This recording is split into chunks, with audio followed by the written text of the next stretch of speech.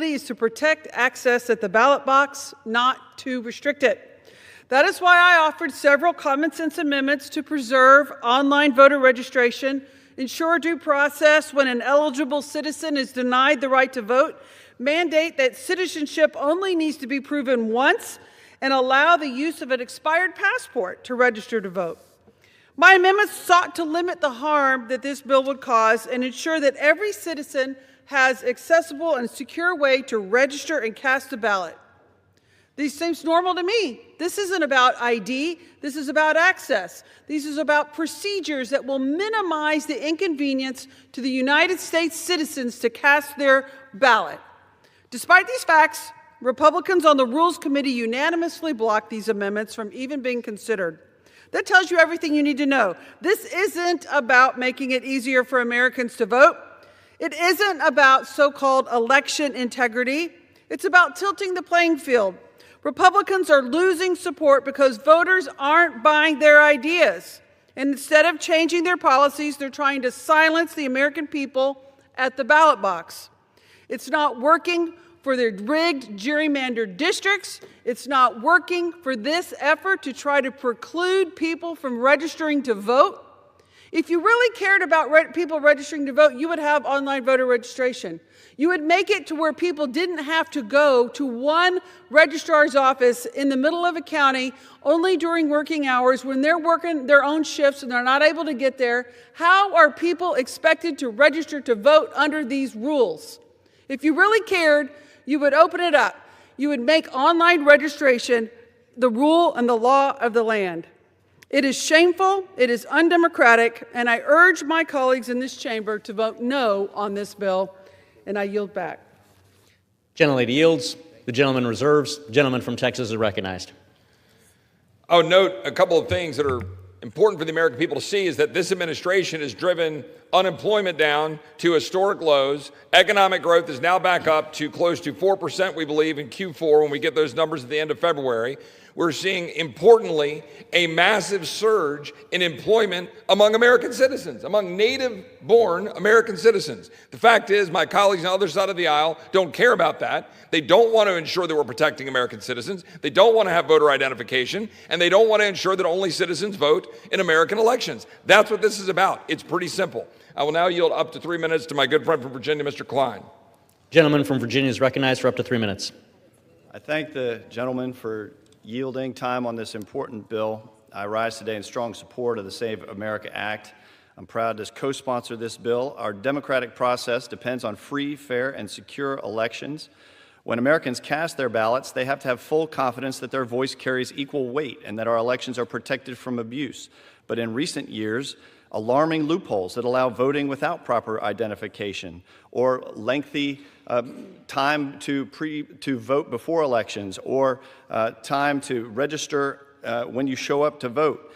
These have weakened the confidence in elections in states like mine and the Commonwealth of Virginia, undermined a core principle of our democracy. The right to vote is one of the most important privileges of American citizenship. That privilege must be safeguarded. Allowing individuals to vote without verifying their identity diminishes the voices of lawful voters and opens the door to illegal immigrants influencing our elections. That's unacceptable. Illegal immigrants are here in this country. They came in by the millions over the last 4 years, and they're in California being given driver's licenses and then using those licenses to register to vote. It's happening all across the country. In fact, it's happening in states like Massachusetts. In fact, I would offer for the record an article from the Boston Herald from February 8th, 2026, entitled "Massachusetts Jury Convicts Illegal Immigrant of Identity Theft, Benefits Stealing, and Voter Fraud." This is an example of the type of voter fraud that's going on right here in our backyard and right in the backyard of the gentleman from Massachusetts. So I would argue that this legislation is even more necessary now than ever. When you had a Colombian woman unlawfully residing in Boston was convicted 2 days ago following a 5-day jury trial in federal court of identity theft offenses, including receiving rental assistance, Social Security, and SNAP benefits, as well as voter fraud under a stolen identity, voting in several federal elections, including the 2024 presidential election, This is a real problem in Massachusetts right now, and I would argue that we need to pass this legislation to actually take action. The time for delay is over. I hope we can pass this today. I hope the Senate will take it up immediately to protect the integrity of our elections and preserve confidence in our democratic processes for generations to come. I yield back. I have unanimous consent that the article the gentleman from Virginia mentioned be inserted in the record. Without objection. Reserved. The gentleman reserved. The gentleman from Massachusetts recognized. I love the fact that all these guys have is statistically insignificant anecdotes that they like to put forward here. But let me, the gentleman from Texas talked about how wonderful the economy was. This is an article that just appeared today. The Bureau of Labor Statistics found that the U.S. employers added 181,000 jobs last year, far fewer than the 1.46 million that were added in 2024. You may be impressed by that, but I'm not a cheap date when it comes to making sure people have jobs in this country. And the gentleman from Texas said that, you know, we don't want to protect elections. We do. We do. We want to protect them from you. We want to protect them from Trump. We want to protect them from all of you who are trying to suppress the vote, you know, who are constantly in denial over the results of our elections. I mean, I said last night, I mean, we had Republicans come before the Rules Committee, and they couldn't even bring themselves to say who won the 2020 election. They couldn't even say that Donald Trump lost Minnesota. They're so afraid of being punished by this administration. It is pathetic. At this time, I'd like to yield 2 minutes to the gentlewoman from Virginia, Ms. McClellan. The chair reminds the gentleman to direct your comments to the chair, please. The gentlelady is recognized. Thank you, Mr. Chair. Mr. Speaker, voting rights are sacred, and many members of my family fought tooth and nail to be able to exercise that sacred right. And history may not repeat itself, but it sure does rhyme. My great-grandfather at the turn of the 19th century, in the name of making sure that citizens voted and election integrity, had to take a literacy test and find 3 white men to vouch for his character. He got all the questions right. And because his name was on a list of people that the state of Alabama didn't want to register to vote, the registrar said, and I quote, "I need more questions because this nigger got them all right." He got all of them right, and he registered to vote. But my grandfather had to pay poll taxes to be able to vote in Tennessee. All of this was done to make sure that local election officials could deny people they didn't want to vote the ability to vote. And I took my oath of office on the Bible that my father kept his poll tax receipt, which is standing behind me, because he kept it in there because it was sacred right. And I swore to uphold, protect, and defend the Constitution of the United States, all of it. That includes the 24th Amendment that banned poll taxes. And yet the SAVE Act is a modern-day poll tax because every ID that you would have to use to register and to vote, with maybe one exception, costs money. And the one that is free is a military ID. But for our military who are overseas or not able to get home to register in person, it's an added burden.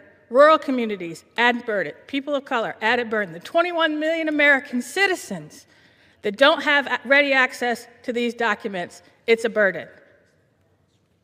The right to vote is sacred, and I will fight any effort to put more barriers in citizens' way to exercise it, and that's exactly what the SAVE Act does. That's why I will oppose it. I yield back. The gentlelady yields back. The gentleman from Massachusetts reserves. The gentleman from Texas is recognized. Mr. Speaker, may I inquire, is the time remaining for each side? The gentleman from Texas has 12.5 minutes. The gentleman from Massachusetts has 6.5 minutes. I appreciate that, Mr. Speaker. And with that, I will yield 2 minutes to my good friend from South Carolina, Ms. Biggs. The gentlelady is recognized for 2 minutes. Thank you, Mr. Speaker, and thank you to my friend and colleague, Mr. Roy. I rise today in strong support of the rule. The American people, they deserve elections that they can trust, and this rule moves us just one step closer to restoring that trust. It's simple. Only American citizens should be voting in American elections. I can't believe we're even having to say that. But right now, our system has real gaps, and the longer we ignore them, the more confidence we lose. Some of the left would rather keep those loopholes wide open than to ensure the integrity of our elections. We've already seen what happens when Washington refuses to act. We've seen the chaos at the border. We cannot let that chaos spill over into the ballot box. The Save America Act helps prevent that. This bill delivers on one of President Trump's top priorities, and that's to secure our elections and to make sure only citizens vote. That's not controversial. That's the standard voters are demanding. Let's do what's right. Let's pass this rule and move the bill forward. And I yield back. Gentlelady yields back. Gentleman from Texas. I reserve. Reserved. Gentleman from Massachusetts is recognized. Yeah, Mr. Speaker, I just disagree very strongly with what was just said. I don't see Trump trying to preserve our elections. I've been witnessing him trying to undermine trust in our elections and to rig our elections. You know, Mr. Speaker, the bill before us is a prime example of how awful the process has been under this Republican majority. The Save America Act was introduced by the gentleman from Texas just 12 days ago, and it included significant changes from its original version, the SAVE Act.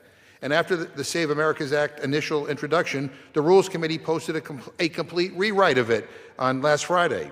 And even after 2 sweeping rounds of edits, Republicans were not done changing their half-baked bill. Yesterday, they posted a manager's amendment, which makes more huge changes, including changing when the bill would take effect and which voter IDs would be acceptable. Now, we've seen 3 totally different versions of this bill in a dozen days. And it's important to say that all of these changes were backroom deals. No hearings, no markups, no regular order. The chairman of the House Administration Committee didn't even feign a desire to include rank-and-file members in the process. He actually requested a completely closed rule for this bill. Mr. Speaker, a bad process is not a rare occurrence around here. It is a fundamental feature of Republican governance. And last Congress, Republican leadership made history for running the most closed, unproductive, dysfunctional Congress in modern American history. And this Congress, Republicans have only doubled down on this shameful record. 84% of measures that Republicans have sent to the House floor have been totally closed. No amendments, no discussion, no democracy, just take it or leave it. Republican leadership has blocked 82% of amendments submitted to the Rules Committee. Over 3,300 amendments blocked, including most Republican amendments, over 60% of bipartisan amendments. And if you're a Democrat, forget it. I'm not sure they even read what we submit. This blockade on amendments is leading to some shameful records. For example, this Republican majority set a record for the fewest House votes cast in the first session of a 2-year Congress in over 35 years. And under Speaker Johnson, the Rules Committee is where democracy goes to die. With that in mind, Mr. Speaker, why should we trust Republicans to rewrite voting laws when they are setting records for blocking voting in the People's House? This Republican Congress is an insult to the American people and a disgrace to our democracy, and I reserve. No, I don't have time. The gentleman from Massachusetts reserved. Gentleman from Texas is recognized. I thank the Speaker.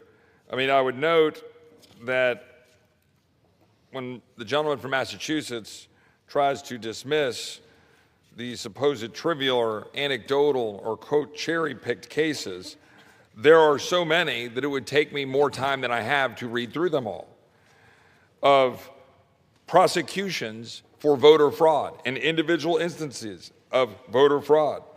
We have one here of Angelica Maria Francisco in Alabama in 2024, an illegal alien charged by federal authorities with 9 criminal counts in connection with a fraudulent assumption of the identity of a U.S. citizen, including voter fraud. We have Alfred Nelson, a.k.a. Alfred Samuels in Florida in 2024. Alfred Nelson was known as Alfred Samuels, among several other aliases, charged by Florida's Department of Law Enforcement in Broward County with 2 felony counts of voting as an unqualified elector. Nelson, illegal alien, unlawfully voted by mail. I could go on and keep going down the list. It is real, and the only thing that we're putting forward is a common sense proposal to ensure that only citizens vote in American elections and that we provide voter ID at the polls. And with that, I will yield 2 minutes to the gentleman from Utah, Mr. Kennedy. The gentleman from Utah is recognized for 2 minutes. Mr. Speaker, I rise today to stand in support of the Save America Act. Consider the simple realities of life. In this country, you're required to show an ID to drive a car, to board an airplane, or to cash a paycheck. These are routine requirements for everyday participation in our society. And yet, for the most fundamental act of a self-governing people, the right to vote, that same standard of verification is missing. Let us be clear, despite the rhetoric, this is not about creating hurdles at the polling place.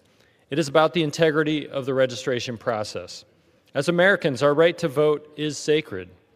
But that right is only as strong as the system that protects it. When one single illegal vote is cast, a legal vote is diluted. When a foreign national influences an election, the voice of an American citizen is silenced. This isn't a hypothetical concern. It is a matter of protecting the value of everyone's choice. The Save America Act is guided by one simple principle: only Americans should decide American elections. Across this country, we have seen non-citizens identified on voter rolls. This is a vulnerability we can no longer afford to ignore. By passing this act, we provide the public with the one thing our political system needs most: trust. Trust that the process is secure. Trust that the rules are followed. Trust that every legal vote counts. Mr. Speaker, I urge my colleagues to join me. Let us unify around the democratic principles that built this republic. Let us pass the Save America Act to keep our elections exclusively in the hands of the American people. Thank you, Mr. Speaker, and with that, I yield back. The gentleman from Utah yields back. The gentleman from Texas is recognized. Mr. Speaker, I reserve. The gentleman from Texas reserved. The gentleman from Massachusetts is recognized.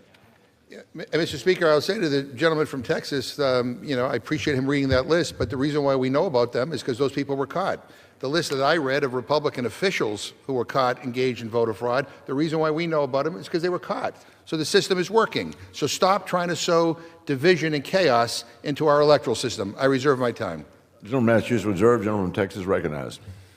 I would like to yield an additional up to 2 minutes to my friend from Alabama. The gentleman from Alabama is recognized for up to 2 minutes. Thank you, Mr. Speaker. I just wanted to point out that in 2005, 18 of the 21 members of a bipartisan federal commission headed by former President Jimmy Carter and former Secretary of State James Baker came out in support of photo ID requirements more stringent than what Indiana had at that time. Voters in nearly 100 democracies use a photo identification card without fear of infringement on their rights, the Commission stated. In regard to voter registration fraud, just last year, 6 people were indicted for fraudulent voter registration forms submitted ahead of last year's presidential election. The allegations of fraud appeared to be motivated by the defendants' desire to make money and to keep their jobs, and was not an effort to influence the election results, so said the Pennsylvania Attorney General Dave Sunday. But it really doesn't matter what the motivation is. What matters is the result: fraudulent voter registrations. Back in 2008, there was an organization called ACORN. There was an ACORN whistleblower who worked for both it and its Project Voter Registration affiliate from 2005 until 2006. She said it's ludicrous to say that fake registrations can't become fraudulent voters. She said, I assure you that if you can get them on the roads, you can get them to vote, especially using absentee ballots.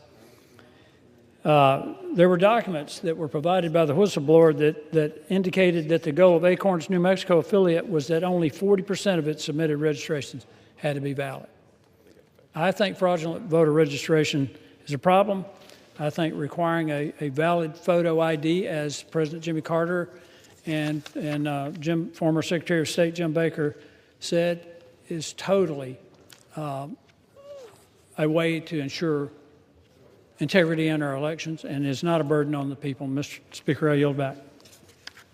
The gentleman's time has expired. The gentleman from Texas is recognized. Thank my friend from Alabama, and I reserve. The gentleman from Texas reserved. The gentleman from Massachusetts is recognized. Mr. Speaker, I yield myself 30 seconds. The gentleman is recognized. It is to ask the gentleman from Texas who wrote this bill, how the hell are states supposed to implement this new bill in a matter of a few weeks?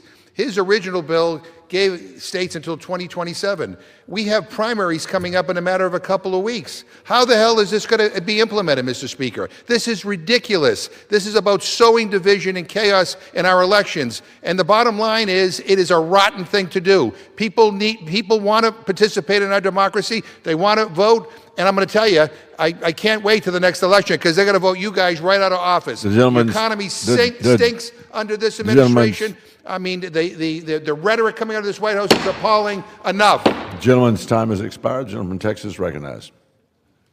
My colleagues on the other side of the aisle have made a number of claims about this legislation. And with respect to the gentleman's question, I would tell you that what we're talking about with respect to voter identification is the simply presentation of voter identification. 36 states already have voter identification requirements, and to the extent that we're able to get this passed, as I hope we will, and signed into law in the next month or two, we will have the ability, states can immediately be able to implement voter identification. Present your voter ID. That's it. Present it. And with respect to the other claims, there have been claims about the implications for married women. Fact is that the Save America Act does not, as is alleged, disenfranchise voters, but rather it provides a very specific process for anyone who changes his or her name to register to vote, including by signing an affidavit. Now, we believe the original form of the SAVE Act would have provided ample ability for states to have taken care of it, but we went ahead and added an additional provision to ensure that the affidavit process was there. For, again, a small fraction of the population for whom it might impact, we wanted to ensure that there was no chance of issue. Questions were raised about our uniformed personnel, our men and women who serve this country overseas. And we believe that our previous version would have made it fine for them to be able to do what they needed to do to register to vote and to vote. But we made a clarification to ensure that UOCAVA governs what happens with our men and women in uniform. So we have made every attempt to work to ensure that this bill is doing exactly what it's intended to do, which is ensure that only citizens vote and that we present voter ID at the polls. And with that, I would, does the gentleman from Georgia like any time? Yes. I would be happy to yield 1 minute to the gentleman from Georgia. Well, thank you. The gentleman from Georgia is recognized for 1 minute. Thank you. I appreciate it to my good friend from Texas. You know, the question I wanted to ask to my Democratic colleagues is that since they have made it abundantly clear that Democrats strongly oppose photo identification in order to vote, you know, that's a First Amendment right. So am I correct in assuming that Democrats also strongly oppose government-issued photo ID to exercise a person's Second Amendment right? So therefore, no ID required to buy a firearm. If they're going to be against voter ID, then I would assume to exercise a First Amendment right, then I would assume also that they would be against voter or photo ID to exercise a Second Amendment right. But, you know, I've not seen any legislation from my Democrat colleagues to do that, so I really don't believe that. I think it's all a hoax, and I yield back. The gentleman yields back. The gentleman from Texas recognized. Reserved. The gentleman from Texas reserved. The gentleman from Massachusetts recognized. Yeah, Mr. Speaker, I'm not going to respond to the gentleman who characterized January 6th as a normal day of tourism here. I reserve my time. The gentleman from Massachusetts reserved. The gentleman from Texas recognized. Mr. Speaker, I would just like to offer, as I've done already, a number of examples, numerous other examples of individuals committing fraud. Laura Janeth Garza in Texas, a Mexican citizen, pled guilty to 2 felony charges of voter impersonation and ineligible voting. Garza stole the identity of her cousin, a U.S. citizen. Another example of Mario Abdullah Orellana in Texas, a 57-year-old El Salvadorian national, was indicted by the DOJ on federal immigration and voter fraud violations. Now, I could go down and give more and more examples. The fact is, yes, these are good examples in which we've been able to intervene and stop this voter fraud and identify the individuals and prosecute those individuals. But we know that there's significant additional fraud going on that we are not capturing, that we are not catching. It's a very simple and basic premise of those who have been in the prosecutorial function that you only catch so many people. And in this case, we have been going after some individuals, but we can certainly prevent any further abuse of our voter elections and making sure that we have integrity in those elections if we make sure we have voter identification and ensure that only citizens are voting. I reserve. The gentleman from Texas reserved. The gentleman from Massachusetts recognized. I want to thank the gentleman for pointing out these anecdotal cases of voter fraud, and I appreciate the fact that he mentioned they all were caught, just like all the Republican officials that I read, and I have a volume more that I could read. They were caught, so it sounds like the system works. I reserve. The gentleman from Massachusetts reserved. The gentleman from Texas recognized. Mr. Speaker, I'm prepared to close if the gentleman from Massachusetts is prepared to close. I'm prepared to close. The gentleman from Texas reserves. The gentleman from Massachusetts Mr. recognized. Speaker?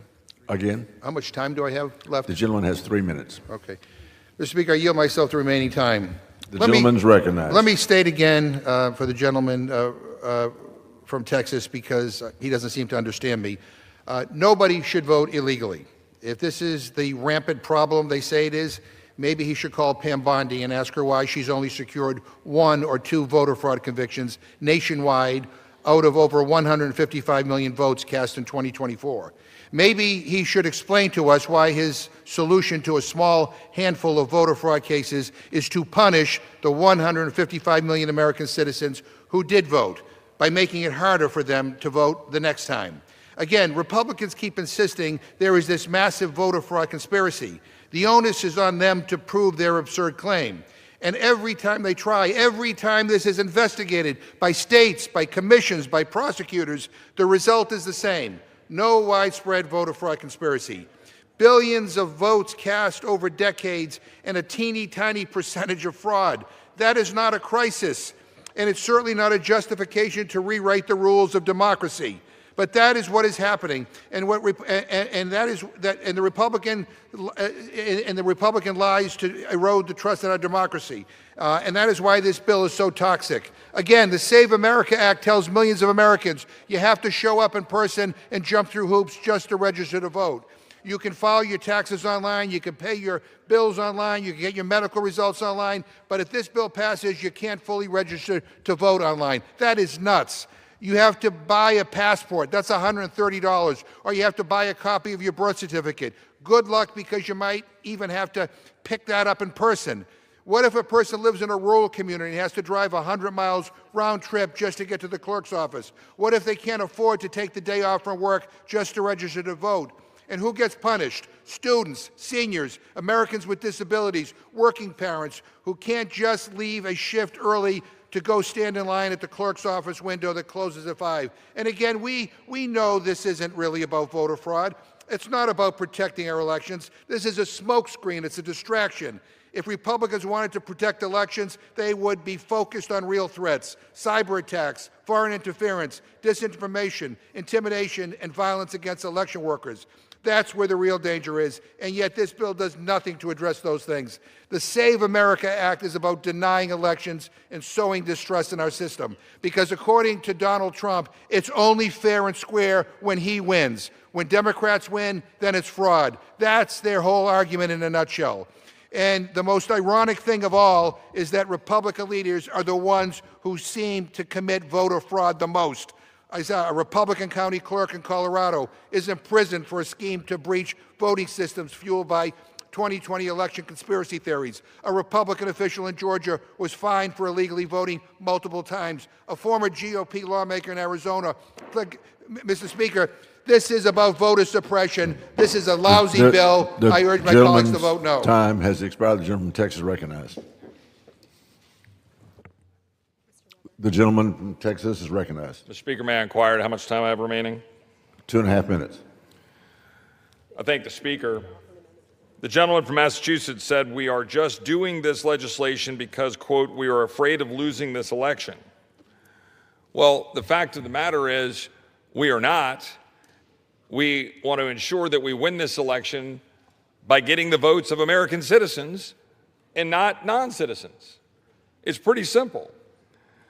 And I would note that the gentleman dismisses as trivial, or as the process working, that the examples that we have given in the record of countless times where individuals have engaged in voter fraud and they've been caught and prosecuted. I would like to point out they were caught after they voted. That's the problem. The core issue here is a very simple one. We all agree, Americans overwhelmingly believe, by polls and by all indication, that only American citizens should vote in American elections. We currently have a problem. We even have problems where non-citizens sometimes don't know they're doing something wrong. We should be very clear. When you register to vote, you're a citizen. When you show up to vote, you present voter identification. That is all that we do. And with that, Mr. Speaker, in a few minutes, I will offer an amendment to the rule. The amendment will make a technical correction to the manager's amendment to reflect the intent, and I would yield 45 seconds to the gentleman from Massachusetts. The gentleman from Massachusetts is recognized. Thank you, Mr. Speaker. Just so, I know mistakes happen, but just so everyone knows what's happening here. You introduced a bill less than 2 weeks ago. Then you gutted that with a substitute amendment. Then you changed that version with a manager's amendment. Now you have to fix that amendment. No hearing, no markup, a slew of changes and fixes in a matter of days. It makes you wonder what other mistakes there are, all to make it harder for millions of people to vote. I would just say to my colleagues, slow down. Do this process right. And you want to implement this bill in a matter of weeks when we have primary elections coming up in a matter of weeks. I mean, it should give everybody pause. We need to, this process of legislating here needs to improve. And with that, I yield back my time. The gentleman from Massachusetts yields back. The gentleman from Texas, you are recognized. I thank the gentleman from Massachusetts. Mr. Speaker, I ask unanimous consent to amend the resolution with the amendment I've placed at the desk. The clerk will report the amendment. Amendment to House Resolution 1057, offered by Mr. Roy of Texas. In the first section of the resolution, insert, as modified by the amendment specified in Section 6 of this resolution, after accompanying this resolution, add at the end the following. Section 6, the amendment referred to in the first section of this resolution is as follows. Strike the instruction to page 31, line 4, and insert the following. Page 31, line 3, strike apply with respect and all that follows through page 31, line 5, and insert, take effect on the date of the enactment of this section and shall apply with respect to elections for federal office held on or after such date.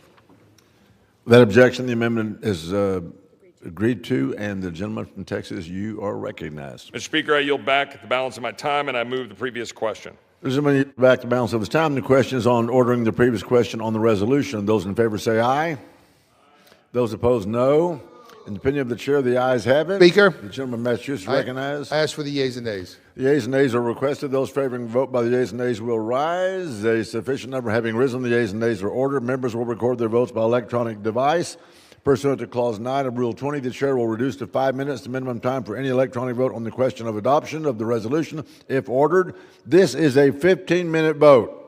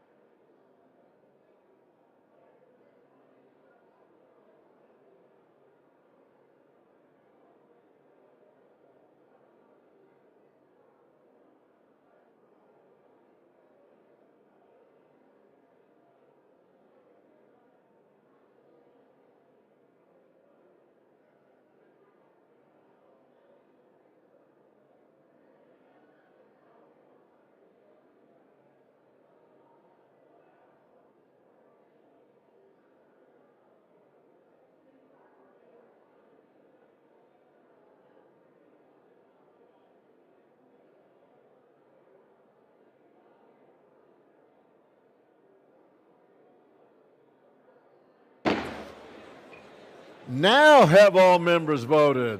All right. On this vote, the yeas are 216, the nays are 214. The previous question is ordered. The question is on the adoption of the resolution as amended. Those in favor say aye. Those opposed say no. In the opinion of the chair, the ayes have it. For what purpose the gentleman from Massachusetts? I ask for a recorded vote. The gentleman asked for a recorded vote. A recorded vote is requested. Those in favor of a recorded vote will rise. A sufficient number having risen, a recorded vote is ordered.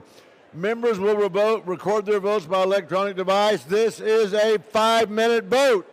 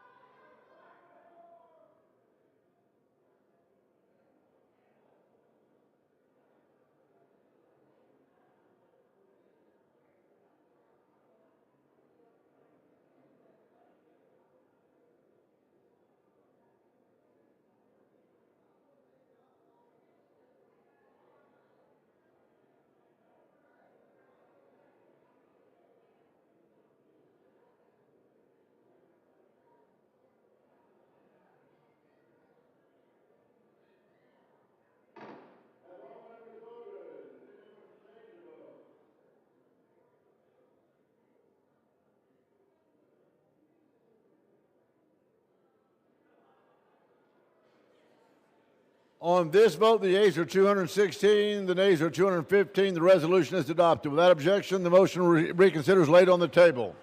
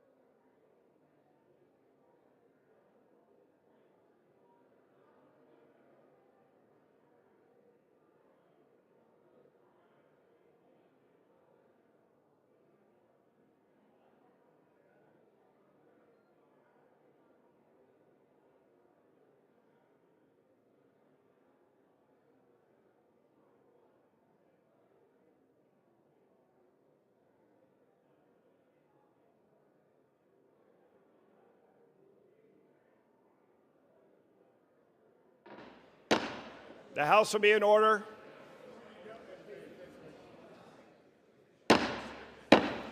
The House will be in order. Members, please take your conversations off the floor.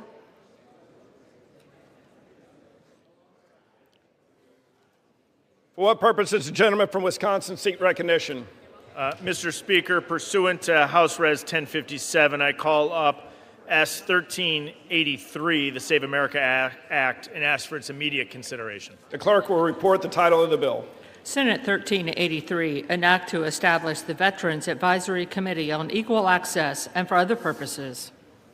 Pursuant to House Resolution 1057, an amendment in the nature of a substitute consisting of the text of Rules Committee Print 119-19, modified by the amendment printed in House Report 119-493, modified by the amendment specified in Section 6 of House Resolution 1057, is adopted, and the bill, as amended, is considered read.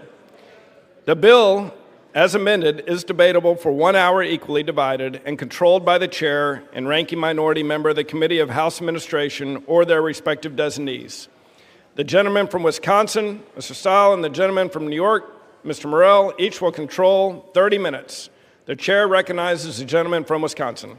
Mr. Speaker, I ask unanimous consent that all members shall have 5 legislative days in which to revise and extend their remarks and include additional material on the bill. Without objection. Mr. Speaker, I yield myself so much time as I may consume. The gentleman from Wisconsin is recognized. Mr. Speaker, I rise in support of S 1387, the Save America Act. I thank my colleague Chip Roy for his work on this bill, as well as my colleagues on the Committee on House Administration. Today, Mr. Speaker, we have an opportunity to move forward with election integrity, to regain the trust of the American people and the way that we operate our elections. The Save America Act has 2 key principles, both of which are common sense. That individuals that want to vote in U.S. elections should be U.S. citizenship, should be U.S. citizens, and we should have a proof of citizenship when individuals register to vote. The second principle is that individuals, when they vote, should show voter ID. Both of these are common sense principles. Now, we know there's some on the other side of the aisle that want non-citizens to vote in our elections. In fact, we could just look at our nation's capital, which allows non-citizens to vote under current law in municipal elections. I'm of the view that U.S. elections should be for U.S. citizens only, and that we should be proving that citizenship at the point in time that an individual registers to vote. We should also be showing voter ID when we go and vote. This is a common sense principle. The American people know that you need to show a photo identification when you board an airplane, you open a bank account, or you buy a 6-pack of beer. I'm often reminded we had a debate at committee, and I flew home to my home state of Wisconsin. I went to go buy a 6-pack of beer. The clerk recognized me, said, "Hi, Brian," said, "How you doing?" Said, "I need to see your ID." I handed over my ID, confirmed it, allowed me to buy the beer. I think it's nuts that we protect our beer in this country more than our ballots and jurisdictions. This is our opportunity, Mr. Speaker, to change that, to instill significant election integrity. But before I close, let me tell you, today during this debate, we're likely to hear all sorts of comments from my colleagues on the left. They'll make arguments about disenfranchisement. They'll use terms like Jim Crow 2.0.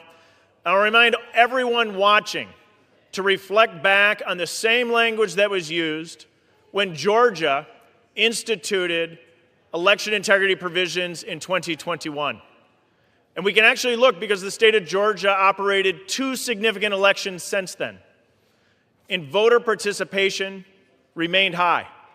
And the University of Georgia conducted a significant survey to determine how did people experience the election in the state of Georgia. And what they found was people had a positive experience of how that election was conducted across all key demographic groups. And the survey found statistically 0% of blacks had a poor or negative voting experience in the state of Georgia. Making sure that it's easy to vote and hard to cheat is a core principle. And as we instill election integrity in our system, we will see more people participating because they will have faith in our elections. I encourage my colleagues to vote in favor of S 1383, the Save America Act, and I reserve the balance of my time. The gentleman from Wisconsin reserves. The gentleman from New York is recognized. Thank you, Mr. Speaker. I yield myself such time as I may consume. I stand here not just in strong opposition to this bill, but in strong opposition to recent efforts by this administration to take over, literally take over, American elections. But not just any American election, this American election. The one that is happening now.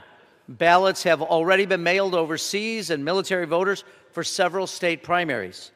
I'm opposed to this bill, to any effort by the President of the United States to nationalize a federal election for partisan purposes because I believe in this country.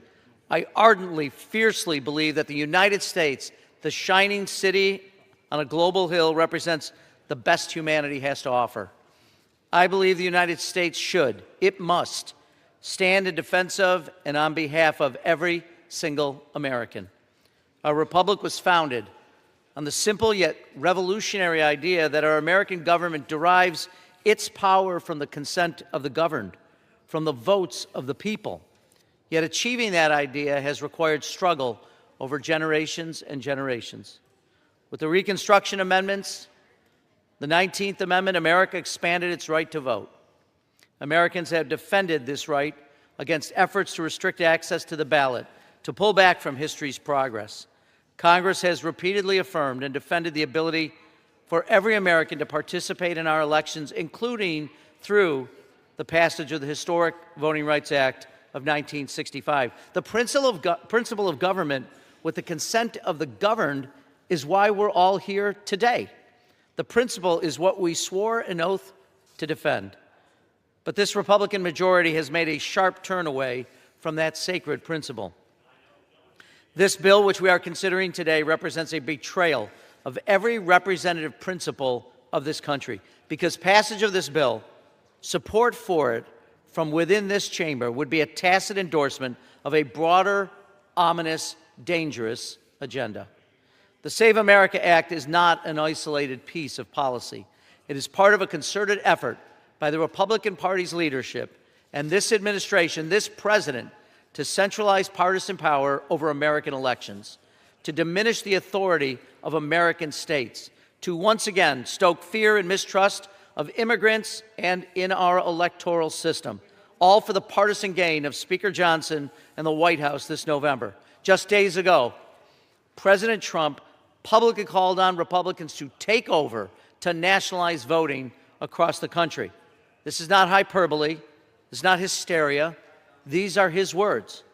So it should not surprise anyone that the Save America Act would require states to provide sensitive personal voter data to Kristi Noem's Department of Homeland Security, to send your personal data directly to the federal government, to directly invade your privacy, your family's privacy. And why does the president want to send your information to DHS? Why does he want to take over this election? Why would he advocate for Republican control of federal elections a direct affront to the United States Constitution because he knows that without such drastic action, Republicans will lose the midterm elections in 9 months. Just look at recent election results in Virginia. I know the president has. Look at them in New Jersey. Look at them in Texas. Americans know that everything in this country has gotten more expensive under this administration. So it should be no surprise that this bill would make voting more expensive. Because passports, which millions of Americans don't have but would need to register to vote, cost $130. But beyond the cost, these Republican efforts to nationalize how we vote have nothing to do to safeguard our elections. Instead, they threaten the very fabric of American self-government. Now, ensuring the integrity of elections is not only legitimate, it is American. But integrity is achieved through the rule of law, through adherence to our Constitution, through trust in the American people, of the electorate. The security of our elections is not advanced, however, by a Department of Justice under Attorney General Bondi that sends an extraordinary, extortionate letter to Minnesota officials. She suggested violence by federal agents in the Twin Cities would only end if Minnesota just turned over sensitive voter data to the federal government, violating your privacy, demanding your information at the barrel of a Border Patrol rifle. The same data the Save America Act would force every state in this nation to surrender. This letter, the president's rhetoric, their push for Americans' personal voter data, none of this can be divorced from the legislative push we see here today. And we all know why. The Save America Act is part of a comprehensive Republican strategy to cement power this year. Speaker Johnson wants to make it harder for Americans to vote, easier for Washington Republicans to control how elections are run. But let us not forget that elections in this country are administered by clerks, by secretaries of state, and by commissions and bipartisan boards chosen by citizens in every single community in America. They are not run out of the Oval Office. They are not dictated to by partisan interests. Mr. Speaker, I urge my colleagues to oppose the Save America Act. I implore them to reject efforts that would centralize control in the hands of Donald Trump, Pam Bondi, or Kristi Noem, or over how Americans vote, over who is allowed to vote.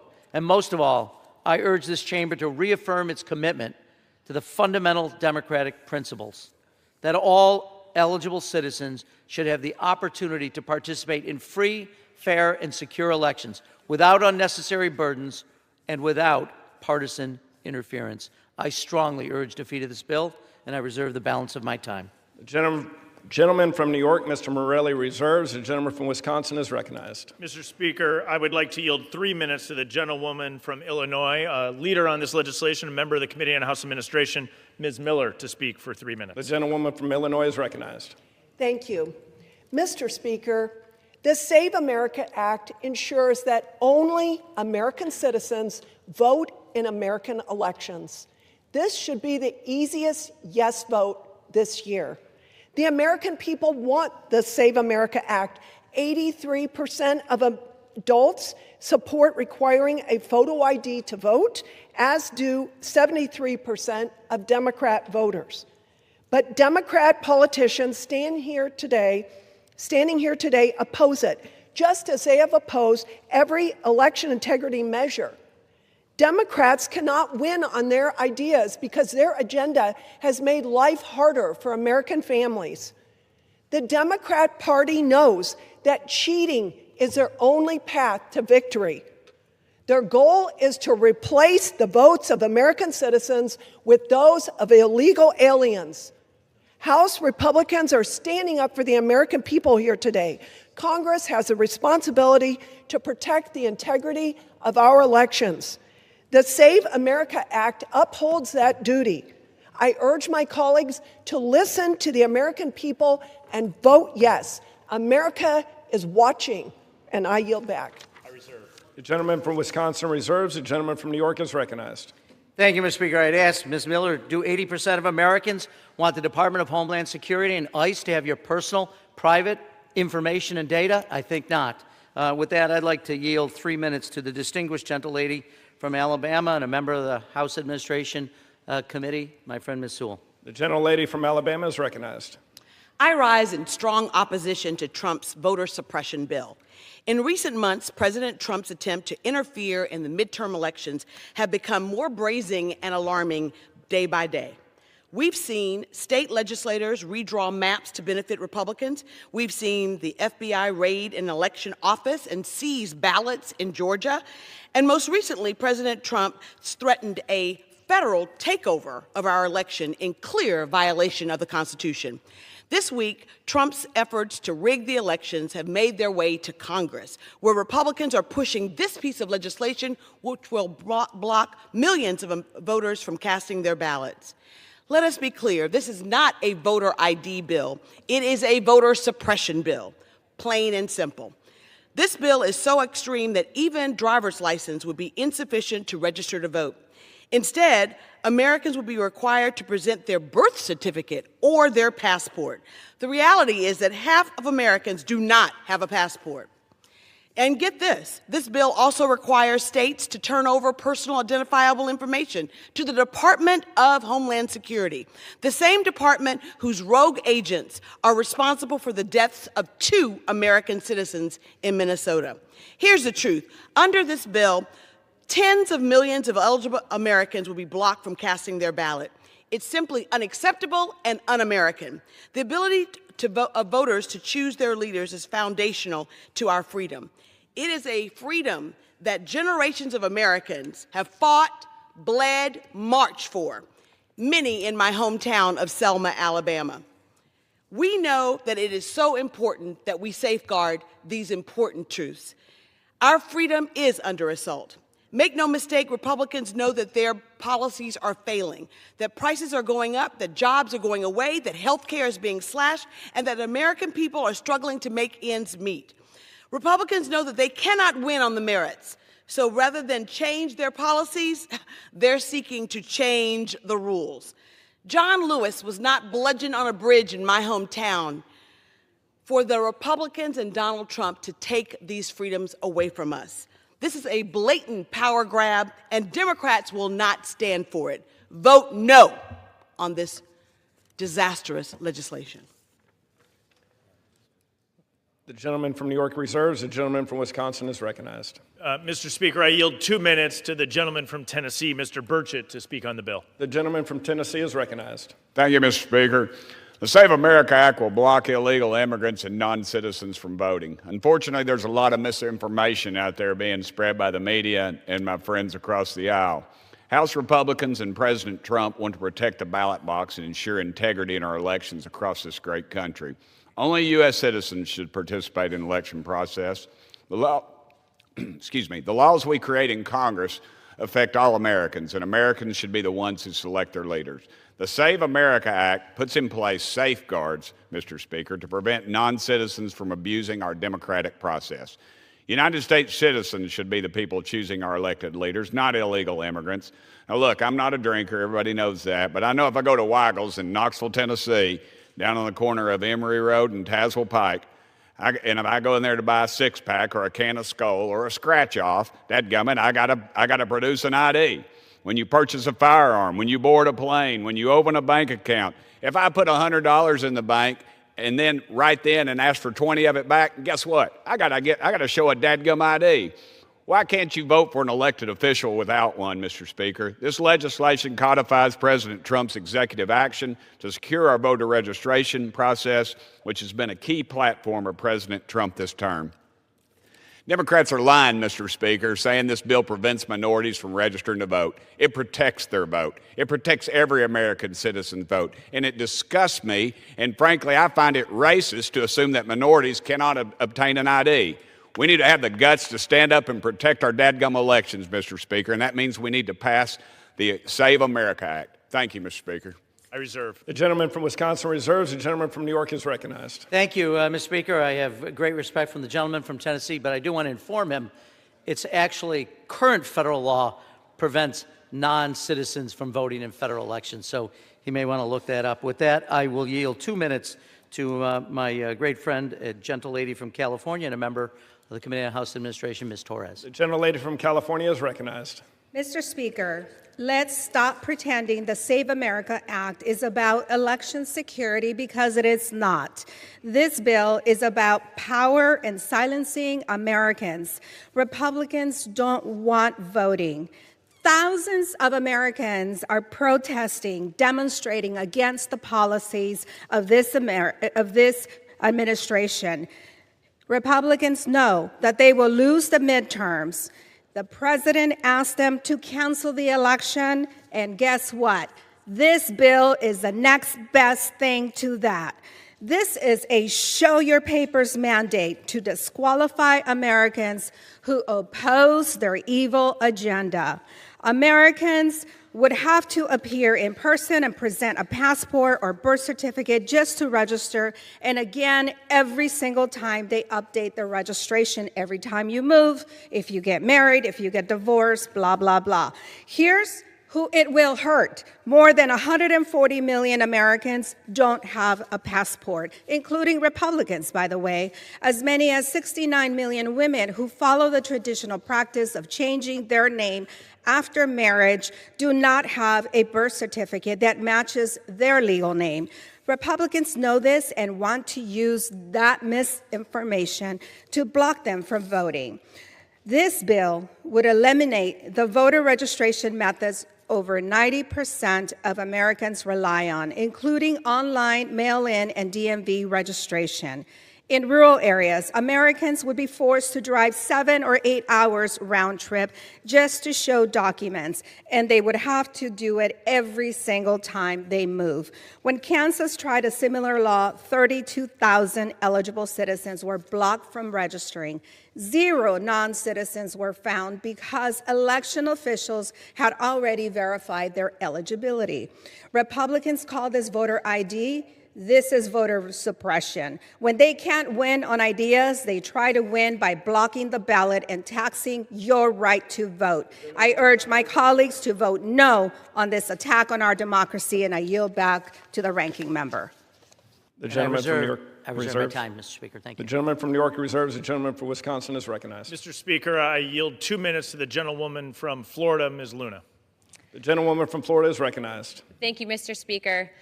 My colleagues are spending a lot of time lecturing the American people on how this is going to require you to show your papers. But last time I checked, during COVID, they demanded that if you simply wanted to go to a funeral, be with your loved ones while they were dying, or get married, you had to show your papers. In fact, in New York City, they were literally asking you for your COVID passport. Yet the Save America Act, a common sense piece of legislation that requires 2 things, voter ID plus proof of citizenship, is being labeled by people in the Senate and people in this very chamber as Jim Crow era laws. Well, let me remind the American people of history. It was the Democrat Party that championed the Jim Crow era laws. And this is the farthest thing from it. In fact, if you're doing that, you're insulting over 70% of your voters, Democrats, who believe that voter ID is the best way to secure an election. Then we have the argument that you have from Blue Anon saying that Trump is trying to steal the election and Orange Man bad, and this is somehow going to fix the midterms. But the fact is that if we are going to play that game, then you would want voter ID and you would want to secure the elections. So please support this legislation. I do not believe that Barack Obama, in showing his voter ID, was engaging in Jim Crow era law or pushing that type of perspective. And for the same people that are advocating, saying that Kristi Noem and ICE will demand your personal information and you will be under surveillance, let I remind them that they actually all authorized the reauthorization of FISA, unreformed, that violated your constitutional rights. So this is pretty simple. If you are not an American, you do not get to vote in our elections. This is not a free-for-all country. A majority of Americans support this. A majority of the world has voter ID in place. It is not racist. I appreciate my colleagues and the House admin for doing this, and I support all of my colleagues and urge them to vote for this piece of legislation. I yield my time. The gentleman from Wisconsin reserves. The gentleman from New York is recognized. Yes, thank you, Mr. Speaker. I would like to yield 2 minutes to my friend and a fellow member of the House Administration Committee, the gentlelady from Texas, Ms. Johnson. The gentlelady from Texas is recognized. Thank you, Mr. Speaker. You know, many of my colleagues have said that this bill, the Save America Act, and the constant attempts by Republicans to clamp down on voter fraud solve a problem that doesn't exist, and I couldn't disagree more. The problem is that Republicans are losing at the ballot box. They are losing young voters, voters of color, and women. So there is a problem. that no one is buying into the Republican ideals and policies, and the only solution is for Republicans to engage in a coordinated effort to silence the American people. They want to stop from exercising their most fundamental constitutional right, the right to vote. And the Save America Act doesn't save anything.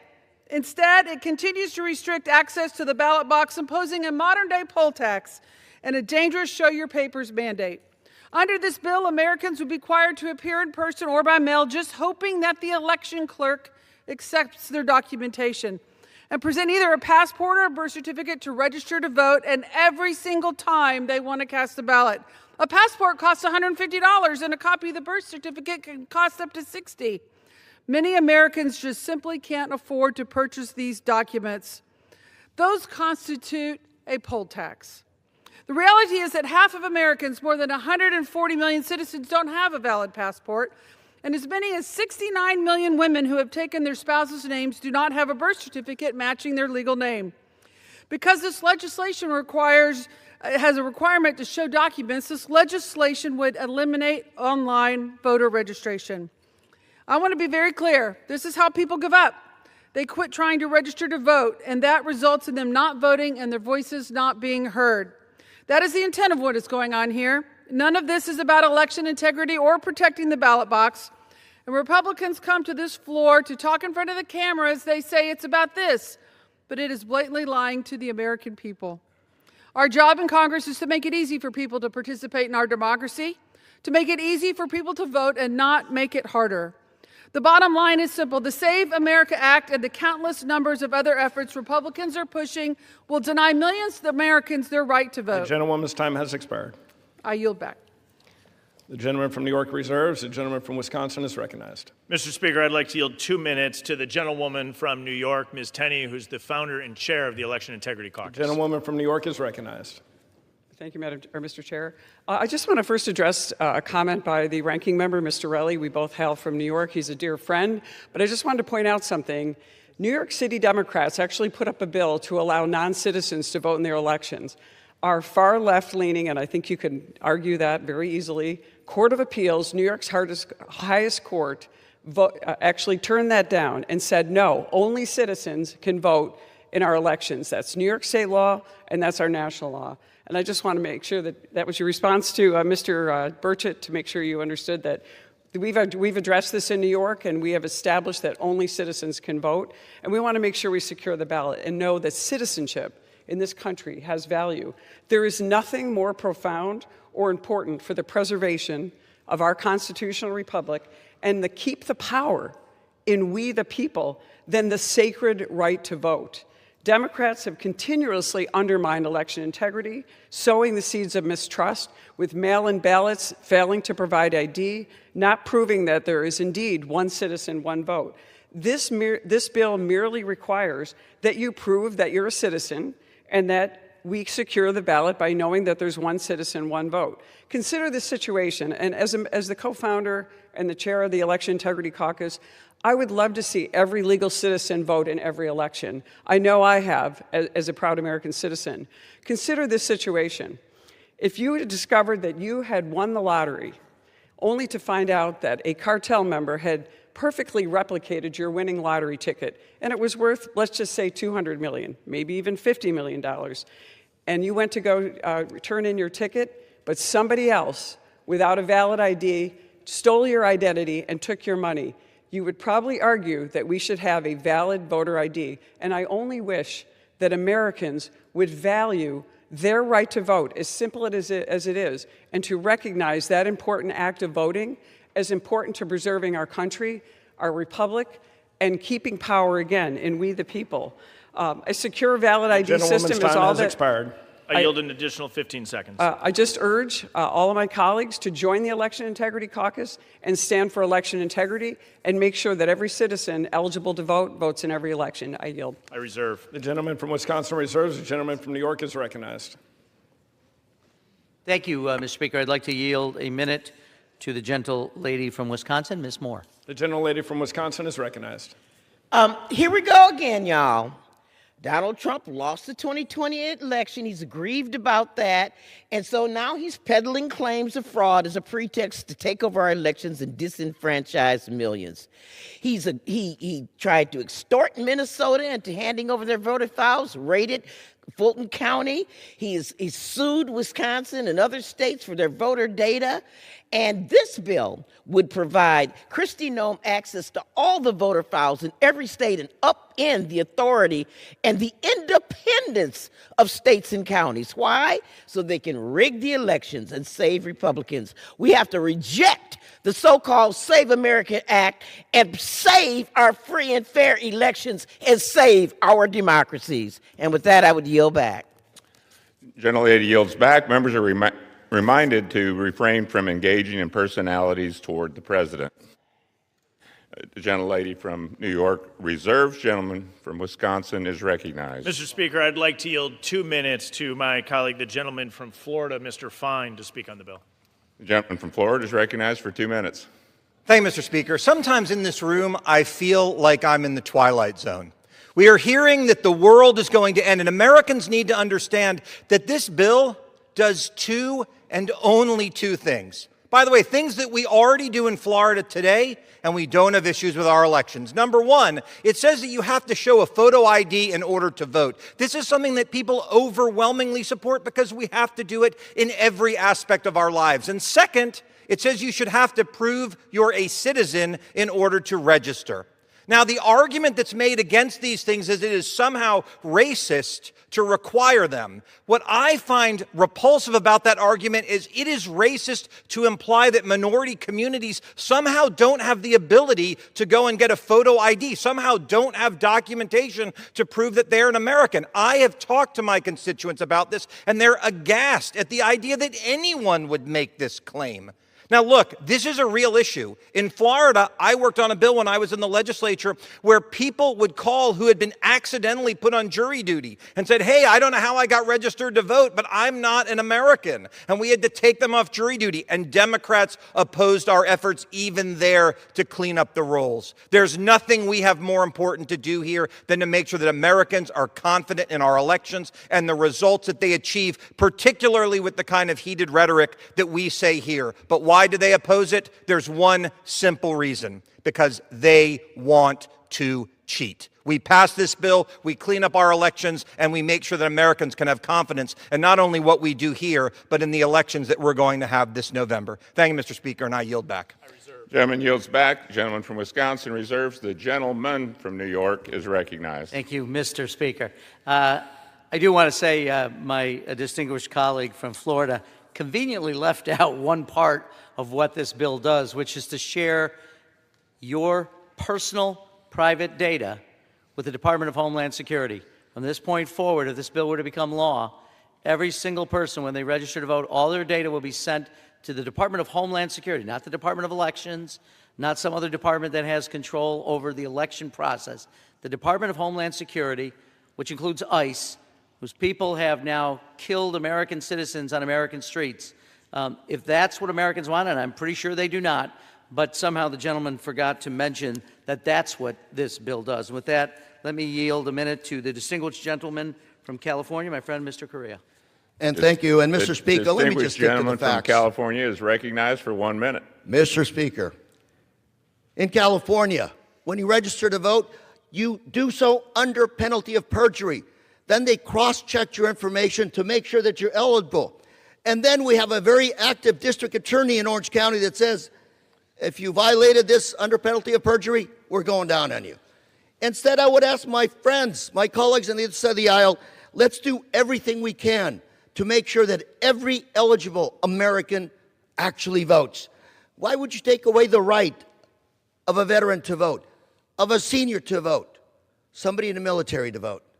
Let's go the other way. Democracy is stronger when you have stronger participation. Vote no, and let's move on with democracy. Thank you, Mr. Speaker. The gentleman yields back. The gentleman from New York reserves. The gentleman from Wisconsin is recognized. Mr. Speaker, I'd like to yield 2 minutes to the gentleman from Tennessee, Mr. Rose. The gentleman from the great state of Tennessee, Mr. Rose, is recognized. Thank you, Mr. Speaker, and thank you, Chairman Stile. I rise in strong support of the Save America Act because nothing matters more than securing our elections. Our republic depends on it. Free, fair, and honest elections, unmarred by fraud or suspicion, are fundamental to our constitutional republic. The right of citizens to have their votes properly counted without illegal dilution is vital to determining the rightful winner. This legislation is straightforward. It requires proof of citizenship for voter registration and voter ID for federal elections. It ensures only American citizens participate in American elections and provides states with tools to determine and verify the citizenship and maintain accurate voter rolls. There is only one reason not to pass this, and we all know what that is. Some in this chamber oppose anything that interferes with their effort to control elections and consolidate power. Congressional Democrats sat silent as the Biden administration allowed millions of illegal immigrants into the United States. I fear the intention was to garner votes. But my colleagues across the aisle now have an opportunity to prove me wrong by supporting this widely popular legislation. The Save America Act reinforces that voting is a right only of citizens, not just anyone within our borders. Opposition to this act makes sense in that context, but that is precisely why we must pass it. We have a duty to the American people to preserve their voice, protect their vote, and secure their sovereignty, and we must save the republic from forces that would undermine our most sacred democratic institution. I urge my colleagues to pass the Save America Act, and with that I yield back. Gentleman yields back. Gentleman from Wisconsin reserves. The gentleman from New York is recognized. Thank you, Mr. Speaker. I do think the only people in America who are confused about American citizens being the only people voting in federal elections are my colleagues on the other side of the aisle. I think most Americans get that, which is why we see no evidence of the widespread fraud that they keep talking about a solution desperately in search of a problem. With that, I'd like to yield a minute to the distinguished gentlelady from Georgia, Ms. Williams. The gentlelady from Georgia is recognized for 1 minute. Mr. Speaker, the SAVE Act is back before the House today, and right along with it is yet another attempt at voter suppression. It is no coincidence that this is happening right before the midterm elections. In January, the FBI raided the Fulton County Election Office, my home county, where I'm a voter. That raid was a bold attempt to intimidate voters in the fighting fifth. The Save America Act is just another part of a scheme by House Republicans and the Trump administration to take over our elections. Atlanta civil rights leaders like my predecessor, the late Congressman John Lewis, faced one of the bloodiest battles he ever faced over our right to vote. The SAVE Act would make it harder for millions of Americans to get registered to vote by requiring in-person registration at elections offices, government offices with government hours, y'all. This is a burden for caregivers and any hardworking American with a 9-to-5 job. Y'all, the SAVE Act is an unfunded mandate to silence voters. The goal of this bill is voter suppression, plain and simple. I urge my colleagues to vote no on this terrible bill. Thank you, and I yield back. Gentlelady's time has expired. Gentleman from New York reserves. Gentleman from Wisconsin is recognized. Mr. Speaker, I'd like to yield 1 minute to the House Majority Leader, Leader Scalise, to speak on the bill. The king of the king cakes is recognized for 1 minute. Laissez le bon temps brûler, Mr. Speaker, and I thank my friend from Wisconsin for yielding, and especially thank him and Chip Roy for bringing the Save America Act to the House floor. This is a bill that's critically important to one of the most precious franchises in America, and that is that sacred right to vote, the right that so many gave their lives to preserve, to allow, to pass on to our next generation. And the importance of that vote is even more underscored when you recognize that, yes, there have been times where people have stolen your vote, Mr. Speaker. That veteran that was talked about that deserves the right to vote, well, if somebody votes illegally, Mr. Speaker, they are stealing that veteran's vote. They're stealing your vote. They're stealing everybody's vote if we allow people that aren't legally eligible to vote to participate in elections. And so how can you best preserve that? One way is that when you're registering to vote, you have to prove citizenship. It's in this bill. Another is when you go vote, you just have to show your ID. This is not some convoluted idea. Mr. Speaker, but you hear the other side talking about it's the end of the world. Their own leaders have referred to it as Jim Crow. It's not the first time that they've used that phrase. They used that when the state of Georgia put an ID requirement on voting. They said it was going to be horrible. It was going to take away people's rights. It was going to disenfranchise minority voters, Mr. Speaker. That's what they said. But then what happened? We've actually got history to go look at. After Georgia passed that law that was called every ridiculous name in the book, what we saw was record participation in elections. You actually had the University of Georgia that went and asked voters after that election, and a whopping 0%, Mr. Speaker, of black voters said that they had a poor experience going to the ballot. Over 72% said they had an excellent experience at the ballot. But then you can go further. You can ask American people who, by the way, the American people get this. They understand that there is examples of voter fraud. I come from a state where our elections commissioner went to jail, yes, went to federal prison for stealing elections. And we cleaned up our election system in our state. And we've seen an increase in voter participation. Why? Again, they would tell you if you actually increase the integrity of elections by requiring picture ID, that somehow it's going to suppress vote. The opposite happens, Mr. Speaker. Because what really does happen is voters now have confidence in the sanctity of elections. More people will participate because they know that somebody's not going to be stealing their vote by showing up when they're not supposed to be there, just by requiring a picture ID. But Americans have been asked about this. An overwhelming 83% of Americans are in favor of requiring a photo ID to vote. 83, that's not Republicans, that's all across the spectrum. Over 70% of Democrats support picture ID. 82% of Hispanic Americans support picture ID to vote. 76% of black Americans support a picture ID to vote. But if they still want to lie to people on the other side, Mr. Speaker, if they still want to try to scare people and talk about Jim Crow, then you might want to ask those same people, why did the Democrat Party at their convention just in 2024 require a photo ID to get in? You couldn't get into the Democrat convention without showing a photo ID. So if they want to call it Jim Crow, they need to look in the mirror, Mr. Speaker. But if you want to ensure the sanctity of the vote, the Save America Act does that. You will see higher participation because Americans across all spectrums, black, white, Hispanic, Republican, Democrat, Independent, will know that there is a higher likelihood that nobody there is showing up illegally to steal your vote if you've got the right to vote. One person, one vote.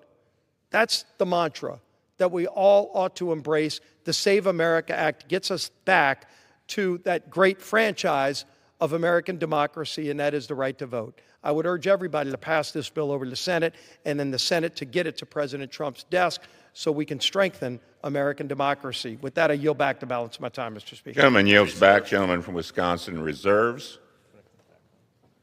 Gentleman from New York is recognized. Yes, thank you, Mr. Speaker. May I inquire as to the amount of time remaining? Gentleman has 12 3/4 minutes remaining. Thank you, Mr. Speaker. I do want to just comment and remark that, we've heard repeatedly one person who's a non-U.S. citizen voting is too many, and I agree. We have laws to prevent it. But how many people is it okay to deny U.S. citizens who want to participate the right? To me, that would be the greater evil.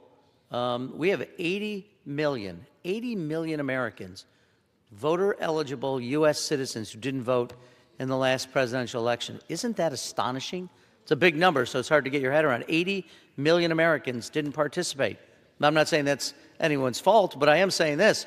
We should be, our committee and our House should be focused on how do we increase voter participation? How do we make it so that more people feel as though they should engage? So that's the only way we'll get to the true promise of American democracy, when all 244 4 million Americans who are U.S. citizens participate in our election, and we should be doing everything we can to make that as easy for those people to do. It is their God-given right. It is an inalienable right, as we often say. With that, I'd like to yield a minute to the gentle lady from Illinois, Ms. Ramirez.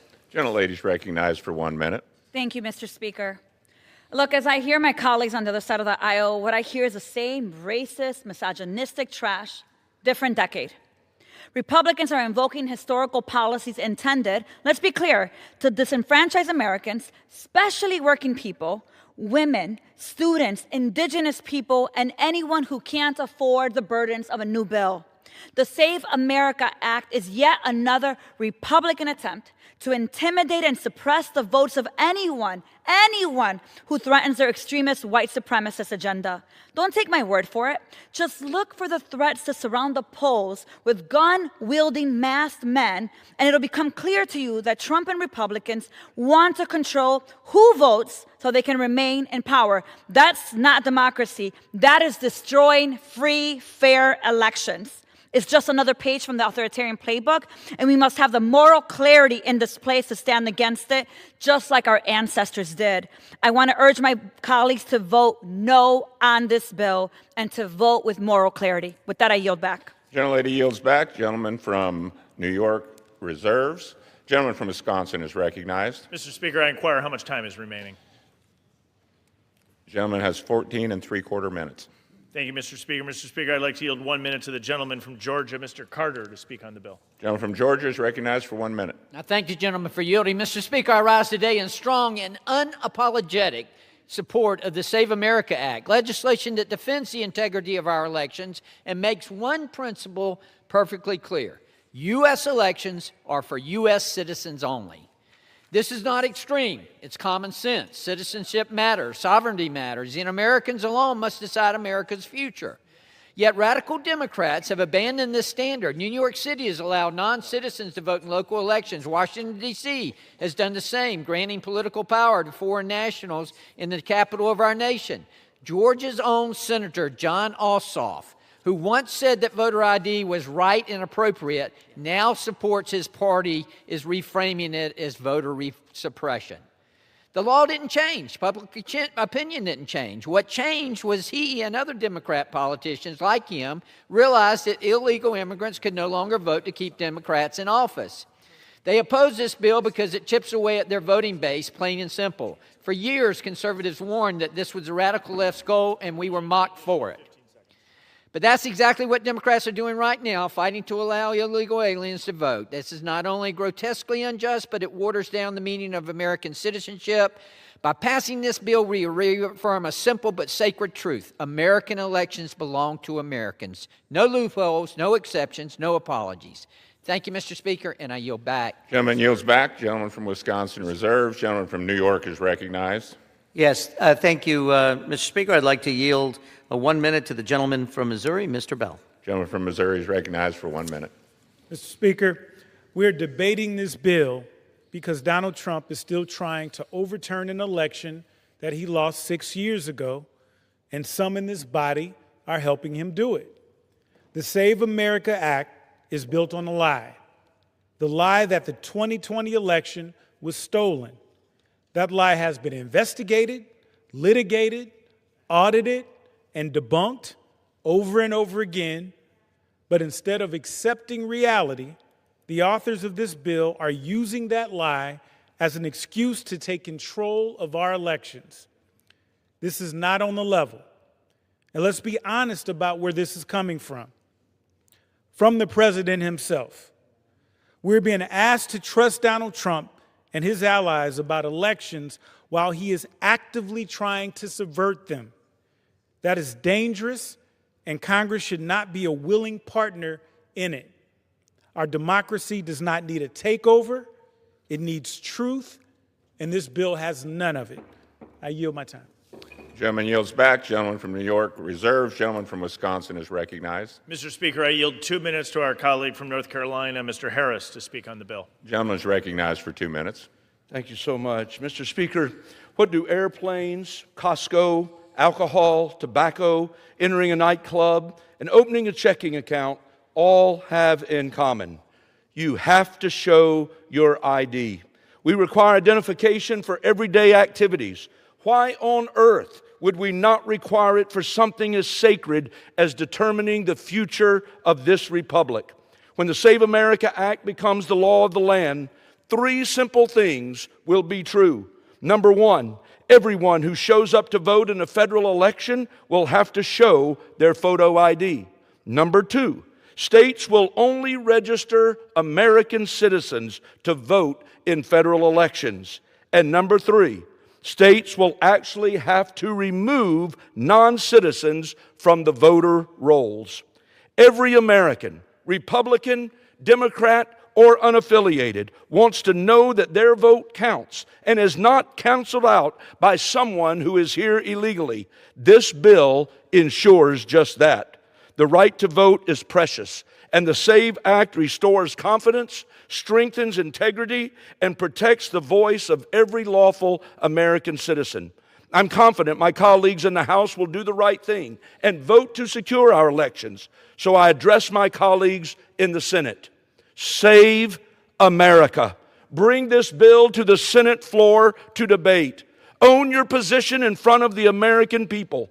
You must use every tool at your disposal, including the talking filibuster, to ensure that this bill makes it to President Trump's desk. We cannot delay securing our elections and defending our republic. And with that, Mr. Speaker, I yield back. The gentleman yields back. Gentleman from Wisconsin reserves. Gentleman from New York is recognized. Yes, thank you, Mr. Speaker. One other thing states will be required to do. States would be forced to give your personal information to the Department of Homeland Security and ICE. And that, Mr. Speaker, creates a great concern by members of this side of the aisle, and I think the vast majority of American citizens. With that, I yield 1 minute to the gentleman from Virginia, Mr. Subramaniam. Thank you, Mr. Speaker. From Virginia is recognized for 1 minute. Thank you, Mr. Speaker, and thank you to the ranking member. I rise in strong opposition to the so-called Save America Act. The supporters of this bill claim that undocumented immigrants are overrunning our elections and voting in droves, but I'll give you an example of the reality. We actually did a study in Virginia of all the election irregularities over 20 years. How many instances of non-citizens voting do you think we found? 0. We found 0. And another study in analyzing Heritage Foundation data found that this was pretty much non-existent between 1999 and 2023 in the United States. They are solving a problem that does not exist. And what this bill does do is make other problems and make it harder to vote. It undermines our democracy, makes it harder for military voters who move a lot, harder for families impacted by natural disasters who lose documents, and harder for the nearly 70 million women who have changed their name after marriage and have birth certificates that no longer match their photo IDs, and harder for the half of Americans who don't have passports. The president claims that this is just an attempt to secure our elections, but let's be real, this is just another attempt to tilt the electoral deck in his favor. And if you want to make elections safer, we should stop threatening to nationalize elections, stop threatening to have ICE at voting locations. So why don't we save America from this bill and vote no? I yield back. Gentleman yields back. Gentleman from New York reserves. Gentleman from Wisconsin is recognized. Mr. Speaker, I yield 90 seconds to the gentleman from Texas, Mr. Arrington, the chairman of the Budget Committee. Gentleman from Texas is recognized for 90 seconds. I think my dear friend from Wisconsin, Mr. Speaker, there's not a better example of political expediency than my Democrat colleagues opposing a voter ID law on the grounds of states' rights. First, the Constitution's clear. Rules for running elections have been delegated to the states. But in that same provision, the Constitution says Congress may at any time alter the process. Certainly, I think our founding fathers would support strengthening the integrity of our elections. And Democrats know this, Mr. Speaker. They must think the American people, though, have forgotten about their, quote, For the Politicians Act in the 117th Congress, where they basically codified a COVID-era fraud-ridden election law that included, ironically, prohibiting voter ID, essentially. Also, ballot harvesting, promoting mass voting by mail, and to take taxpayer dollars to fund political campaigns. Let's be clear, Mr. Speaker. Democrats believe Congress has the power to ban voter ID, but not the power to require it. This shouldn't be controversial. Requiring proof of citizenship to register and a valid voter ID is as common sense as it gets. American elections are for American citizens, Mr. Speaker, and I urge a yes vote on the Save America Act, and I yield back. Gentleman yields back. Gentleman from Wisconsin reserves. Gentleman from New York is recognized. Yes, Mr. Speaker, may I inquire one more time on the amount of time remaining? Gentleman has 8.5 minutes left. Thank you, Mr. Speaker. I do want to just correct one thing. Well, we certainly care about states' rights. We understand what the Constitution says, but what I'm really concerned about is people's rights. Every American should understand this. I want to say this again. The Save America Act requires states to surrender you, the people, your entire information on the voter rolls, private, personal voter information, to DHS. Save America is a clear attempt to nationalize elections by involving Kristi Noem and the Department of Homeland Security, the rogue department, into our elections. Go up and down your streets, knock on doors, ask how many of your neighbors think that that's a good idea. And with that, let me please yield 2.5 minutes to the distinguished gentlelady, the Democratic whip from Massachusetts, Ms. Clark. Gentlelady is recognized for 2.5 minutes. Thank you, Mr. Speaker. Let's be clear here. Republicans aren't worried about non-citizens voting. They're afraid of actual American citizens voting. Why? Because they're losing. Among women, they're losing by 10 points in the upcoming midterms. Because losing is what happens when you tell people you're going to tackle the high cost of living and you turn around and hike their health care premiums. You hike their grocery costs. Also, billionaires can weasel out of paying their fair share. They're trying to say this is a voter ID bill. That's not what's happening here. Let's just look at a typical mom. You guys must know some working mothers. The ones that I hear from across my district and across this country, they are struggling to put food on the table for their kids, working 2 jobs to try and make ends meet, trying to juggle getting their kids to school, maybe catching an occasional game, fearing they're never going to be able to find childcare they can afford, and praying nobody in the family gets sick because they can't afford a doctor either. And now you're going to say to those women, because they got married and changed their names, they have to go down to a clerk and prove they're citizens, sign affidavits, do this in person. This is a minefield of red tape that you have put in front of women and American citizens and their right to vote. And thanks to the gentlewoman from South Carolina, the so-called champion of women and safe places, this bill will now go into effect immediately, which means primaries that are weeks from now, all of these people are going to be met with the fact they didn't have time or know they had to prove their citizenship. Good luck voting, ladies.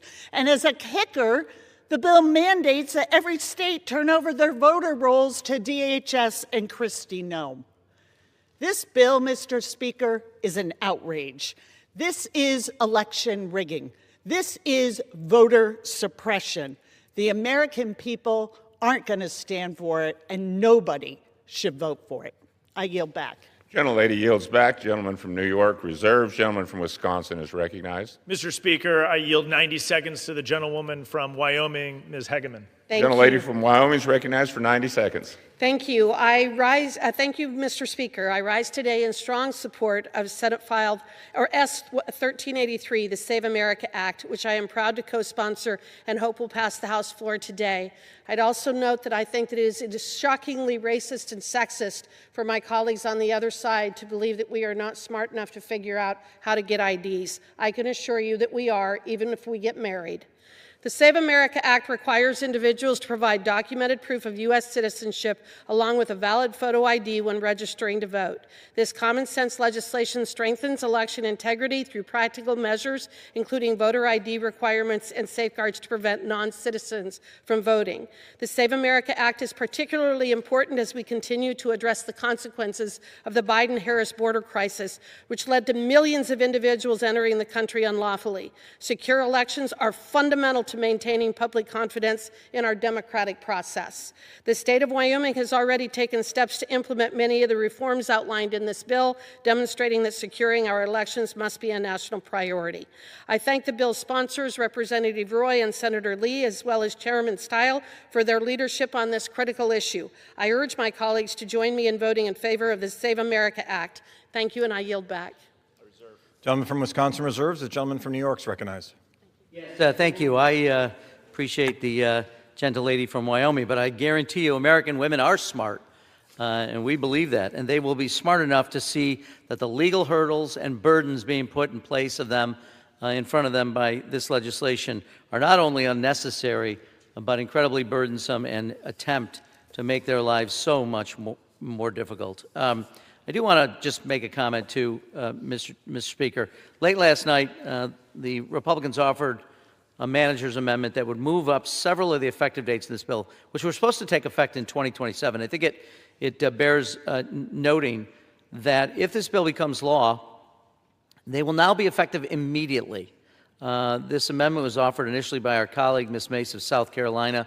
Chairman Stile took the mantle of it. I'm sure the members of this committee know Arkansas, Texas, Illinois, Mississippi, and North Carolina all have March primaries. In fact, many of the UOCAVA ballots for these primaries have already been mailed to Americans overseas. So how are election administrators in these states supposed to even begin to comply with a new federal law that takes effect in the middle of voting? This is, quite frankly, election malpractice. It shouldn't be before us. And yesterday, the Committee on House Administration heard from a former executive director of North Carolina's voting who called this effective date unworkable. And I think that sums it up well. This is a mistake. It's a mistake in so many different ways. The other thing I would just say, because I've heard a lot about this now, there's not one person on this side of the aisle who thinks non-U.S. citizens should be participating in American elections. Not one. Not one has said it, despite the repeated allegations that that's the case. But I do want to ask, are congressional Republicans okay with masked federal agents hiding their faces, hiding their badge numbers from the American public, but want to force American citizens to turn over their addresses to Kristi Noem's Department of Homeland Security? I suspect not. With that, I'll reserve. Gentleman from New York reserves. The gentleman from Wisconsin is recognized. Mr. Speaker, I inquire how much time I have remaining. Gentleman has 8 3/4 minutes remaining. Thank you, Mr. Speaker. I would like to yield 2 minutes to the gentleman from New Jersey, Mr. Van Drew, to speak on the bill. Gentleman's recognized. Thank you, Mr. Speaker. How is this even a serious debate? Think about what my colleagues on the other side are saying today. They're saying that American minorities are not capable of showing an ID to vote.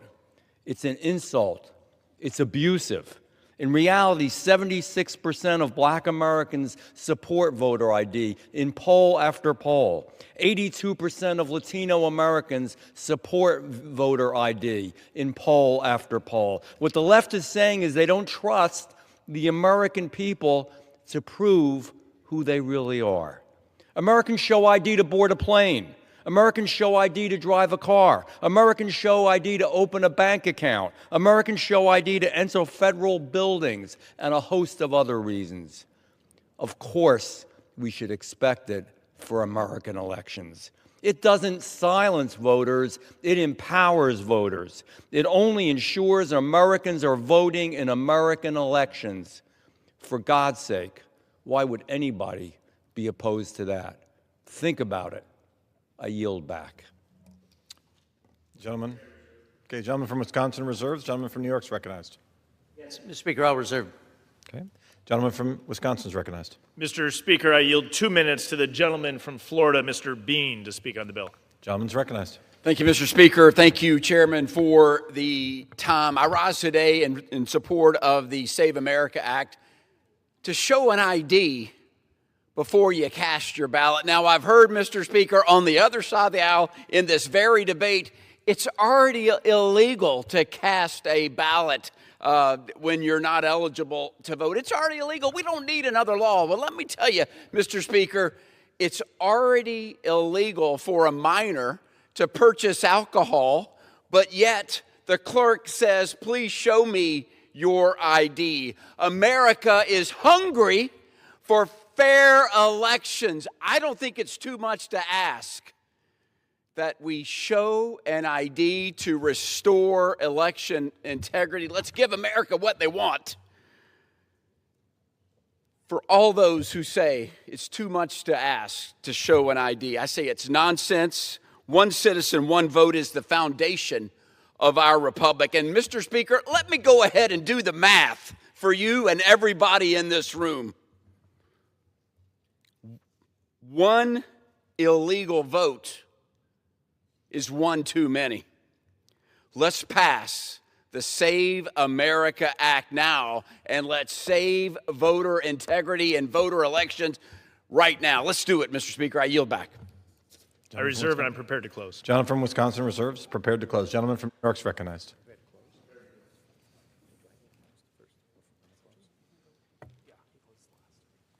I'm ready to close. Yeah. From New York's recognized. Thank you, Mr. Speaker.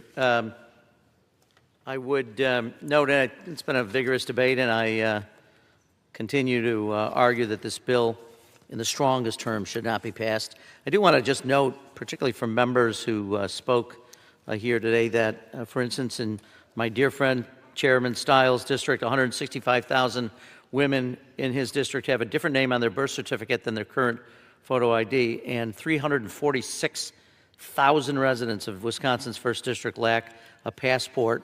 And it would cost them nearly $45 million for those people to purchase a passport.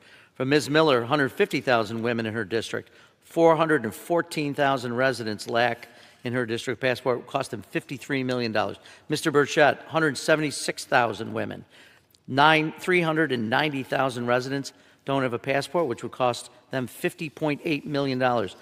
Ms. Luna has 170,000 women who have different names on birth certificate and photo ID. 319,000 of her residents lack a passport. $41 million would be needed to purchase that for all of them. Ms. Tenney, 145,000 women in her district. 420,000 residents without a passport, cost them $54 million. Mr. Speaker, you have an estimated 170,000 women. 397,000 residents lack a passport. The list goes on and on. That's the impact of this. But look, here's the truth, Mr. Speaker. President Trump wants to take over American elections this November to maintain his tenuous grip on power. So Republicans have a singular purpose in supporting the Save America Act, helping the president get what he wants. That's what they are always about, helping the president get what he wants, not the American people. Republicans are falling over each other to help Donald Trump nationalize the 2026 midterm elections. You don't have to take my word for it. This is what the president is trying to do. He says it. He always says the quiet part out loud. He said, we, meaning the Republicans, we want to take over. We should take over the voting in at least 15 places. The Republicans ought to nationalize the voting. That's what the president said. That's why this bill forces states to surrender your personal, private information to the Department of Homeland Security, to the department that has unleashed ICE brutality on the streets of America against American citizens.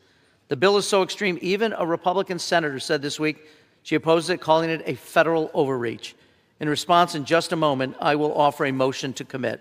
This motion to commit would send this bill to committee with an instruction to strip the provision that gives your address, your personal information to the Department of Homeland Security. I warn Republicans that a vote against this motion to commit is a vote to send American citizens' data to the Department of Homeland Security.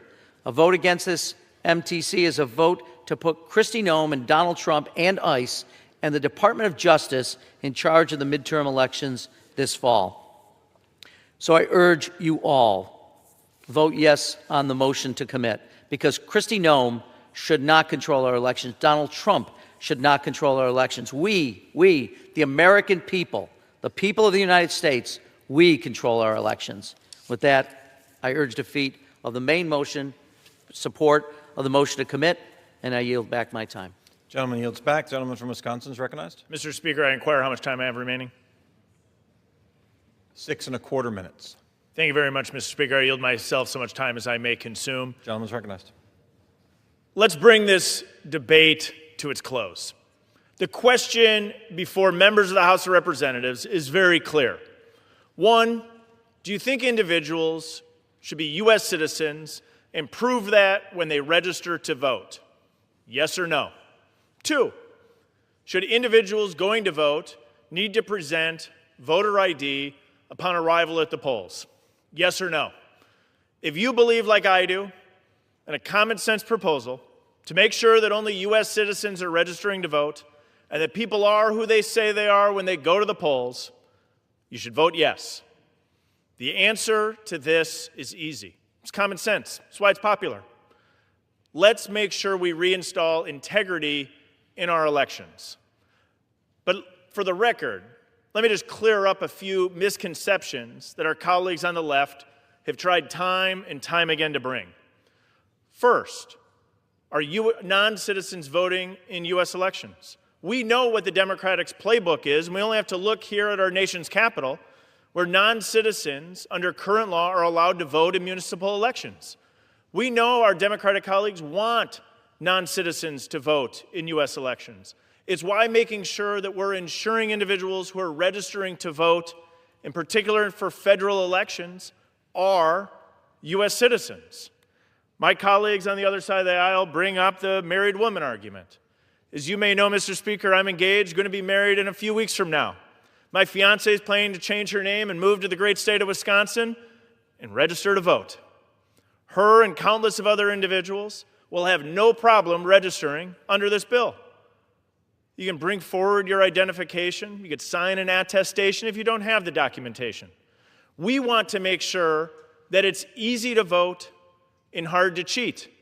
We could look at our committee hearing that we had just this week where we brought in the Secretary of State of the state of Wyoming that has strong election integrity provisions.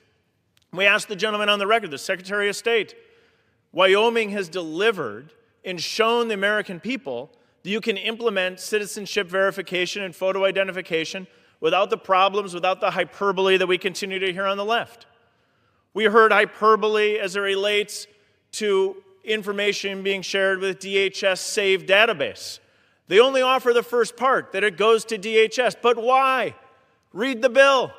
To actually check if individuals who are on the voter rolls in states across the country are citizens of the United States. Our colleagues on the other side of the aisle don't want to check the voter rolls to determine if an individual is a citizen of the United States. It should leave you a great question as to why they're concerned. We should be checking and cleaning up the voter rolls and removing individuals who are not eligible to vote, because every citizen deserves the right to vote. One individual who's ineligible to vote is one too many, because it casts out the vote of a legal United States citizen. And finally, we hear arguments against voter ID. This is a core common sense principle. My colleague, Mr. Bean, brought up the example, it's illegal for an underage individual to purchase a beer. But as you go in and buy a beer, you get asked for your ID. As I said earlier, I think it's absolutely nuts that we protect our beer more than our ballots in jurisdictions across this country. If you're like me and think that we should have voter ID, you vote yes on the Save America Act. This is our opportunity, Mr. Speaker, to take a major step forward in election integrity, making sure that U.S. elections are for U.S. citizens only, and making sure that people are who they say they are by checking voter ID when individuals go to vote. It's a common sense proposal.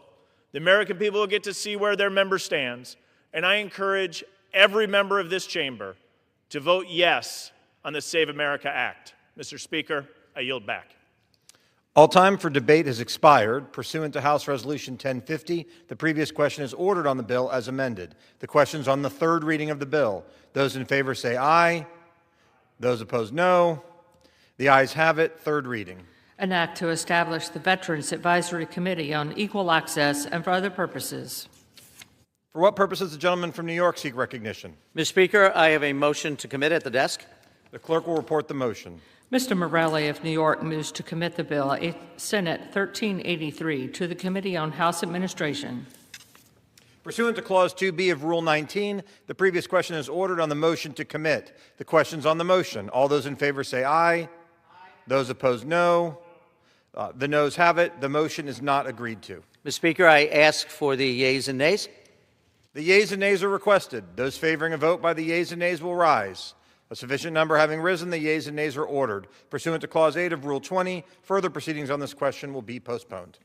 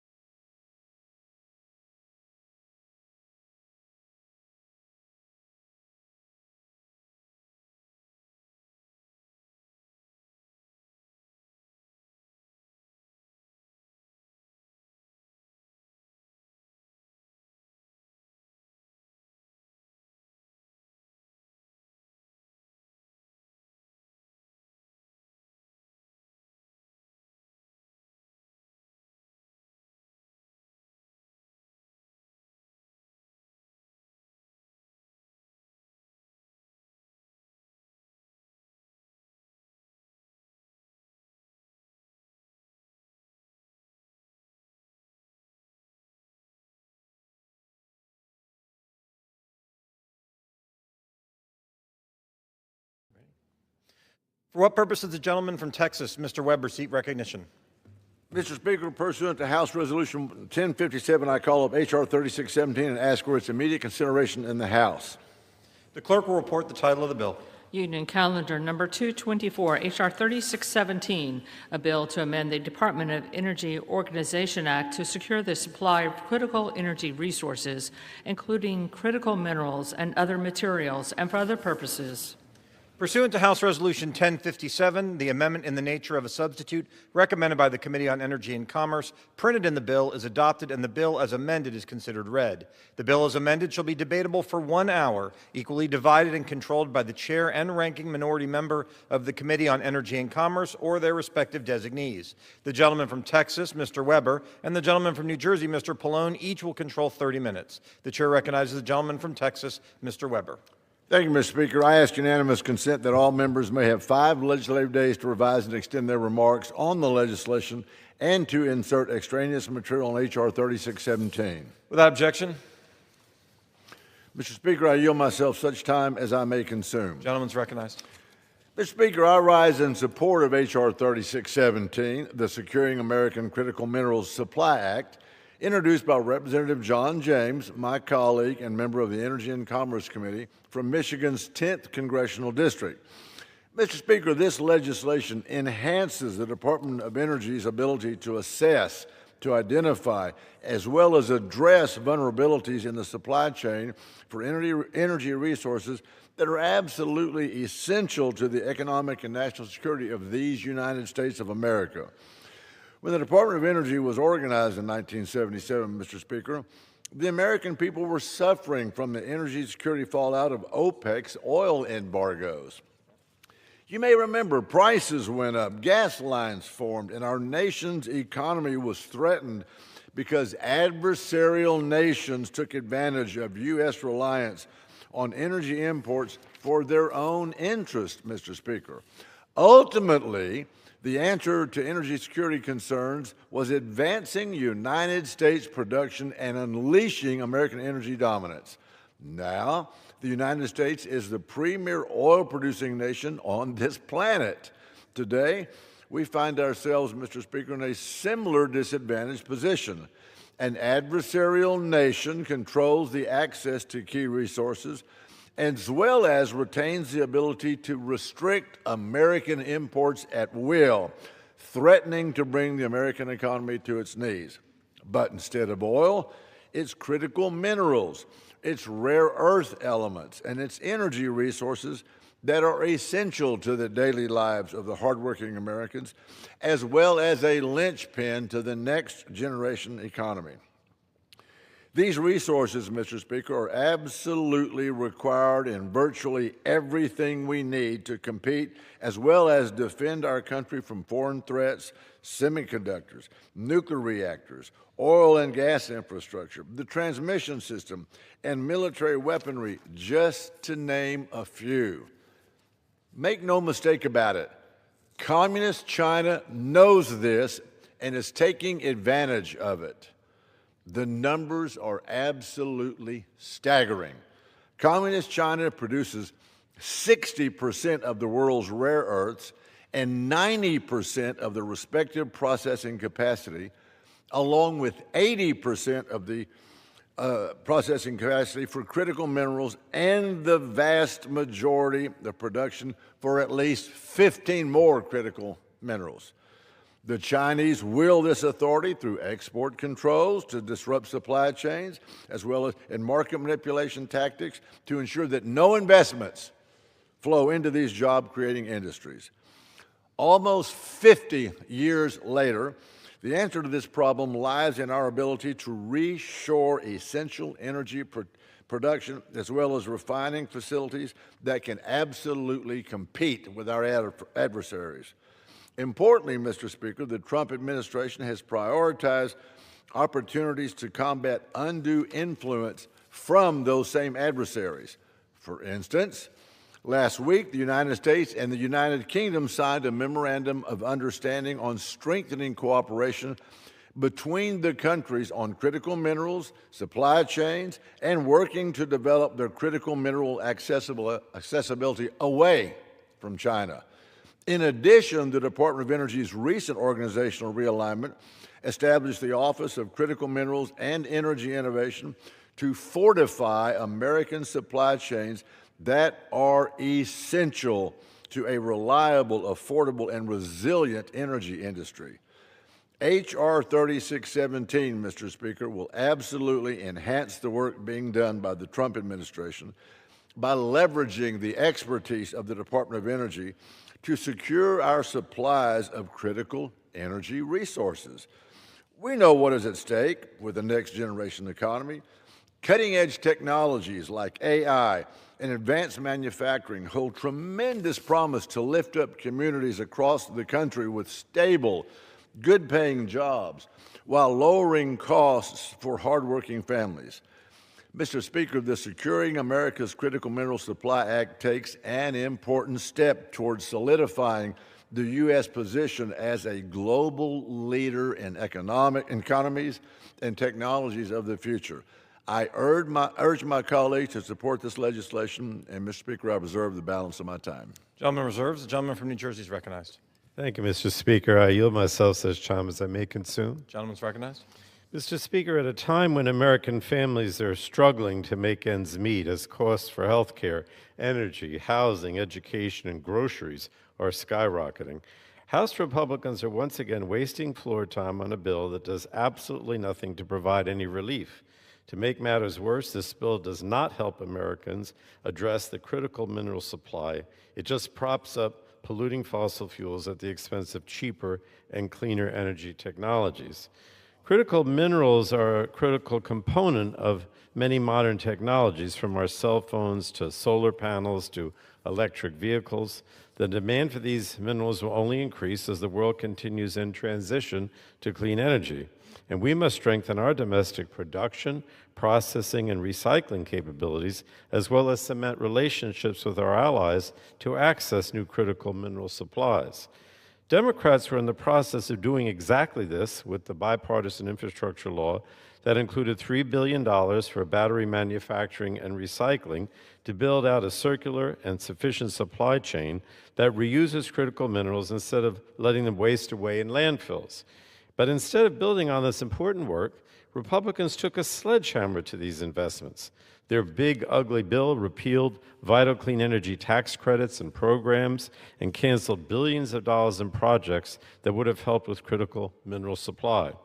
The Trump administration also shut down the Office of Manufacturing and Energy Supply Chains, the office Congress created to lead a lot of the clean energy and critical mineral supply chain work.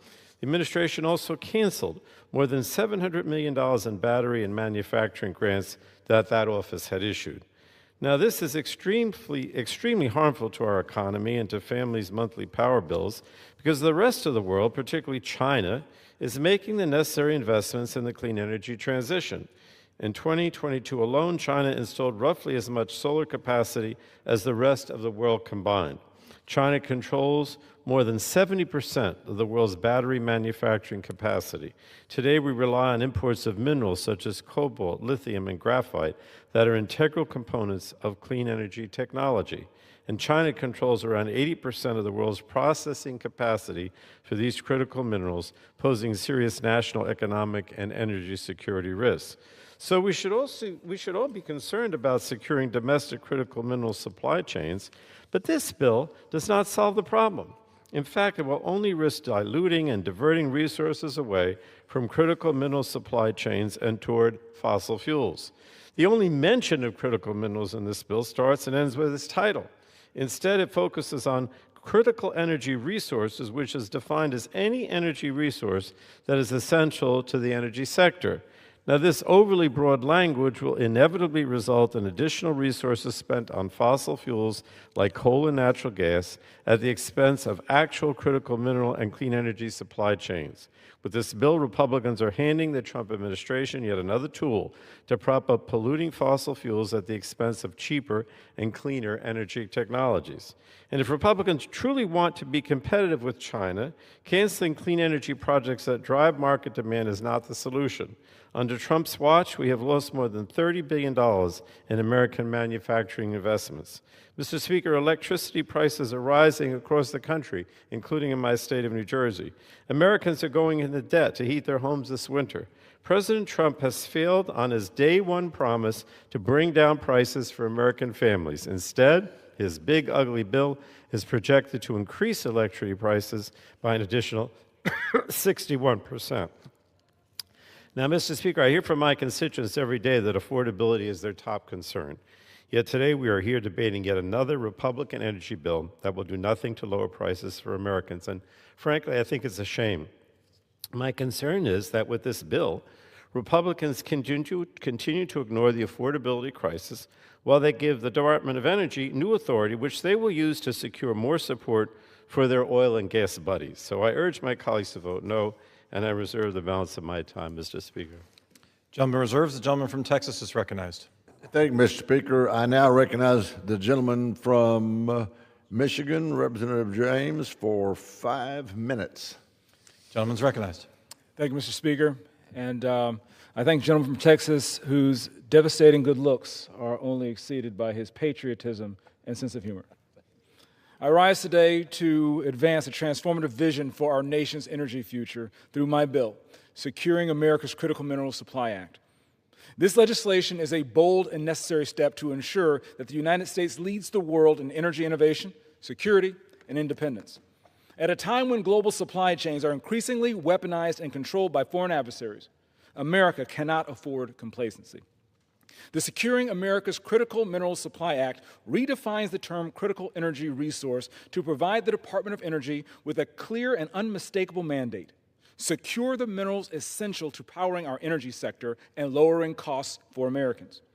This first step ensures the department remains squarely focused on protecting and strengthening our nation's critical energy resources while making sure that Americans are able to put more money in their pockets.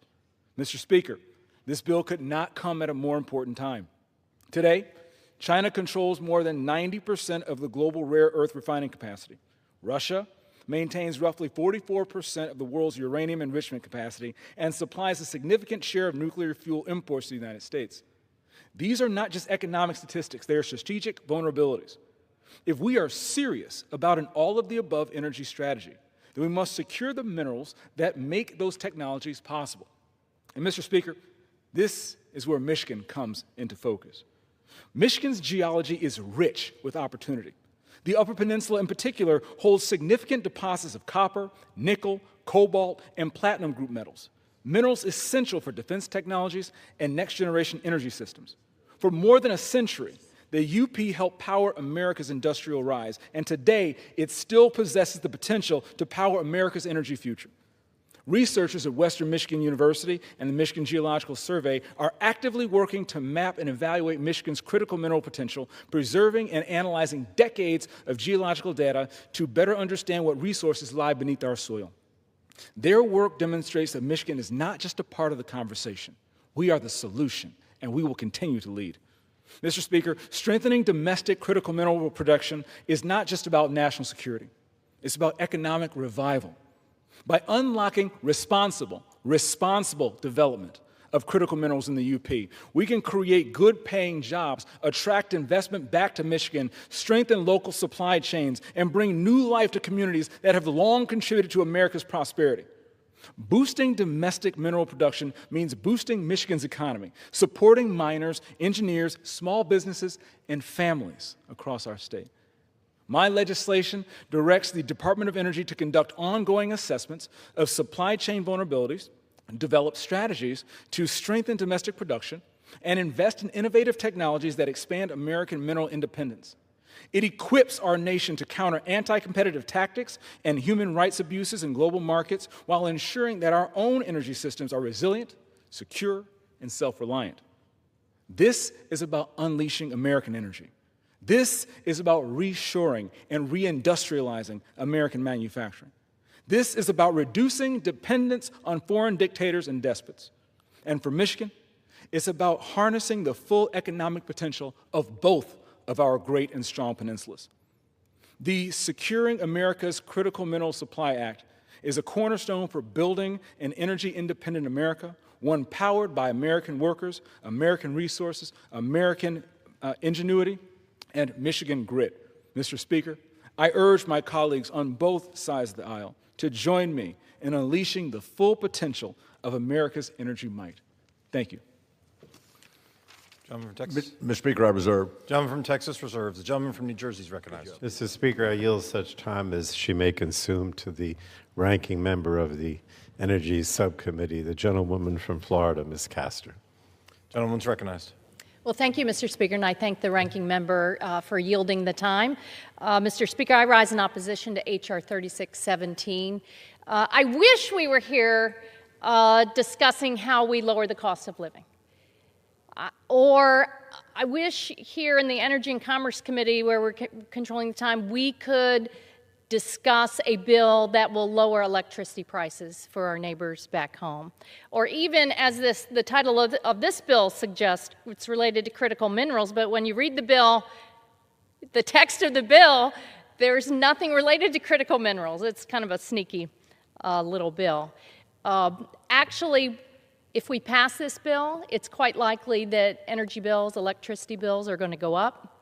It's likely that this will lead to higher costs across the entire economy, and electric bills are already sky high. You know, American families last year were suffering through, on average, about 13% increases in their electric bills, much higher in many places across the country. In Florida, they passed along a $6 billion rate increase. They were calling it the largest rate increase, the highest rate increase in the history of the country. And what have we seen out of this administration? Just sabotage of affordable, reliable, clean, cheaper energy coming onto the grid. And now this. Now, this is an important topic, and I've gained a little bit of knowledge not just from the Energy and Commerce Committee, but I serve on the bipartisan select committee to counter the Chinese Communist Party, and with my colleague, Republican Rob Wittman, we led a critical minerals working group the last Congress. It is clear the United States is way too reliant on China. Beijing has weaponized the critical mineral supply chain. That's why Democrats leaned into it and passed important policies in the Bipartisan Infrastructure Law and the Inflation Reduction Act to spur domestic manufacturing, and policies that enabled us to work with our partners and allies across the globe to counter China. We didn't do anything like threaten Greenland or insult Canada. We thought it was important to work together to counter all of the coercion of the Chinese Communist Party. Major investments in domestic critical mineral supply chains, breaking the dependence on China, because the United States energy sector relies on a broad portfolio of critical minerals. So we have to have a resilient supply chain for the advanced technologies and innovation in energy generation, in storage, and in transmission. The International Energy Agency estimates that mineral demand for clean energy technology will almost triple by 2030 and quadruple by 2040.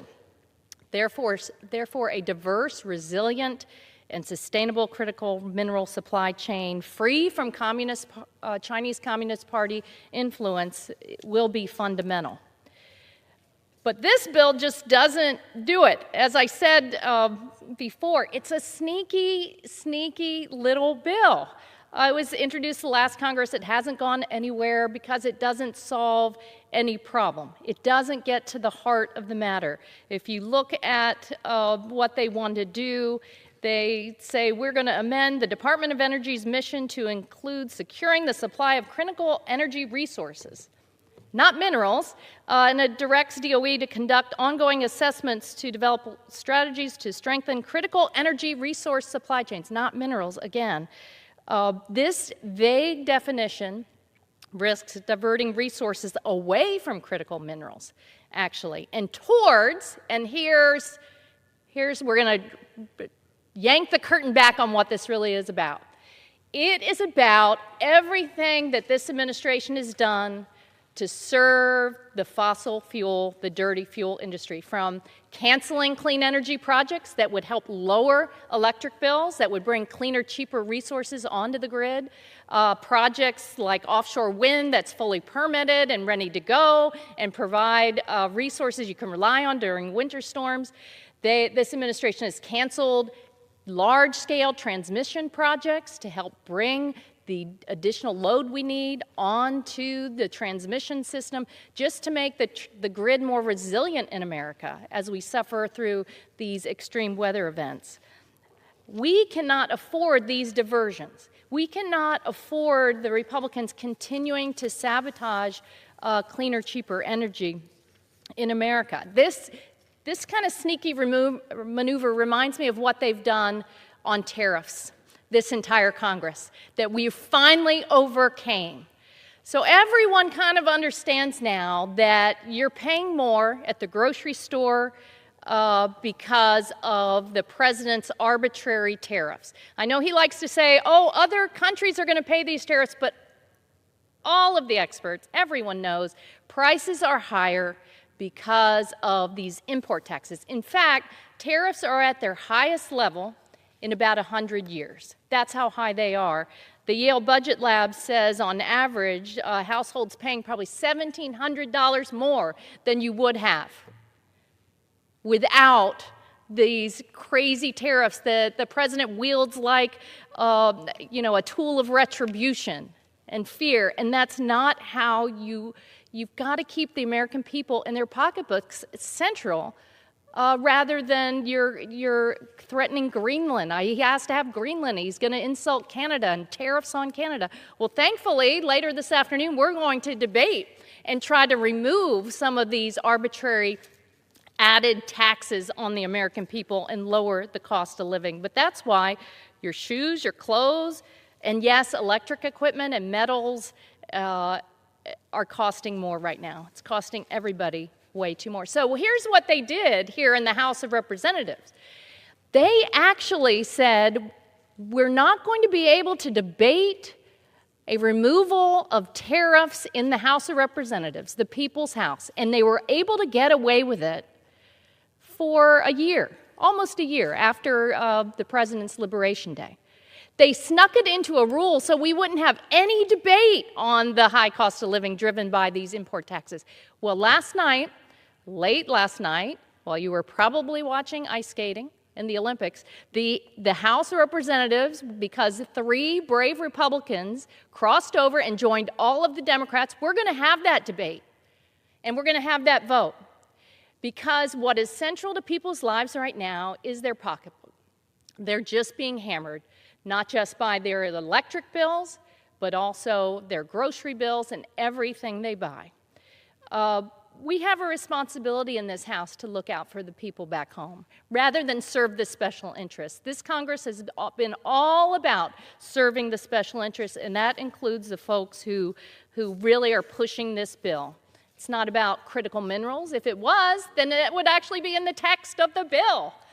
But it's not. It's about, again, giving a gift to political supporters, the polluters who are running the show in the agencies that have all too much influence here in the halls of Congress, while electricity prices are up well over 13%, and 80 million Americans are struggling to pay their electric bills. I say Americans deserve a whole lot better. They deserve a whole lot better than what they're getting from this Congress. So I urge my colleagues to defeat this sneaky little bill, and let's get on to the debate about how we lower the cost of living and serve the people who sent us here. Thanks, and I yield back my time. Gentleman from New Jersey reserves. The gentleman from Texas is recognized. Thank you, Mr. Speaker. Mr. Speaker, I yield 5 minutes to the gentleman from Alabama. Gentleman from Alabama is recognized.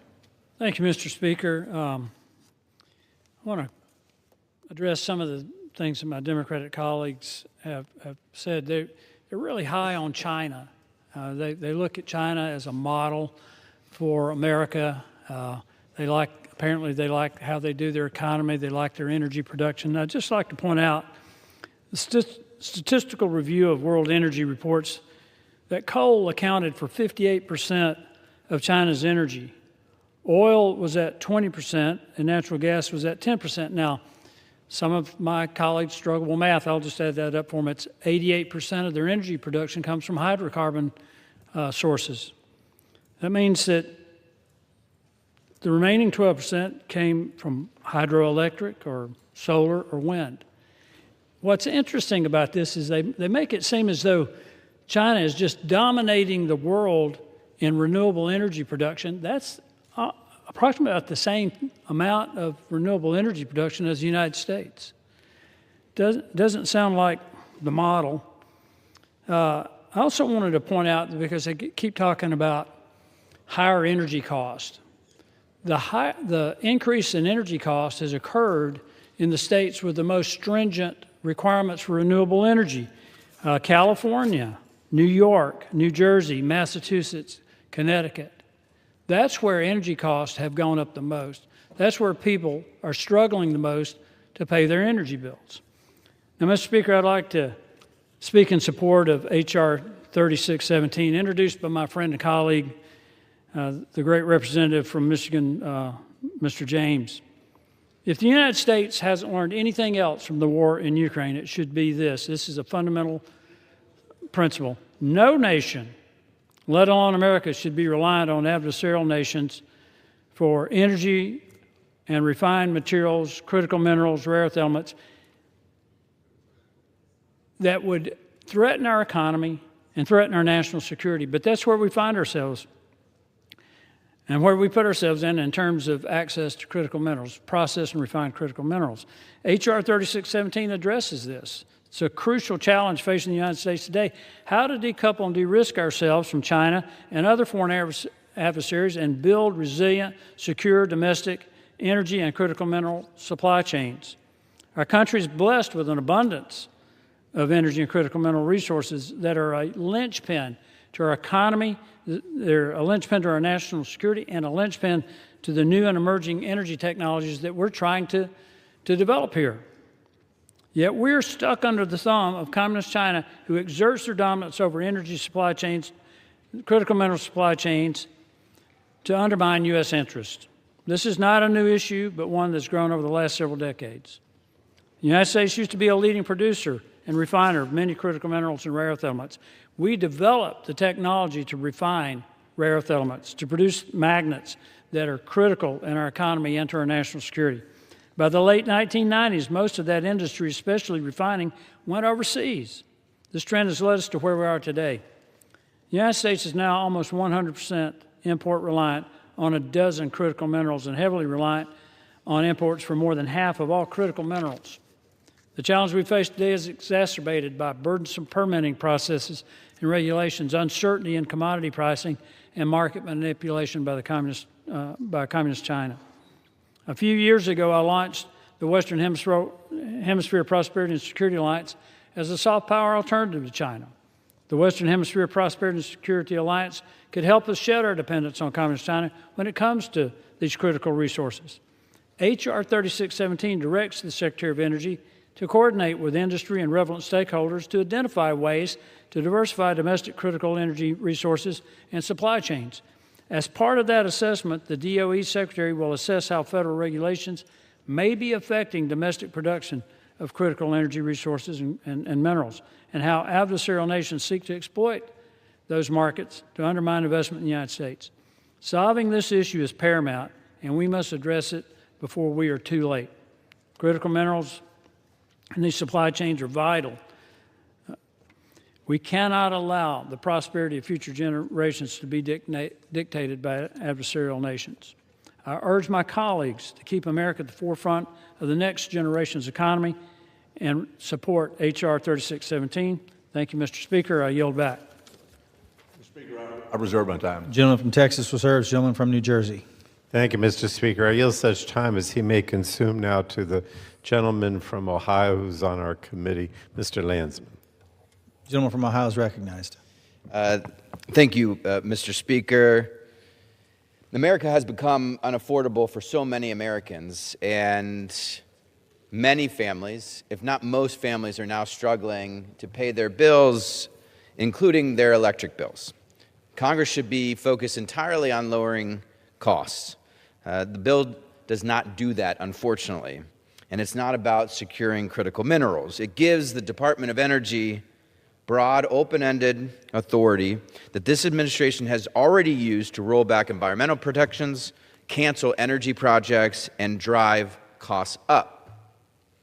The bill would be a win for coal.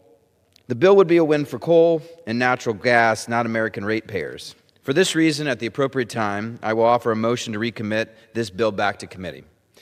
If the House rules permitted, I would have offered that motion with an important amendment. My amendment is straightforward. The bill would not take effect until at least the Secretary of Energy certifies that the tariffs imposed after January 20th are not increasing costs and not disrupting the supply chain for critical minerals, while unfortunately they of course, are doing both those things. I ask for unanimous consent to insert into the text of this amendment, into the record. I urge my colleagues to support the motion to recommit, and I yield back. With that objection, gentleman from New Jersey reserves. Gentleman from Texas. Thank you, Mr. Speaker. You know, it's a shame. Instead of trying to score political points, excuse me, the Democrats should support our efforts to address supply chain vulnerabilities that communist China actively exploits to the detriment of these American people that we serve. Mr. Speaker, the intent of this bill is for the Department of Energy to take a holistic view of resources that are critical to the economic as well as the national security of the United States, regardless of the application. Mr. Speaker, this bill establishes DOE's overarching responsibility for security of the supply chains of the energy sector. When the Department of Energy was organized in 1977, energy security was a core concern as a result of the oil crisis in the 70s. I was a teenager back then. I remember waiting in lines to get gasoline.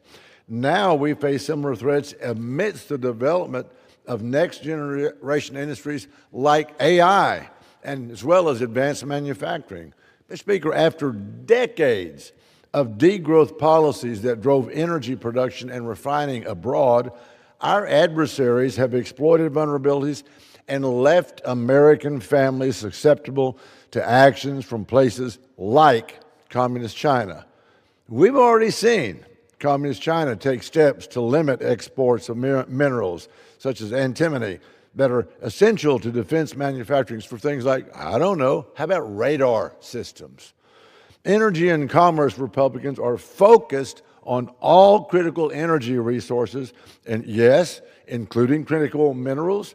Similarly, the Trump administration has announced substantial funding opportunities for critical mineral development touching every part of the supply chain, including mapping, mining, refining, and even recycling. This bill mirrors the administration's momentum on critical mineral policy and will further focus the Department of Energy on developing that very sector. Mr. Speaker, I reserve. Gentleman from Texas reserves. Gentleman from New Jersey. Thank you, Mr. Speaker. May I ask my colleague from Texas if he has additional speakers or is prepared to close? I'm it, and I prepare to close. All right. Thank you. Mr. Speaker, I yield myself such time as they may consume. Gentleman's recognized. Mr. Speaker, I rise in strong opposition to H.R. 3617. I think it's important to provide a little perspective here. At a time when Americans are struggling to afford their electricity bills, we're wasting floor time debating a bill that will not even meaningfully improve our critical mineral supply chains. In fact, this bill is just a retread from last Congress. That's right, the Securing America's Critical Minerals Supply Act, so-called, was included in House Republicans' Polluters Over People Act last Congress. And that was a bill that sold the American people out to corporate polluters. And here we are again debating the same old bill because Republicans have no new ideas. H.R. 3617 is merely a distraction from the fact that they have no real plans to address issues that are important to Americans, like their increasingly unaffordable electricity bills. My Republican colleagues need to start taking the affordability crisis facing the American people seriously. 80 million Americans are struggling to pay their utility bills. Electricity prices are rising more than twice as fast as inflation across the country. Families are having to choose between paying for housing, medicine, food, or keeping their lights on, and it's just unacceptable. As elected officials, we have a responsibility to address this issue. We must address this because hardworking Americans are in desperate need of relief. Yet to President Trump and his Republican accomplices, the affordability crisis is just a made-up scam. That's what the president says. I've said it before, but it's worth repeating. Republicans' big, ugly bill will raise electricity prices by a staggering 61%, and the American people are hurting because of President Trump's policies. We should be focused on advancing bipartisan legislation to end this affordability crisis, not a bill that seeks to provide additional support for the fossil fuel industry under the guise of supporting critical minerals. Republicans would rather spend precious floor time on a bill to support their fossil fuel friends instead of supporting the American people. And with that, I yield back the balance of my time, and I urge opposition to the legislation. Gentleman from New Jersey yields. Gentleman from Texas is recognized. Thank you, Mr. Speaker. Mr. Speaker, in closing, H.R. 3617 is important to, you can't make this stuff up, what they're saying across the aisle, but listen, H.R. 3617 is important to securing our critical energy resource supply chains and limiting our dependence on foreign adversaries like we've been talking about, communist Red China. This bill takes a holistic approach, Mr. Speaker, in ensuring vulnerable supply chains impacting every absolutely single corner of the United States energy sector are addressed by the Department of Energy, and its passage is vital to their success. I urge my colleagues to join me in supporting H.R. 3016 and vote yes. Mr. Speaker, I yield back the balance of my time. Gentleman from Texas yields. All time for debate has expired. Pursuant to House Resolution 1057, the previous question is ordered on the bill as amended. The question is on engrossment and third reading of the bill. Those in favor say aye. Those opposed, no. The ayes have it. Third reading. A bill to amend the Department of Energy Organization Act to secure the supply of critical energy resources, including critical minerals and other materials, and for other purposes. For what purposes, gentlemen from Ohio seek recognition?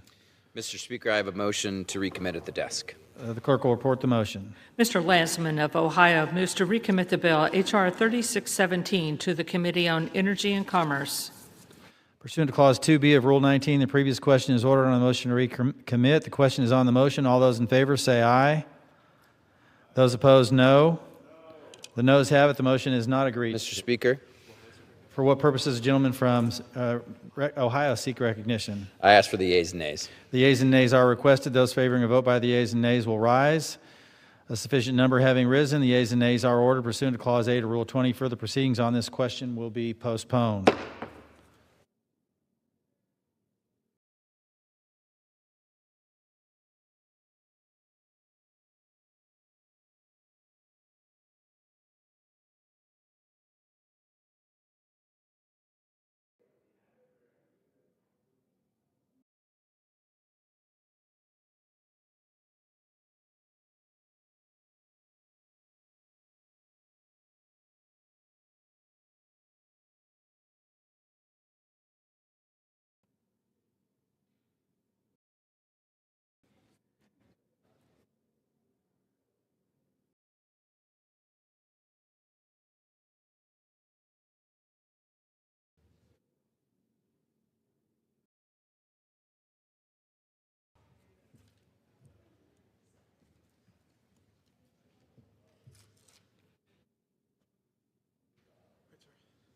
For what purposes, gentlemen from Florida seek recognition? Mr. Speaker, pursuant to the order of the House, February 10, 2026, I call up House Joint Resolution 72, and I ask for its immediate consideration in the House. The clerk will report the title of the joint resolution. House Joint Resolution 72, joint resolution relating to a national emergency by the President on February 1, 2025. Pursuant to order of the House of February 10, 2026, the joint resolution is considered as read. The joint resolution shall be debatable for 1 hour, equally divided and controlled by the chair and ranking minority member of the Committee on Foreign Affairs or their respective designees. The gentleman from Florida, Mr. Mast, and the gentleman from New York, Mr. Meeks, each will control 30 minutes. The chair recognizes the gentleman from Florida. Mr. Speaker, I ask unanimous consent that all members may have 5 legislative days in which to revise and extend their remarks and include any extraneous material on the resolution under consideration. Without objection, so ordered. Mr. Speaker, I yield myself as much time as I may consume. The gentleman's recognized. We're about to have a debate, apparently for about an hour, and we're going to have that debate for one reason and one reason alone. Democrats in the House and in the Senate as well, they refuse to recognize that there is a crisis because of fentanyl entering the United States of America. On our northern border, on our southern border, through the Caribbean, other places. They refuse to recognize that threat anywhere, but specific to debate today, they would like to end an executive order relating to the crisis of fentanyl coming across our northern border. Democrats don't recognize that there is a crisis, that it's killing thousands of Americans, tens of thousands of Americans each and every year. And they're trying to literally end that executive order that identifies the national emergency, an emergency that is literally agreed upon by our northern neighbor, Canada. Even Canada acknowledges that they have this as a national emergency. In that, Mr. Speaker, I reserve the balance of my time. Gentleman from Florida reserves. Gentleman from New York is recognized. Well, I think I've heard that story before, that it's all about drugs. If I don't recall correctly, the former president of Honduras, he probably put more drugs in the United States than Canada has combined. But the President of the United States didn't say that was an emergency. He pardoned him. Heard it before. It's all about drugs. That was the case. What is the case, what is the fact, is that in the last year, tariffs has cost American families nearly $1,700. And that cost is expected to increase in 2026. that's the case, and since these tariffs was imposed, U.S. exports to Canada have fallen by more than 21%. When I go home, my constituents aren't telling me that they have an extra $1,700 to spare. They're asking me to lower grocery prices, lower the price of health care, and make life more affordable. That's what this is about. It's about the American people and making things affordable for them. So, today's vote is simple, very simple. Will you vote to lower the cost of living for the American families? Or will you keep prices high out of loyalty to one person, Donald J. Trump? That's what this vote is. That's why we pressed for this vote today. That's why a day is a day. And we finally get our chance to have the members of the House vote their conscience. Do they vote for the president and his ways, or do they vote for their people, their constituencies? So let's be clear about this so-called emergency Donald Trump declared on Canada and so many other countries where no emergency exists. You know, for over 50 years, emergency authorities have been declared. Let's see, what have they been? Civil wars? Yes. Pandemics? I think that's an emergency. Massive human rights crises? That could be an emergency. But none of those things is Canada. Canada isn't a threat. Canada is our friend. Canada is our ally. Canadians have fought alongside Americans, whether it was in World War II or the war in Afghanistan, where 165 Canadians gave their lives after our country were attacked. There is no national emergency. There is no national security threat underpinning these threats. In an interview just last night, Donald J. Trump admitted he placed tariffs on Switzerland. Why? I'll tell you why. Simply because he didn't like the way its leaders spoke to him. So he put tariffs on Switzerland. That's not a strategy. That's impulse. That's a person who's just trying to say that he's the king. And guess what? For that impulse, who's going to pay the price for it? Who's going to pay the price for that impulse? I'll tell you who. It's the American people.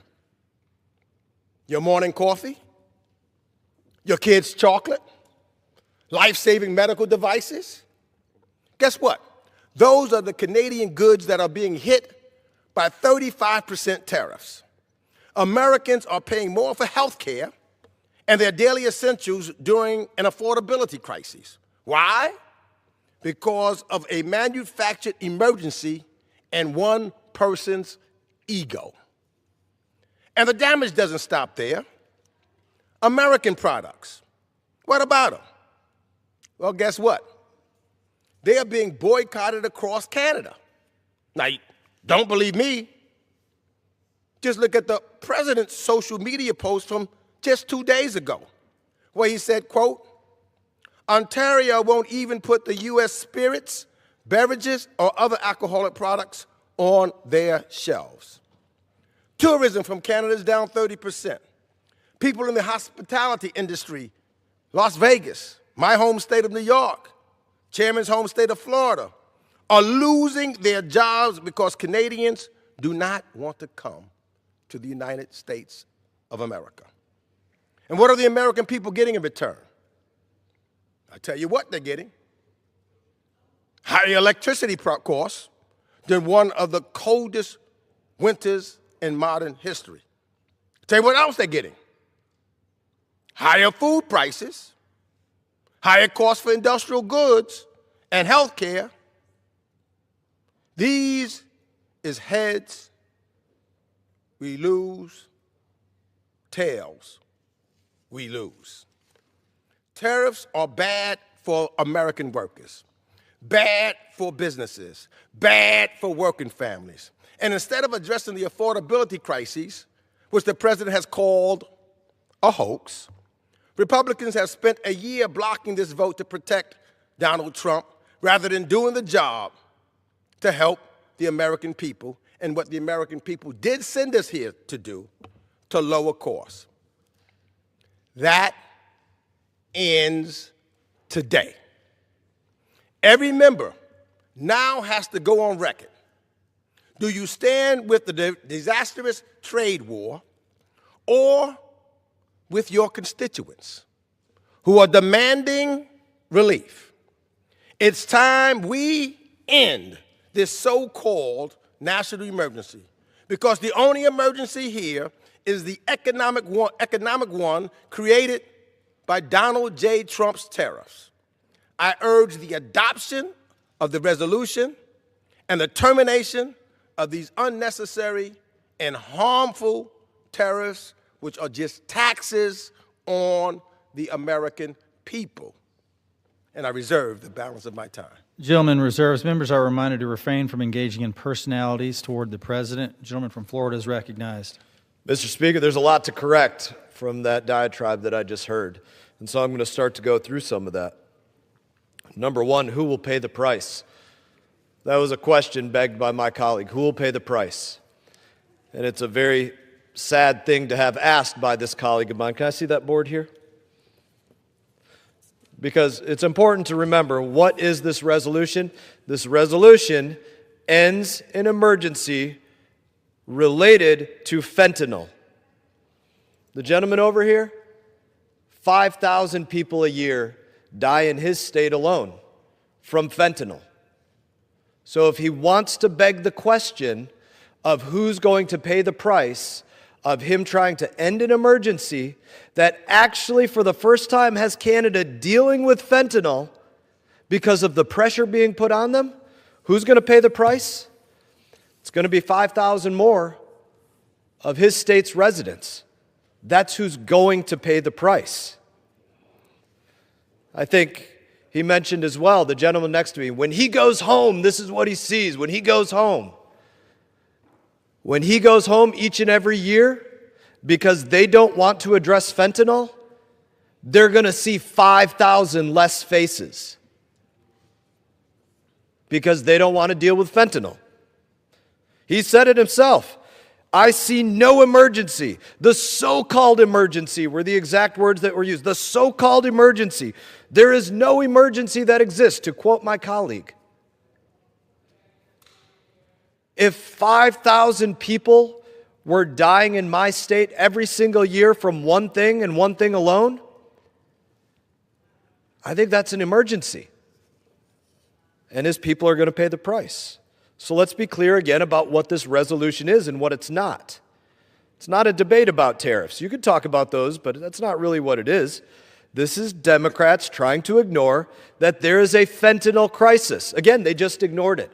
They just literally said it doesn't exist. I will read again directly from the bill. The national emergency declared by President Trump, February 1, 2025, in Executive Order 14193 is hereby terminated. That is their language. They are terminating the executive order, and it is an EO on the fentanyl crisis at the northern border. It matters to talk about that it's the northern border. Why? Because my Democrat colleagues don't believe there's a crisis there. But my Democrat colleagues, they don't believe there's a fentanyl crisis under any circumstance, any fentanyl that flows into the country. They don't see any of it as a national emergency. We've yet to find a place where they say drugs are a national emergency. They made it clear that there's not one single circumstance where they see the deaths of millions of Americans due to fentanyl as a crisis. They don't see that anywhere. So let's look again at my colleague's own state. Last report. This is reports. Almost 5,000 deaths. Just under that. Or we can talk about the largest fentanyl lab found in Canada. Where was that found in Canada that was recently shut down because of the pressure President Trump is putting on Canada? 30 miles from the New York border. They didn't close it down 2 years ago, 3 years ago. Why not? Because Canada didn't have the pressure put on them to do so. That's not a coincidence. But, again, you know who's going to pay the price for taking the pressure off Canada? It's going to be the constituents of my colleague, where 5,000 people die a year from fentanyl overdose. If I were him, I would think that's a pretty big emergency. I lost 2,500 brothers and sisters in Afghanistan over the course of 20 years. Our country took that extremely seriously for every single one of them. Mr. Meeks, his state is losing double that from fentanyl alone every single year. And he says, I see no emergency. That's sad for the people of New York. The administration is doing everything that they can to defeat fentanyl, while my Democrat colleagues are willing to do everything that they can to have those deaths continue. They don't support striking drug boats. We know that much. They don't support removing cartel leaders. We know that. And apparently, they don't support tariffing a country that acknowledges they have a drug trafficking crisis, but they weren't doing anything to fix it. So I'm going to suspect that my colleague over here doesn't know this as well.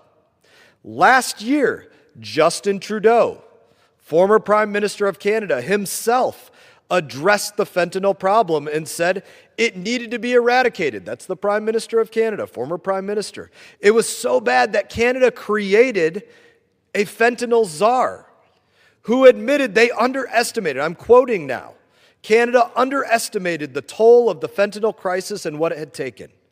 And they called it, literally, again to quote the Canada fentanyl czar, a national security threat. So the northern border, for whom this emergency exists, is acknowledging there's an emergency, a national security threat. But my colleagues, I guess they think they know better.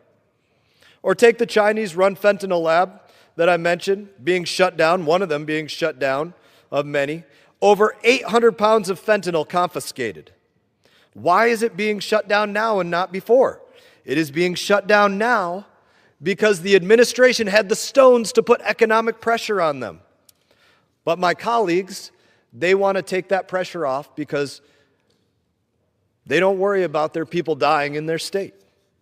It's simple. Whether you're a Republican or a Democrat, if you care about the U.S. government responding to millions of Americans killed by fentanyl, this is the policy that addresses that. And even our northern partner acknowledges that. The truth is, Canada hasn't wanted to put effort into cracking down on drugs. They didn't want to close the Chinese fentanyl labs. They didn't want to increase their spending on border patrols. But they have to do it because President Trump is putting pressure on them.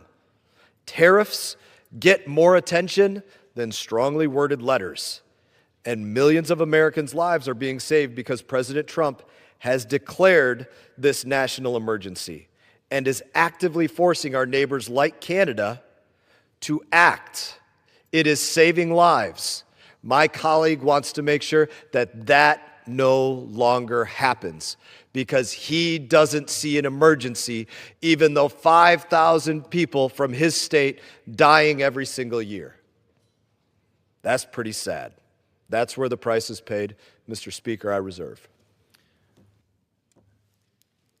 Gentleman reserves. Gentleman from New York is recognized. Mr. Speaker, we've had some time from the last time we were on this floor, and if we're so serious about drugs, I had asked the chairman previously, why would the President of the United States pardon one of the biggest drug dealers killing Americans, Juan Orlando Hernandez? Last time he said he hadn't spoken to the president. He don't know why. Well, if he's so interested in stopping drugs, maybe he could have and should have had a conversation. Let me just tell you something. The drugs, how much drugs are coming in from Canada? Because that's what this is about. And as a former special narcotics prosecutor, that's me, I know a little bit about that. And saying that you're going to focus and stop certain things coming across the border of Canada as if it's coming across in a cluster like it is an emergency is just an out-and-out lie. Fact of the matter is, if you look at the federal prosecution, and this just came out not too long ago, for narcotics in the United States of America, it was just came out that under the Trump administration, that federal drug prosecutions fall to the lowest level in decades. And it talked about the federal drug prosecution dropped 10% in 2025 as agents changed their focus to immigration, that the number of new cases being filed is the lowest in decades, according to a Reuters analysis, and high priority drug investigations have stalled since Donald Trump took office. So it doesn't sound like the President of the United States is really concerned about drug prosecution. And with that, it's my honor and my privilege to yield 1 minute and 30 seconds to an individual who really knows about taxes and tariffs, the gentleman from Massachusetts, the ranking member of the Ways and Means Committee, Representative Richard Neal. Gentleman from Massachusetts is recognized for 90 seconds. Thank you, Mr. Chairman, Mr. Speaker. Let me thank the ranking member for the time. I led the negotiation on USMCA. 195 Republicans voted for USMCA. 197 Democrats voted for USMCA. It was a bipartisan effort. Tariffs, as threatened or imposed, can have an outcome, but not when we look at Brazil and say we don't like the result of the presidential election and we're going to impose 50% tariffs. We're going to close a bridge as it goes to Canada, like Canada's an enemy. I've not met anybody in America who was ever mad at Canada for anything. They've been a great friend, great ally, and great neighbor. So let's have a tariff on NATO because of Greenland. Let's have a tariff on South Korea because of who they talk to in an international arena. Let's impose tariffs on our NATO allies, on European Union, because we don't like this or that. We won't negotiate. We'll just arbitrarily impose tariffs. And you know what the most ironic thing is, Mr. Speaker, in this debate? Heretofore, I never met a Republican in Washington who was in favor of tariffs.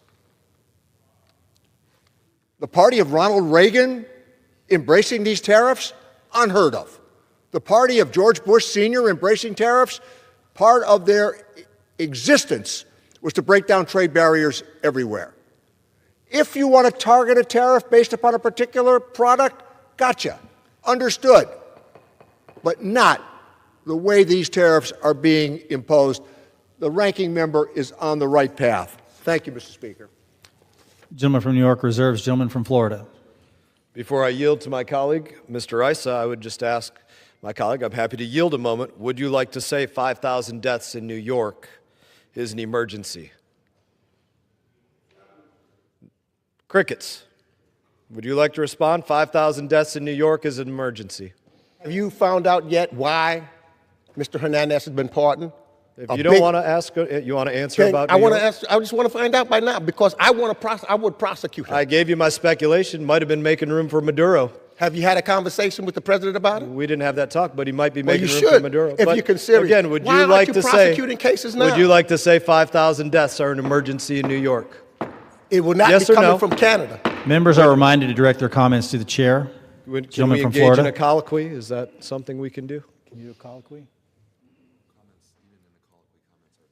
Even in the colloquy, the comments are to be directed through the chair. Very good, Mr. Speaker. Then in this colloquy, I would present the opportunity again. Would my colleague like to again deny or admit that 5,000 deaths in New York related to fentanyl is an emergency?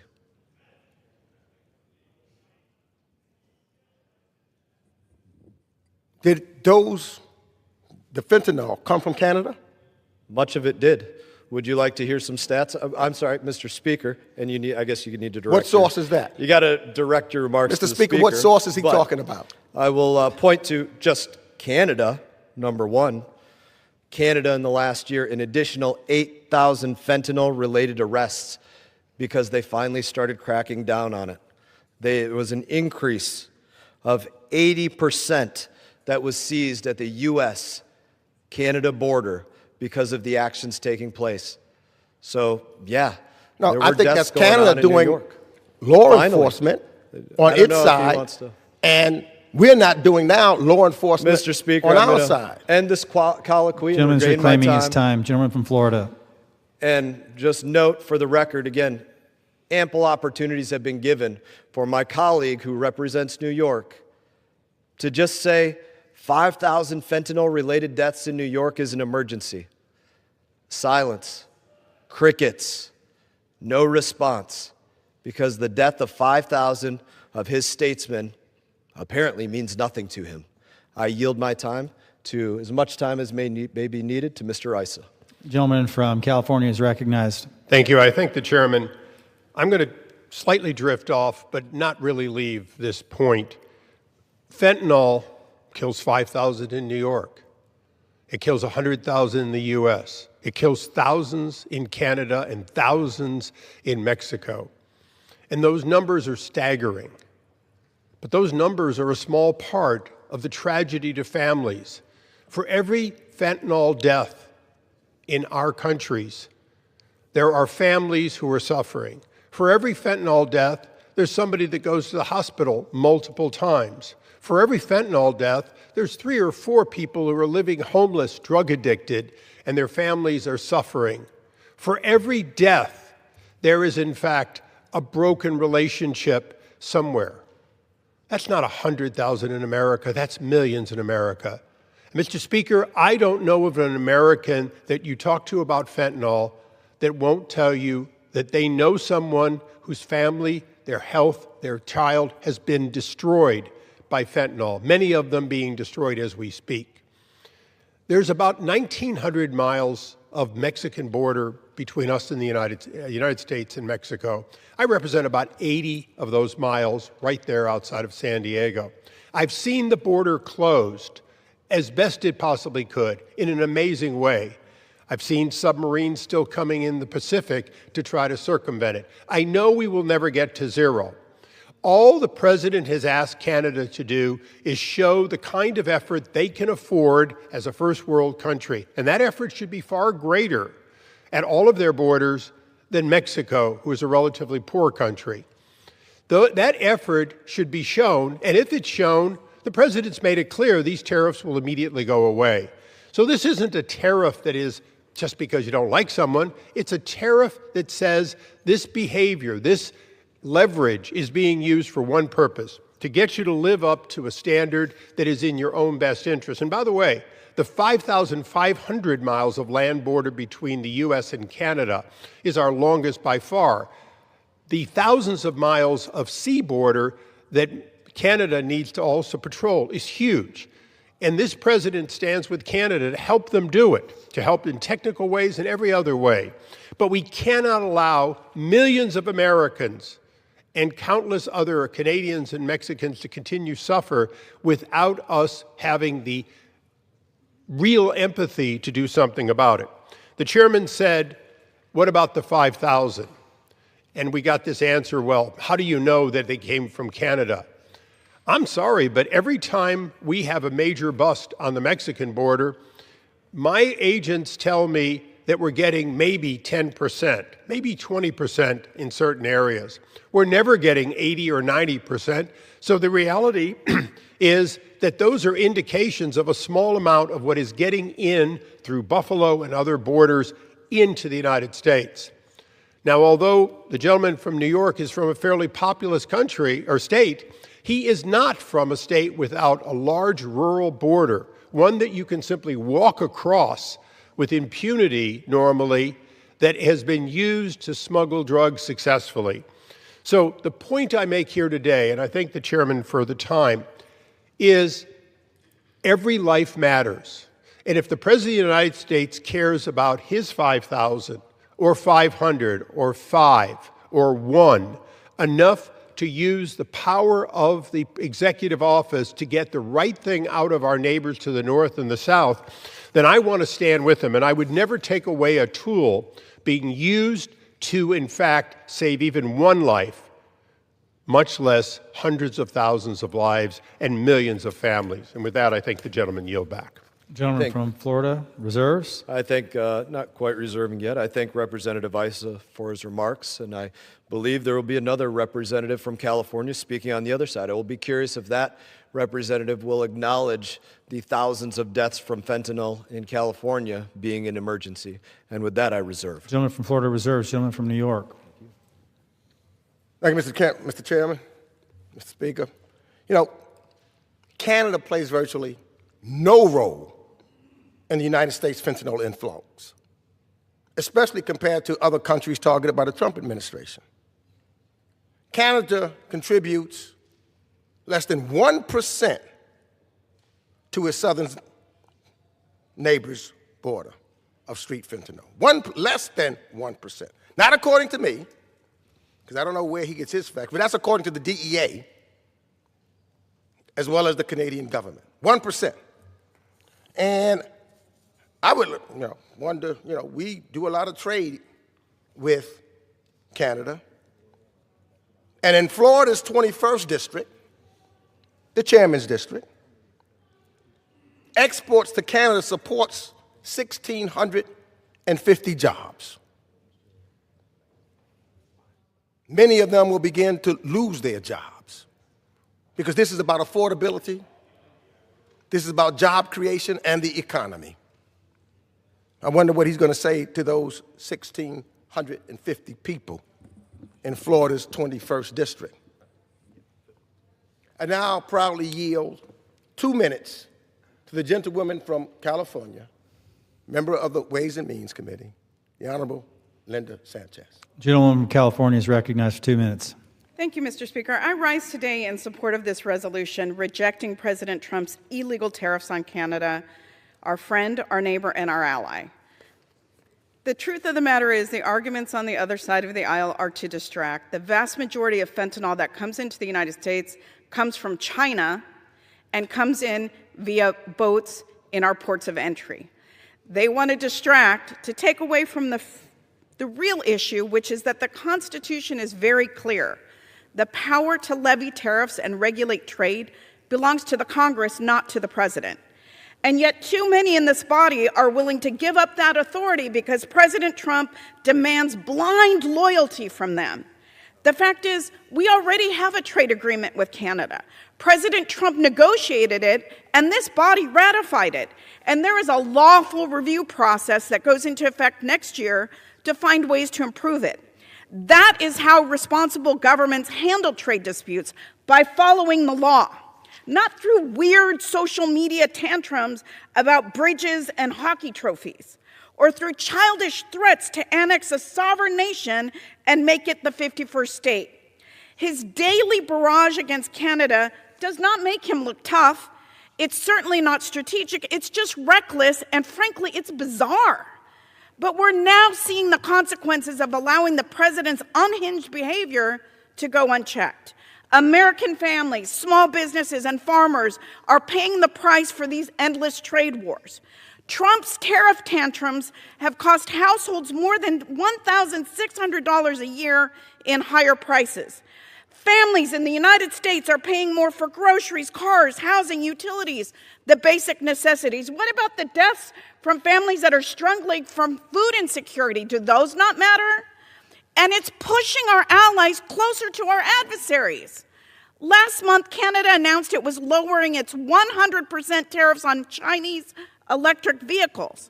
Those tariffs were imposed in coordination with the United States during the leadership of the Biden administration. That cooperation strengthened our position against China.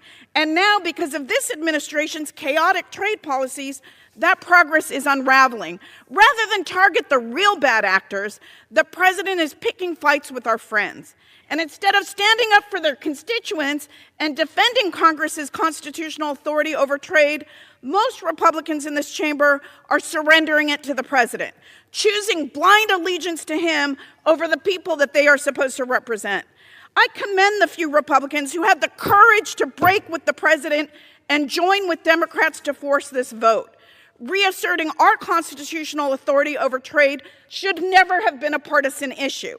I urge my colleagues to support this resolution. Let's restore sanity and stability to our American trade policy. Gentleman's time has expired. Gentleman from New York reserves. Gentleman from Florida. Thank you, Mr. Speaker. And I would let my colleague know that just one, because he said Canada plays almost no role in fentanyl deaths.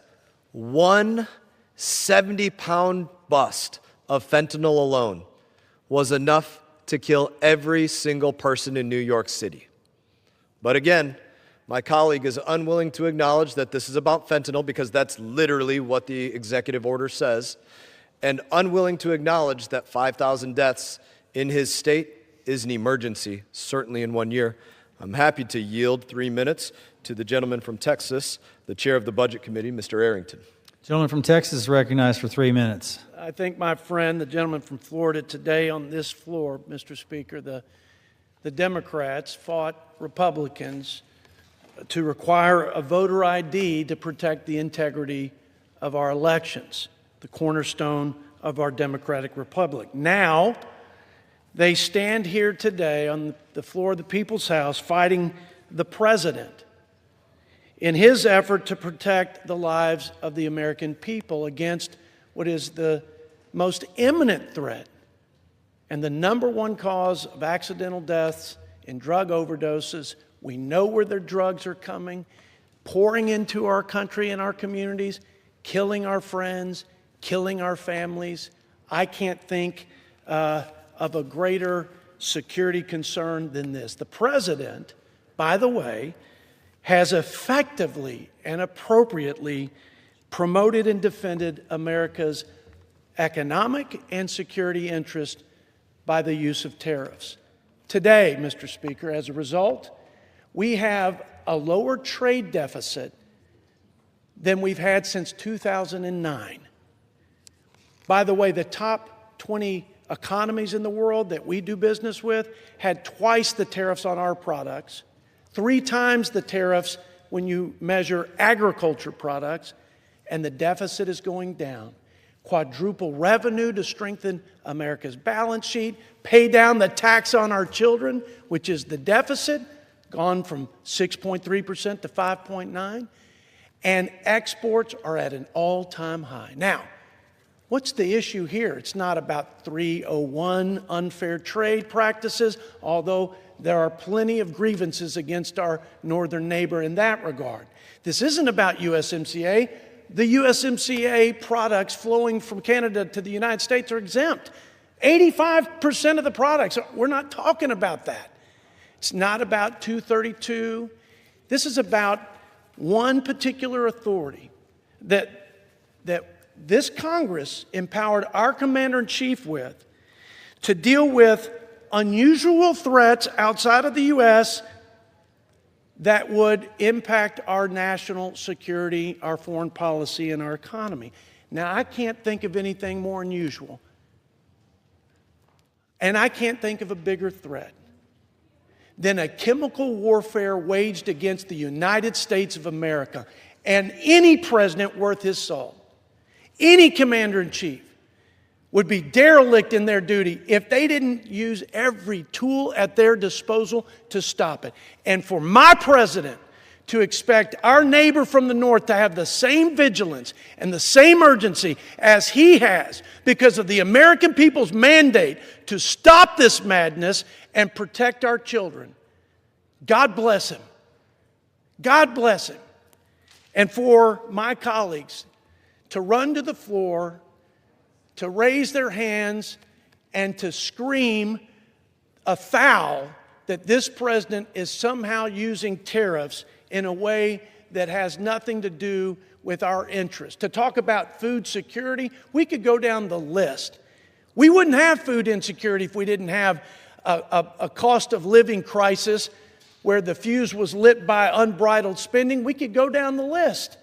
And yes, we're doing something about that. We're bringing interest rates down. We're bringing real wages up. And we're also preserving food stamps so they're not being defrauded or being spent on people here illegally. So I would love to keep debating all day long, Mr. Chairman. Thank you for the time. God bless America and go West Texas. Gentleman from Texas. I reserve. Yields. Gentleman from Florida reserves. Gentleman from New York.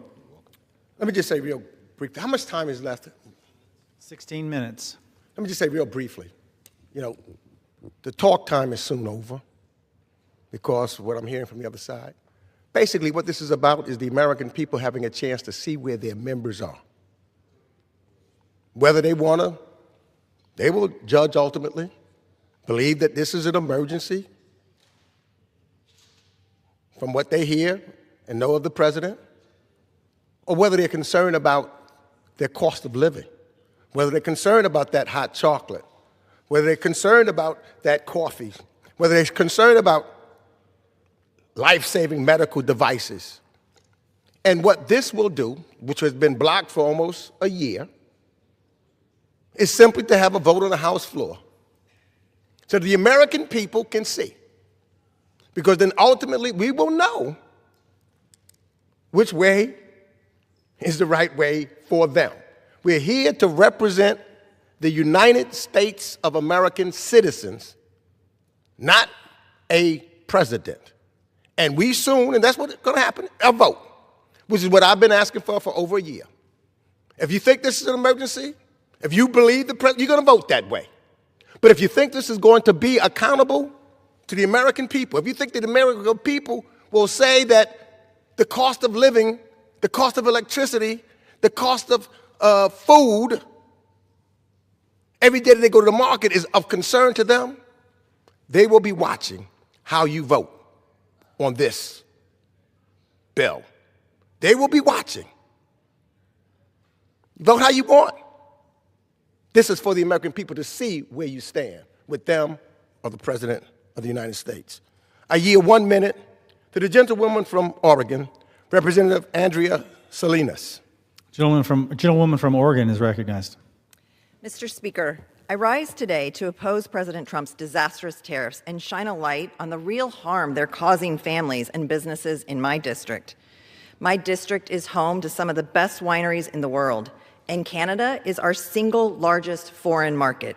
But after Trump imposed his tariffs, Canada responded with their own tariffs that lasted for months. Many Canadians continued to boycott our products, all while our growers and producers pay the price.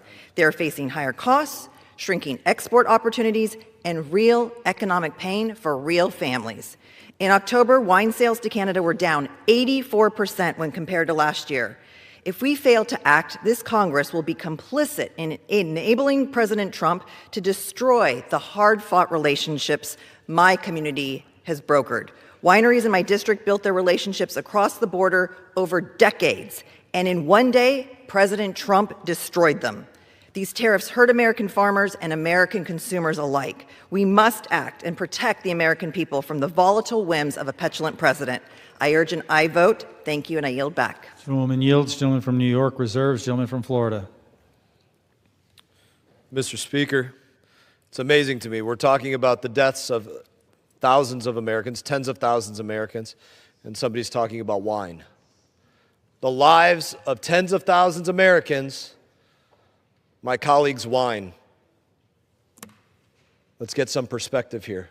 I'm proud to yield 2 minutes to my colleague from Florida, Mr. Fine. Gentleman from Florida is recognized for 2 minutes. Thank you, Mr. Chairman. So we've heard the opposition to this take on two things. Number one, that this has somehow raised the cost of living and that somehow the fentanyl crisis is not a national emergency. And I'd like to dissemble those two arguments. A long time ago, long before I came to Washington, one of my first jobs is I taught economics. And I would say to my colleagues, they need to get beyond Karl Marx's Communist Manifesto to understand how the world actually works. When Joe Biden was president, prices went up 5% a year. Under the Trump trade regime that is supposedly making things so expensive for people, it's gone up half that amount, 2.7%. Obviously, tariffs are not the problem. Economic results. The last quarter, our economic growth as a nation was 4.4%. The economy is booming. That's almost double what we saw the previous year under Joe Biden. His number started with a 2. These tariffs, rather than hurting America, have brought $15 billion. That's just from Canada that we can use to pay down our debt and pay down our deficit, again, as we have lower inflation and higher economic growth. And it's worked. The chairman talked about the cost of 5,000 lives a year in New York, almost 100,000 nationwide. But those statistics are a year old. Under President Trump's tariff regime, where he has cracked down on it, last year, fentanyl deaths in this country dropped by 21%. That's 20,000 Americans who did not die because of a fentanyl overdose. That is 20,000 national emergencies diverted. That's 20,000 families that aren't destroyed. That's 20,000 futures that still get to be in our country. We should not be criticizing the president for what he has done, because the last thing I'll say is this. When I taught economics, we had a concept called Pareto optimality. It's something where everything is good and nothing is bad, and that's exactly what's happening here. I yield back. Gentleman yields. Gentleman from Florida. Reserve. Reserves. Gentleman from New York is recognized. One thing that I will say, yeah, the economy is booming. If you're a billionaire, the economy is booming.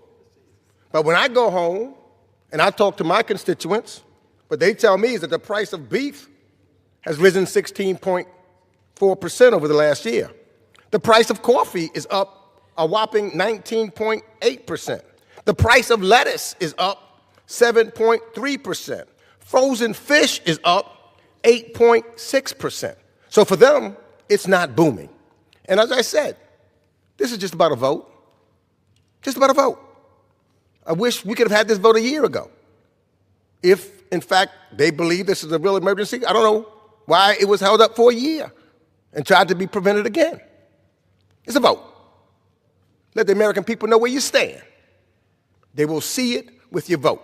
Do you stand with them, trying to fix the affordability crisis, or do you stand with Donald Trump and my Republican colleagues, who's just taking care of those that the economy is booming for, the billionaires of our country? I now yield 1 minute to the gentleman from Rhode Island, Representative Seth Magaziner. Thank Gentleman's you, recognized for 1 minute. Thank you. Mr. Speaker, President Trump's tariffs are raising costs on working people, and just like everything else that Donald Trump does, his tariffs are all about helping himself and his rich friends at the expense of everyday people. The big tech companies and the big oil companies have been donating millions of dollars to Trump's ballroom and lavishing him with gifts like a golden iPhone, and wouldn't you know it, he exempted them from the tariffs. But who is not exempt? The small businesses, the farmers, the restaurants, the small manufacturers who can't afford to go to Mar-a-Lago to ask for special deals. The builders who are paying thousands of dollars more for materials to buy new homes, and everyday people who are stuck with higher costs, working themselves to the bone, who can't keep up with their bills. You see, in Donald Trump's America, the rich and connected are always taken care of, and everyone else struggles. And for what? According to the Bureau of Labor Statistics report that came out today, we lost more than 100,000 manufacturing jobs last year. End these tariffs, stop this madness, lower costs for working people. I yield back. Gentleman yields. Members are reminded to refrain from engaging in personalities toward the president. Gentleman from New York, reserves. Gentleman from Florida. Mr. Speaker, my colleagues should educate themselves on what these tariffs are affecting. Third-party goods coming in from countries like China. I don't think they're growing much coffee in Canada. They might want to look at the map and look at the temperatures and where these items grow. I'm proud to yield 2 minutes to my colleague from Arizona, gentleman, Mr. Crane. Gentleman from Arizona is recognized for 2 minutes. Thank you, Mr. Speaker and Chairman Mast. I rise today in opposition to this resolution, which would terminate the President's national emergency in response to the flow of fentanyl across the northern border. As an Arizonan, I'm all too familiar with the destruction these weaponized opioids have caused. I fully support President Trump's mission to rid our nation of this poison. Under the previous administration, fentanyl claimed the lives of approximately 73,000 Americans per year and became the leading cause of death among those aged 18 to 45. President Trump was elected in part to confront this catastrophic crisis. Fentanyl affects constituents of every member of this body, regardless of political affiliation. As someone who has met with individuals devastated by this deadly substance, maintaining our momentum to stop the fentanyl must remain a top priority. Over the past year, the Trump administration urged Canada to work in coordination with our law enforcement partners to help stem the flow of dangerous narcotics. Unfortunately, our neighbors to the north have failed to adequately respond, prompting the administration to use leverage to bring them to the table. Now Democrats are on the House floor attempting to end the president's declaration, which would undermine efforts to prevent fentanyl-related deaths. It would be very unwise to tie the president's hands and remove this critical tool during an ongoing public health and national security crisis. I'm grateful for the leadership of Chairman Mast, and I applaud the administration's commitment to preventing addiction and overdoses. Thank you, Mr. Speaker and Chairman Mast. I yield. Gentleman yields. Gentleman from Florida. Reserve. Reserves. Gentleman from New York. I probably yield 2 minutes to the ranking member of the HVAC Western Hemisphere Subcommittee, the gentleman from Texas, Representative Castro. Gentleman from Texas is recognized. Mr. Speaker, I rise in strong support of H.J. Res. 72, the resolution to terminate President Trump's tariffs on Canada. Families in San Antonio and across this country are already struggling with the rising cost of living. The price of everything is going up. Groceries, housing, childcare, rent. When you go to the grocery store, beef prices are up 16%. Coffee is up nearly 20%. Instead of lowering costs, the president imposed tariffs on Canada, which is nothing more than a tax on American families, and started a trade war with one of our closest allies. Those tariffs don't just hurt American families, they threaten jobs in places like my hometown of San Antonio. Nearly half, 48% of San Antonio's exports go to Canada, the highest share of any major city in the country. Our economy is deeply tied to North American supply chains. Thousands of San Antonians work in aerospace, automotive manufacturing, energy machinery, semiconductors, and medical devices, exactly the high-paying industries we want to be growing here in the United States. These companies chose San Antonio because we're highly integrated into trade networks with Canada and Mexico. When tariffs go up, local businesses pay the price. When Canada retaliates, it becomes harder for our workers to sell their products abroad.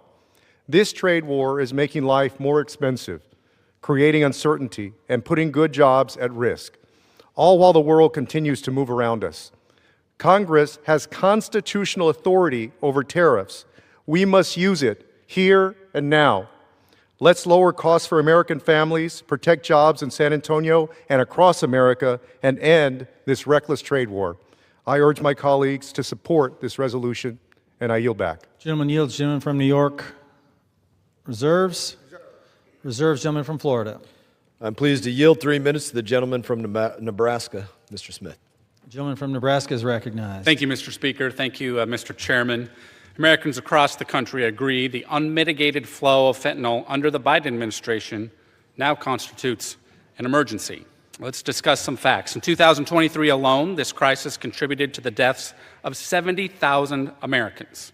Just 1 year, 2023, a number that only worsened the following year when the amount of fentanyl that crossed our border with Canada was actually enough to kill 9.5 million people, given that potential. Given this context, it is no surprise that between 2024 and 2025, under President Trump, fentanyl seizures at the northern border nearly doubled. As the supply of fentanyl is so tied to trade through the movement of precursor chemicals, the President has utilized trade policy to spur progress. While today's resolution is meant to debate the merits of the emergency created by the flow of fentanyl, our colleagues on the other side of the aisle will use this as a venue to debate trade policy. I've been watching. I certainly welcome my Democrats' interest, a relatively new interest in the trade policy following what I would say was 4 years of neglect on trade policy under President Biden. However, if we're serious about engaging in real reform, I believe that my colleagues would not just resort to political maneuvers. I'm not a fan of tariffs. That's no secret. I am in favor, however, of robust engagement with our trade partners. Let me be very clear. In trade, there is no stagnation. If we are not gaining ground, I think we're losing ground, and data would show that. And during the Biden administration, the president and this body were way too passive on our trade agenda. Right now, President Trump obviously is taking a new aggressive approach in order to level the playing field and address supply chains that have put Americans at risk. Beyond the gains made in addressing the fentanyl crisis and outside of the scope of this emergency, the president's engagement has led to significant gains for fairness throughout the global trading system. While Canada is one of our most important allies and trading partners and a friend, there have been a number of irritants in our economic relationship. Under President Trump's leadership, we have seen this change, most recently when Canada removed its discriminatory digital services tax. These productive, and I will say, oftentimes uncomfortable conversations must continue, though, as we strengthen and extend USMCA during this 2026 joint review. The President has at every turn reaffirmed his commitment to use tariffs as the means to drive these conversations, and Congress has delegated a number of tariff authorities to the executive. While we are ultimately debating the merits of the emergency, let me be clear. This approach will not change the President's tariff strategy, just the conditions. This body works best when engaging with the full context of the policy environment. As we await the Supreme Court's decision on whether tariffs lie within the authority of IEEPA, today's politically motivated vote, I believe, is premature.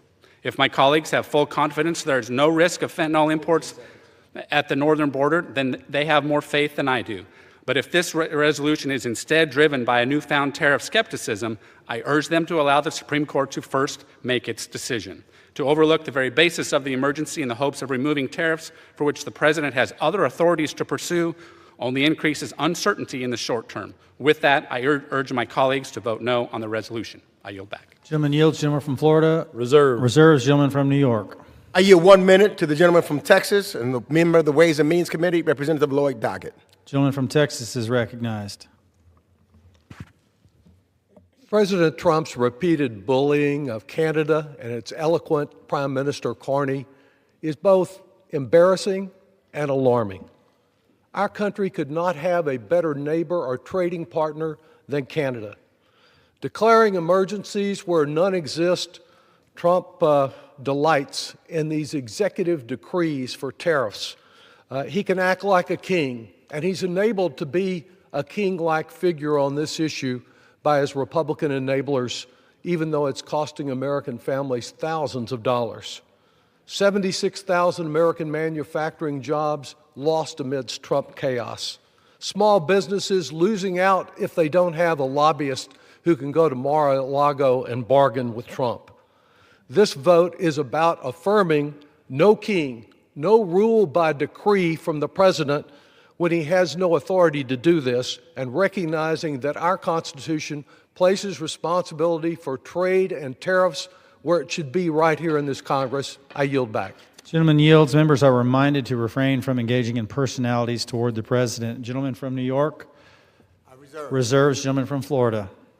I reserve, and I have no more speakers. Gentleman from Florida reserves. No remaining speakers. Gentleman from New York is recognized. I yield 1 minute to the gentleman from Nevada, Representative Stephen Horsford. The gentleman from Nevada is recognized for 1 minute. Thank you, Mr. Speaker. President Trump loves tariffs. He calls them beautiful. He says they protect American workers. But here's the whole hard, cold truth. The American people are paying them. Just today, the nonpartisan Congressional Budget Office confirmed what families already feel. American consumers are paying 95% of these tariffs. 95%. They pay at the grocery store. They pay in higher energy bills. They pay when small businesses shut their doors. And these blanket tariffs on Canada, they are a slap in the face to one of our closest trading allies. Canada is Nevada's top international visitor. Tourism in Las Vegas is already down 7.5%. Nationwide, Canadian travel is down 23%, a $4 billion hit to our economy. But today, thanks to Congressman Meeks, House Democrats and Republicans who are willing to stand up, Congress can take back its power. We can give the American people real relief today. The families sitting around their kitchen tables tonight deserve a government that will lower their cost and that will end these Trump tariff taxes. I urge this body to vote yes on this resolution. Gentleman yields. Gentleman from New York. I yield 1 minute and 30 seconds to the gentleman from Arizona, Representative Greg Stanton.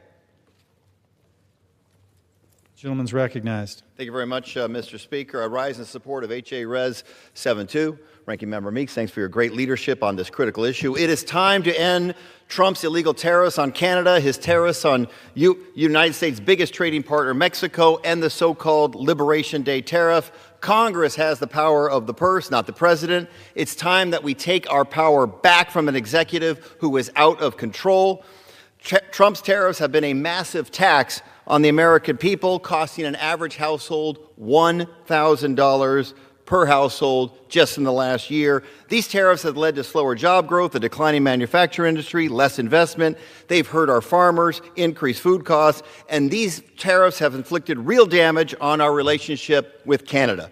Canada isn't just our neighbor, it's historically been one of our strongest military allies and biggest trading partners.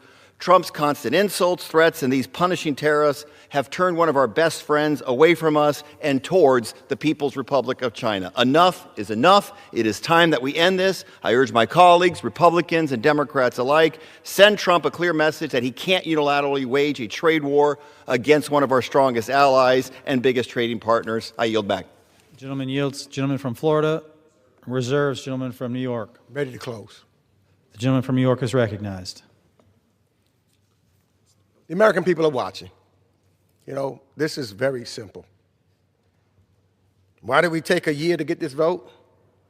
Because Trump's tariffs are unpopular, and the majority of Americans know it, and the majority of my colleagues on the other side of the aisle don't want to be on the record. Well, we're going to be on the record. We know that more than 60% of Americans disapprove of these tariffs. They know that the foreign governments don't pay these tariffs. They know that American families do. The farmers feel it. Small businesses feel it. Moms and dads feel it every time that they see the prices at the grocery store. So what this is, you know, we can go back and forth, but the American people are watching. They're the ultimate judges. They can see, they can hear. They know our friends. They know how Canada and Canadians are friendly to us in the United States of America. Closest partners. Many Canadians given their lives for us. So the American people can watch. And what this simply does, this resolution, we'll see.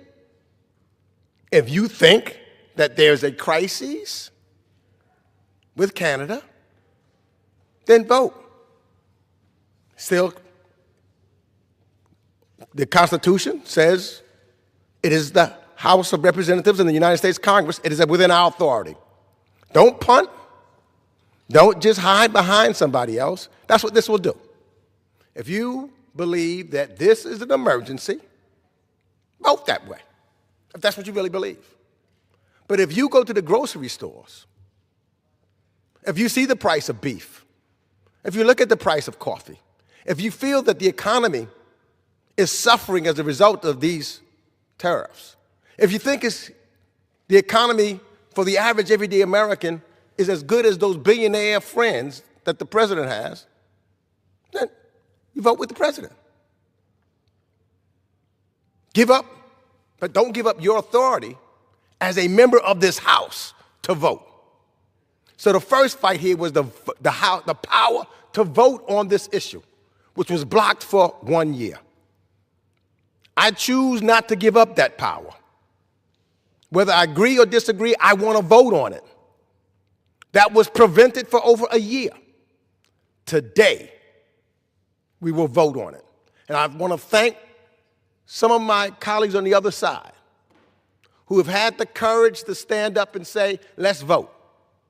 Let's vote on this and let the American people know how we stand. Let's vote on this to see if we believe that tariffs cause an affordability issue.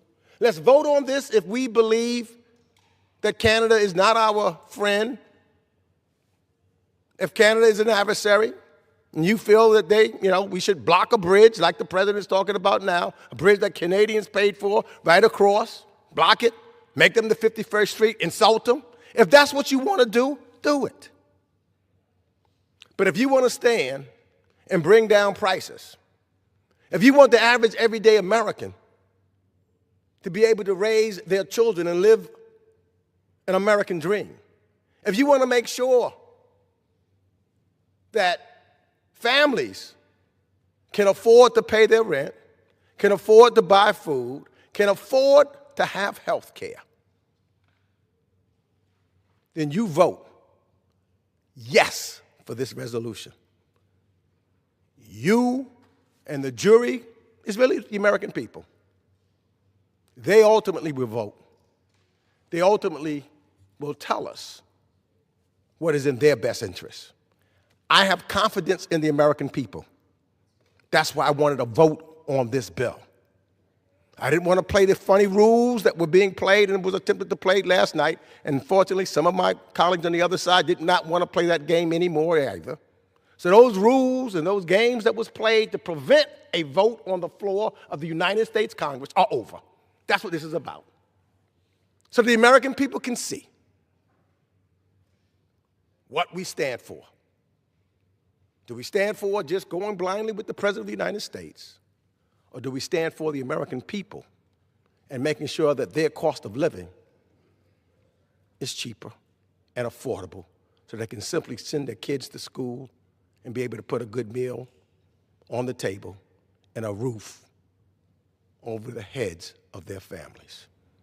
That's what this vote is about. With that, I yield back the balance of Gentleman from New York yields to the gentleman from Florida.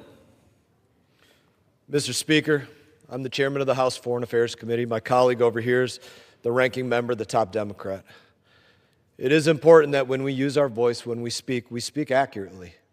Number one, they refuse to speak about the fact that this bill is about ending an emergency relating to a fentanyl crisis. And number two, every single item that they like to talk about tariffs and Canada, are literally items that are exempt from tariffs in Canada. It's very important, certainly as one of 435 in the House of Representatives, that you know what you're talking about. It is especially important as the number 2 person in the Foreign Affairs Committee that you know what you're talking about when you talk about tariffs. There are not Canada beef tariffs, not Canada potash tariffs, or dairy, or food, or grain, or fertilizer tariffs, and the list goes on and on. They mentioned coffee I don't know how many times. The only thing that there are tariffs on are things that are coming in from third-party countries into Canada and then coming into the United States of America. But if it's grown in Canada, there's not a tariff on it. It's very important that my colleagues know that and recognize that and speak accurately in the positions that they're in. But I want to go back to what this is about. My colleagues say there's no emergency. In fact, to quote my colleague, Mr. Meeks, if you think there is a crisis, if you think this is an emergency, then vote. Those were his words.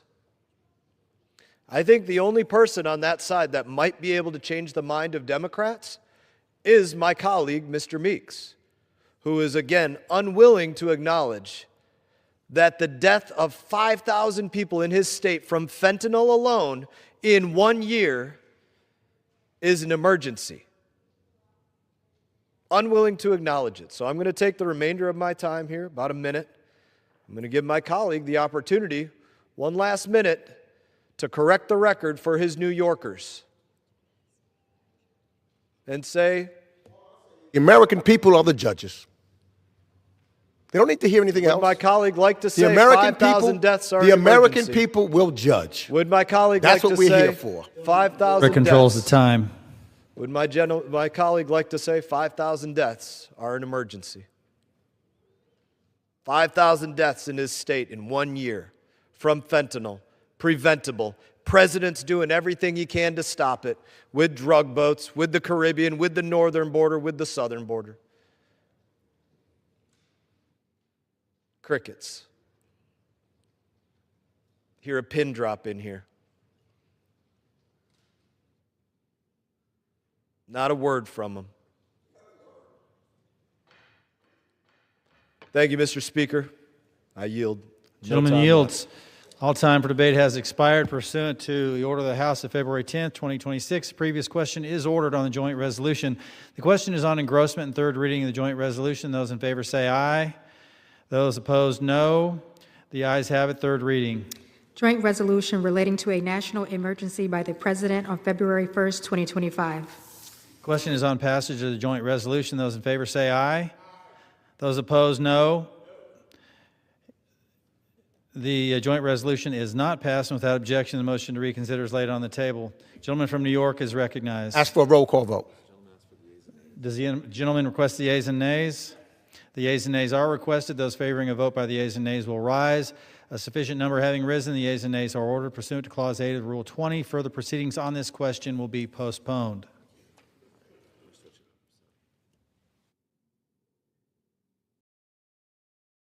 I will receive a message. Messages from the President of the United States.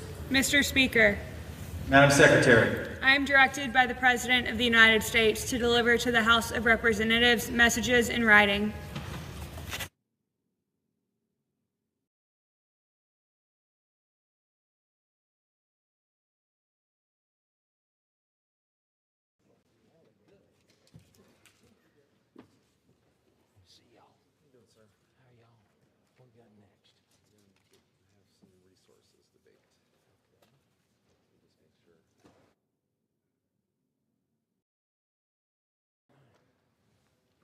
Rick.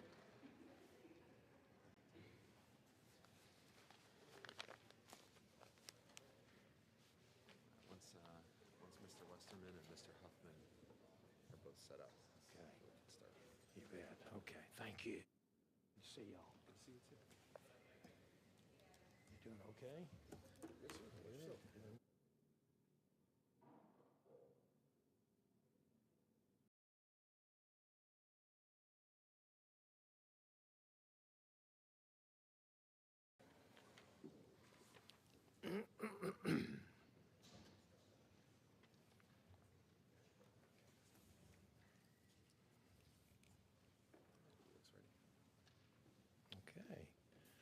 For what purpose does the gentleman from Arkansas, Mr. Westerman, seek recognition? Mr. Speaker, pursuant to House Resolution 1057, I call up H.R. 261 and ask for its immediate consideration in the House. The clerk will report the title of the bill. Union Calendar Number 146, H.R. 261, a bill to amend the National Marine Sanctuaries Act to prohibit requiring authorization for the installation, continued presence, operation, maintenance, repair, or recovery of undersea fiber optic cables in a national marine sanctuary if such activities have previously been authorized by a federal or state agency. Pursuant to House Resolution 1057, the amendment in the nature of a substitute recommended by the Committee on Natural Resources printed in the bill is adopted, and the bill as amended is considered read. The bill as amended shall be debatable for 1 hour, equally divided and controlled by the chair and ranking minority member of the Committee on Natural Resources or their respective designees. The gentleman from Arkansas, Mr. Westerman, and the gentleman from California, Mr. Huffman, will control 30 minutes. The chair now recognizes the gentleman from Arkansas, Mr. Westerman. Mr. Speaker, I ask unanimous consent that all members have 5 legislative days to revise and extend their remarks and to include extraneous material on H.R. 261. Without objection. Mr. Speaker, I yield myself such time as I may consume. Unrecognized. I rise in strong support of H.R. 261, sponsored by Congressman Buddy Carter of Georgia. Undersea cables play a crucial role in the global economy. These cables are roughly 1 to 2 inches in diameter, yet they crisscross the globe and carry approximately 95% of global internet traffic, facilitating trillions of dollars in global financial transactions. The Undersea Cable Protection Act of 2025 eliminates the requirement for undersea cables to obtain a special use permit under the National Marine Sanctuaries Act as a condition to route these projects through a national marine sanctuary. Undersea cables are and will continue to be subject to numerous environmental statutes, including the National Environmental Policy Act, the Endangered Species Act, the Marine Mammal Protection Act, the Magnuson-Stevens Act, the National Historic Preservation Act, and the Coastal Zone Management Act. And these are just statutes in the Committee on Natural Resources jurisdiction. Many of these laws are implemented by the National Oceanic and Atmospheric Administration, or NOAA. We will hear from our friends on the other side of the aisle that this bill hinders NOAA's ability to conduct an environmental review of these projects. That's simply not true. What is true, however, is that the special use permit, which under current law only lasts 5 years, has caused national marine sanctuaries to effectively become no-go zones for undersea cables. This means reduced route diversity, consolidation of cable landing zones, and an increased threat to our national security. Notably, this dynamic does not just cause stress on the physical infrastructure of these projects. Many of us are aware of the stories from around the world of undersea cables being severed, with recent examples of this occurring in both Taiwan and the Baltic. In the United States, as these cables have a limited number of landing areas, our adversaries would have the ability to cut off an increasing portion of communications, internet activity, and financial transactions by attacking just a few points. Combine this looming threat with the increasing number of cables required in the coming years to keep pace with demand and their growing role as critical infrastructure in our daily lives, and failure to support the continued development of these projects could pose a grave national security risk. Removing the requirement for special use permit advances the objectives of House Republicans and the administration to reduce regulatory burdens and encourage American competitiveness, an objective that President Trump emphasized when he signed Executive Order 14267, reducing anti-competitive regulatory barriers. Advancing this legislation will allow for the deployment of undersea cables while providing appropriate protection of our marine resources. I urge my colleagues to support the legislation, and I reserve the balance of my time. Gentleman reserves. The gentleman from California is recognized. Thank you, Mr. Speaker. So I think we've figured out the rhythm, the prime directive here for Republican governance these days. First, they slash the services that working families actually depend on, and then they turn around and hand the savings over to their billionaire friends. They do it time and again, rinse, lather, and repeat. And so what do we have on the floor this week? You guessed it. It is another corporate handout, this time to the biggest tech oligarchs in the world. These folks have shown that if you've got enough money, if you're willing to bend the knee, you can pretty much get anything you want these days under MAGA Republican governance. And so every time we try to add protections and regulations to their platforms that would keep users and children safe, they stop it. Every time we try to do something about the disinformation they allow to run rampant in order to appease the White House and cater to extremists, they stop it. And now they have schmoozed their way into getting Republicans to add another huge giveaway to this long favor list of theirs, millions of dollars in savings so that they can run cables through our national marine sanctuaries for free. So I have to ask, what is the end game here? Where does it stop? Are we systematically privatizing every piece of America's natural heritage for the richest and most powerful corporations in the world? Because that's exactly where H.R. 261 seems to be taking us. It rigs the game so that, for example, family fishing operations, dive boat captains, whale watching guides, the other businesses that operate in marine sanctuaries have to navigate regulations. They have to play by the rules and pay fees, but not the big tech oligarchs. These conglomerates worth hundreds of billions of dollars get special treatment and exemptions. Our national marine sanctuaries encompass over 500,000 square miles of America's most precious underwater ecosystems. They are economic engines generating billions in tourism revenue, sustaining entire coastal economies. They're living laboratories also, where families snorkel with sea turtles, divers explore historic shipwrecks, scientists unlock climate secrets. But this legislation would let tech moguls bulldoze right through these waters with industrial-scale operations, massive drill rigs, heavy machinery, construction fleets, all without the environmental review that everyone else would have to undergo. The sponsors insist that these undersea cables are just little needles in a haystack, and they'll probably hold up a little segment of one of these cables to try to suggest these are just needles in a haystack. And it is true that the fiber optic lines themselves are thin, but the installation process is anything but delicate. We are talking about seafloor excavation projects that can obliterate coral reefs and hurt marine mammals across vast swaths of the ocean. And what could go wrong when these projects are happening on the seafloor? Well, we can look at what Meta tried to do off of the Pacific Northwest coast. Their drilling operation collapsed, scattered pipes and toxic fluids and heavy equipment across the seafloor like an underwater junkyard, and then the company just wrote a tiny check and left town.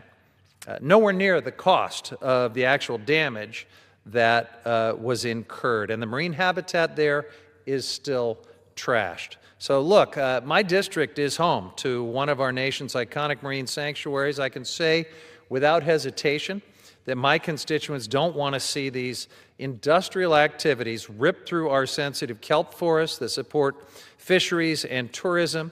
No project in these places should happen without very careful study, without mitigation, and most importantly, without paying their fair share. And this bill would let tech executives treat these national treasures off our coast like some kind of an industrial sacrifice zone without even paying a cent for the use of these resources. The National Marine Sanctuaries Act is the only statute requiring compatibility with the conservation objectives of each sanctuary. If you strip that away, as this bill would do, you have created a regulatory sacrifice zone. And House Republicans can't even identify which licenses and permits would qualify in this bill in lieu of the special use permit process that would ordinarily apply. Mr. Speaker, how can we look the American people in the eye and assure them that no environmental safeguards are going away when we don't even have that very basic information? The truth is, for many in the majority, the details just don't matter. Meta and Amazon is what matters, and they want this legislation. The majority is willing to take it at face value. Just pass this along, no questions asked, give the oligarchs what they want. Democrats have proposed amendments to this legislation, common sense protections, a mandatory insurance coverage requirement, for example, off-limit zones for very sensitive habitats, standard user fees like these oligarchs pay whenever they run one of these projects on land. Our amendment would have allowed the basics of H.R. 261 to move forward, allowing an alternative process to the current special use permit, while preserving some of these basic operational guardrails to ensure the protection of these very special and fragile places. And the majority shot down every one of these proposals. This is not about efficiency. It's about preferential treatment for oligarchs like Meta and Amazon. Now consider this. When telecom companies want to access our national forests for one of these projects, they pay rent. When they cross national parks, they pay fees. But somehow marine sanctuaries are supposed to be free. That's nothing more than a corporate giveaway and a terrible precedent that won't stop with our marine sanctuaries. The sponsors wrap this handout in national security rhetoric. We've already heard some of it from the chairman. They claim that there is an urgent telecommunications crisis. And it's important to remember, Mr. Speaker, that these are multi-billion-dollar projects spanning years and thousands of miles. They make their maps public. Everyone knows where these projects are taking place. And the cost of environmental assessments is pocket change for these operations, but it could mean the difference between healthy habitats and destroyed resources in our national marine sanctuaries. So here's what really stinks about this bill. While working American families are facing an affordability crisis, our Republican friends prioritize special favors like this for the wealthiest corporations on the planet, companies that could easily afford to just follow the rules and just pay a fair market rate for access to these places. This sets a terrible precedent. We're witnessing the wholesale commercialization of America's natural inheritance, one sweetheart deal at a time. Today it's cables in sanctuaries. Tomorrow it's mining in a national monument. Next week, drilling in national seashores.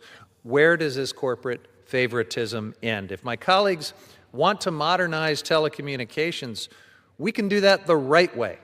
Let's invest in broadband infrastructure. Let's address transmission issues. We can incentivize clean, local, renewable energy. We can end President Trump's crazy war on clean energy.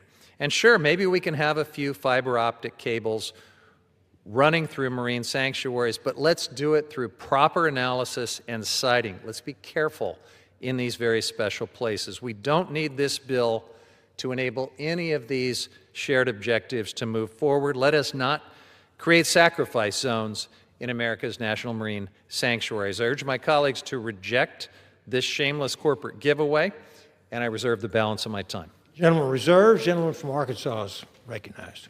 Mr. Speaker, I think it's important that we understand exactly what's going on here. And if you look at this map, and this is an example along the California coast, these pink areas are national marine sanctuaries. And you have this one zone down here by Morro Bay and Grover Beach where cables can actually leave the shore. And you can see the concentration of all the existing cables in this area. Now, it's possible to put a cable across a marine sanctuary right now. There was a rule passed in 2002, I believe, that set up this special use permit. The problem is it gave a 5-year special use permit, and these are 25-plus year projects when you put one of these cables in. Now, NOAA had the assignment to come up with what the least cost would be to put these cables across a marine sanctuary. And in all of NOAA's infinite wisdom, they came up with a price tag of $40,000 to $100,000 per mile, subject to inflation. So nobody's gotten one of these permits. Nobody's put a cable across because this rule by the federal government has disincentivized all of these companies from being able to run cables, which seems to be what the purpose of the rule was in the first place, just to keep cables out of the marine sanctuaries.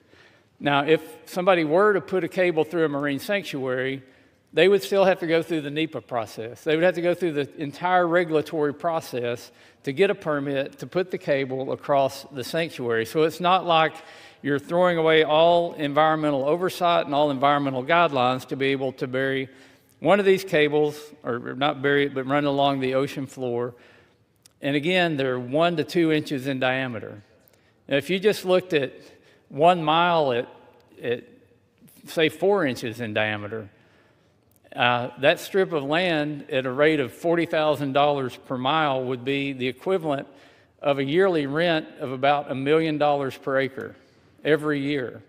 So the whole rule and the law was stacked against doing anything, and that's exactly what's happened. We want to open this up where American companies can invest in American fiber cables so that we can communicate across the ocean. We can get away from all this consolidation in one area where it's easy to target. With that, Mr. Speaker, I yield 3 minutes to the gentleman from Georgia, the lead sponsor of this legislation, Mr. Buddy Carter. I thank the gentleman for yielding. Gentleman from Georgia is recognized. Mr. Speaker, I rise in support of my bill, H.R. 261, the Undersea Cable Protection Act of 2025. Undersea fiber optic cables carry roughly 95% of all intercontinental internet traffic and nearly all transoceanic digital communications. Trillions of dollars in financial transactions, trillions. Global trade data, cloud computing, and secure government communications depend on these cables every single day. They are critical infrastructure, just as essential as ports, as pipelines, or power grids. Yet despite their importance, the United States has allowed overregulation and duplicate permitting to stand in the way of deploying and maintaining this infrastructure, especially on the West Coast, where permitting delays and overlapping approvals have made it effectively impossible to lay new cables in certain areas for decades. The chairman just described what we're talking about here. These projects weren't stopped because they failed environmental review. They were stopped because of bureaucracy. That's the problem H.R. 261 is designed to fix. Today, even when an undersea cable project has already received full authorization from a federal or state agency, it can still be forced through an additional duplicate permitting process within national marine sanctuaries. That extra layer adds years of delay, drives up costs, and discourages investment without providing meaningful environmental protection. H.R. 261 clarifies that once a project has been lawfully approved at the state and federal levels, it should not be required to obtain an additional permit for the same activity.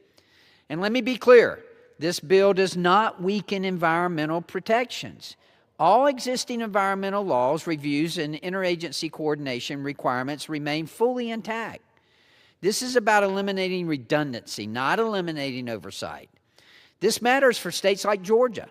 Georgia's economy depends on global connectivity, from the Port of Savannah and our logistics and supply chain networks to manufacturing defense contractors, data centers, and a growing technology sector. Reliable undersea cable infrastructure supports jobs, it supports trade and economic growth across the country. There is also a serious national security component to this. Undersea cables carry sensitive government and military communications. Delays in installing, repairing, or maintaining this infrastructure create real vulnerability to our national security. Even today, our adversaries like China are actively targeting global communication networks, especially cutting undersea cables that connect us to our allies like Japan, Korea, and Taiwan. Secure, resilient connectivity is not optional. It is a strategic necessity. H.R. 261 is a solution that offers a balanced, common-sense solution. It cuts unnecessary red tape, it preserves environmental safeguards, it strengthens our economy, and most importantly, it protects America's national security. I implore this Congress to pass this legislation to secure America's technological dominance and fortify our national security. I urge my colleagues to support H.R. 261, and I yield back. Gentleman's time's expired. The gentleman from Arkansas is recognized. I reserve. Gentleman reserves. Gentleman from California is recognized. Thank you, Mr. Speaker. It's a little bit rich to suggest that if this became law, we would lose no environmental protections. This bill eliminates the special use permit under which the folks who protect our national marine sanctuaries make sure that there is proper siting and proper environmental review and proper mitigation and proper accountability for when things go wrong, and things do go wrong. So the one example I can hold out is in Olympic Coast National Marine Sanctuary, because that is something that went through the special use permit process, one of these undersea cable landings, and things got very complicated. Thankfully, the National Park Service was able to charge market rent for the rights to go through this area, and it turns out that was a good thing because there were all sorts of complications. In fact, there's still all types of ongoing repair and monitoring, areas where things weren't installed properly, where there was all sorts of damage that wasn't foreseen on the front end. So, you know, having that fair market value paid in the first place and then retained by the federal agency that may need to follow up and make sure that these special places are protected is very, very important. Now, Mr. Westerman has suggested that the existing special use permit sets a fair market value that's just so prohibitive that none of these landings will ever happen in marine sanctuaries. The estimates from lobbyists are that without this bill, 2 20-mile segments through a California sanctuary would cost these huge tech companies between $2.8 million and $7 million per year. And to just put that in perspective, in the time that we have been arguing, these companies have made more than that. This is pocket change.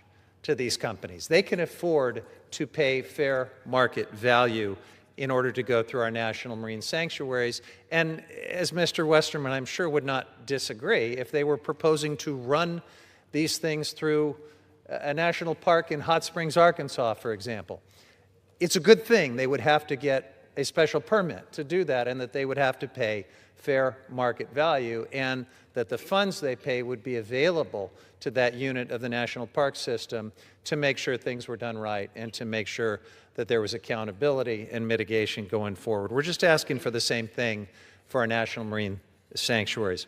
And with that, I reserve the balance of my time. Gentleman reserves. Gentleman from Arkansas is recognized.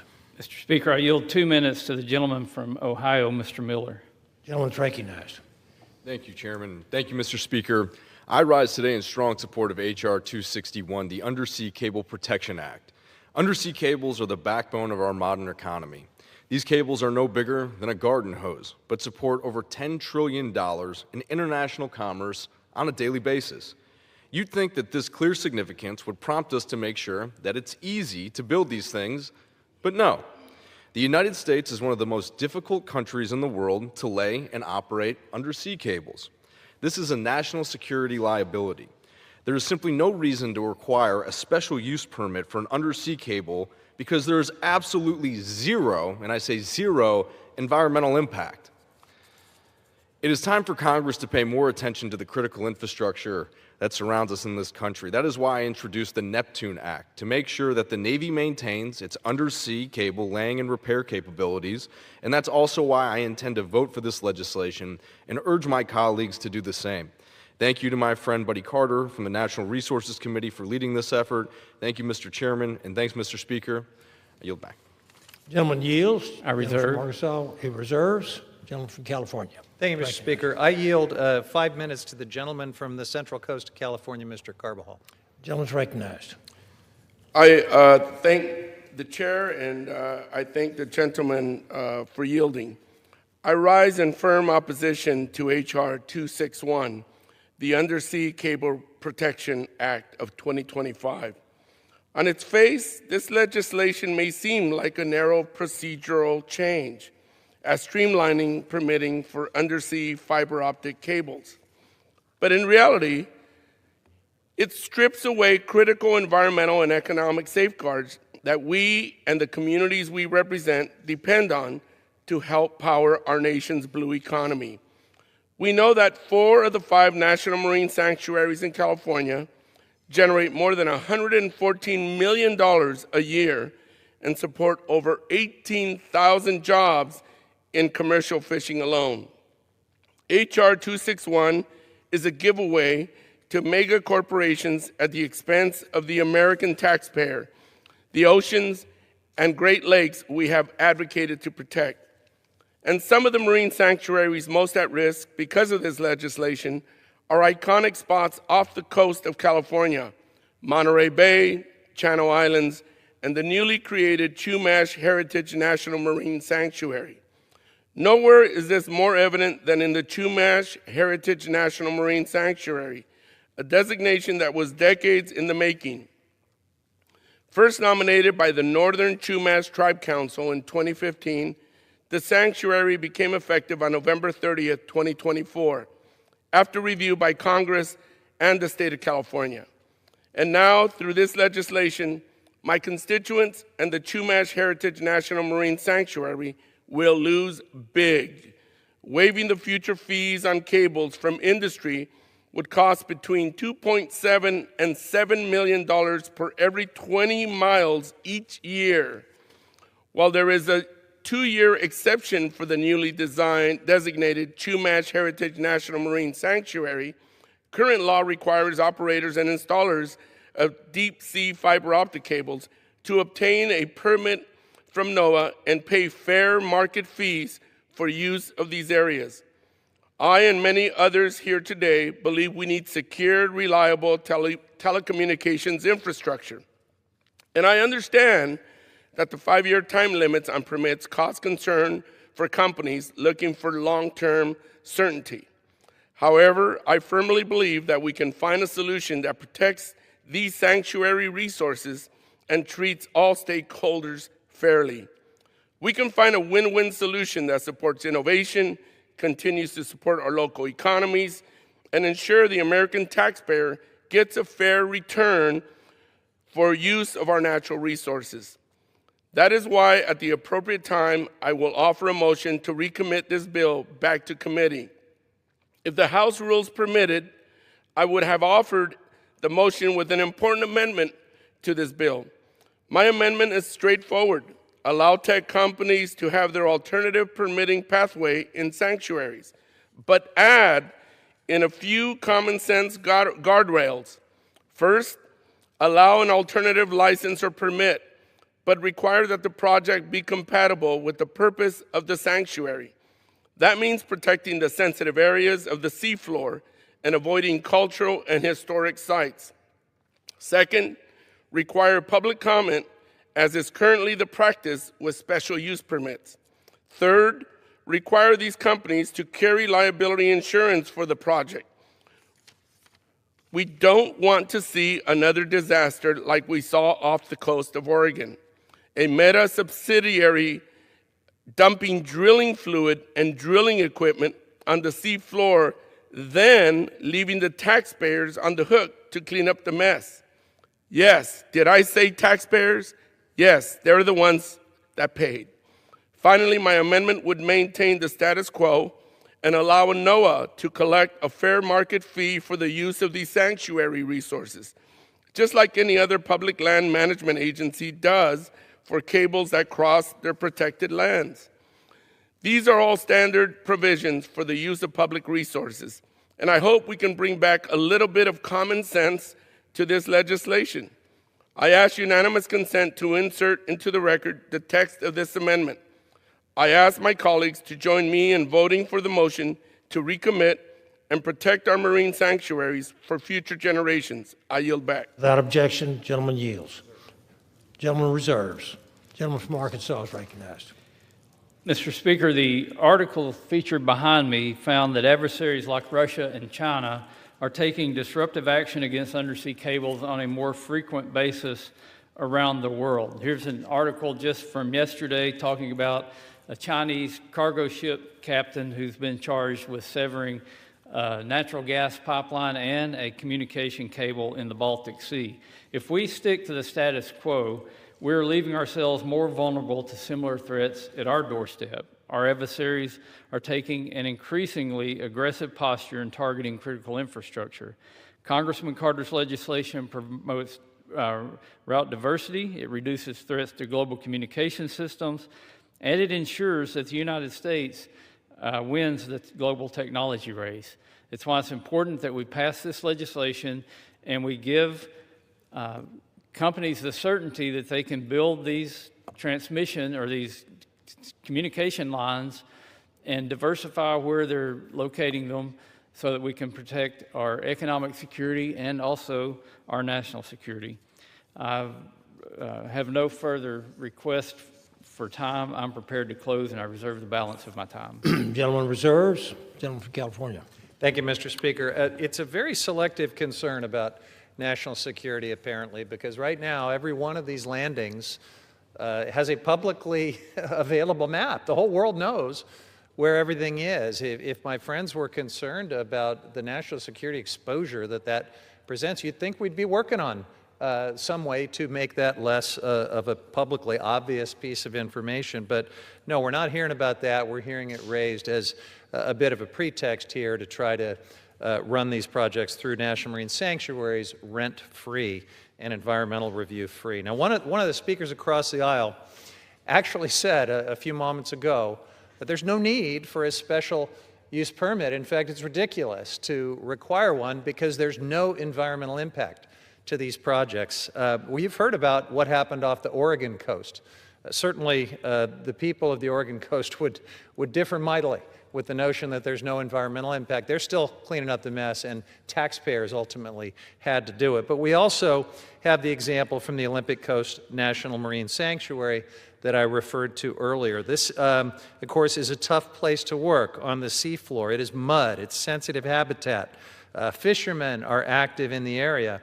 And there are national security assets there. There's the Northwest Training and Testing Range. So it's a complicated place to do a project like this. And it's a good thing that NOAA was able to charge market fees when they approved a special use permit that took into account all of these complexities, because those fees ended up being very, very necessary. This project had huge issues over the last 25 years. The sea plow that was used to trench across the sanctuary left a 3-meter wide gash across the seafloor that is still recovering. So tell me about no environmental impacts. The installation company never did post-project monitoring, and so they left the project without checking that the cables were even buried to the correct depths. And NOAA had to come back in with submersible equipment to monitor the cables, and it's a good thing they had the resources to do that from those market fees, because they found numerous locations where the cable was exposed, floating above the seafloor, putting the fiber optic infrastructure itself at risk if we care about national security and telecommunications integrity, and posing a danger to other sanctuary users and their gear. A fishing boat, for example, could have easily gotten snagged on some of these exposed loose cables, taking down the entire network, destroying equipment that a small business fisherman had invested in.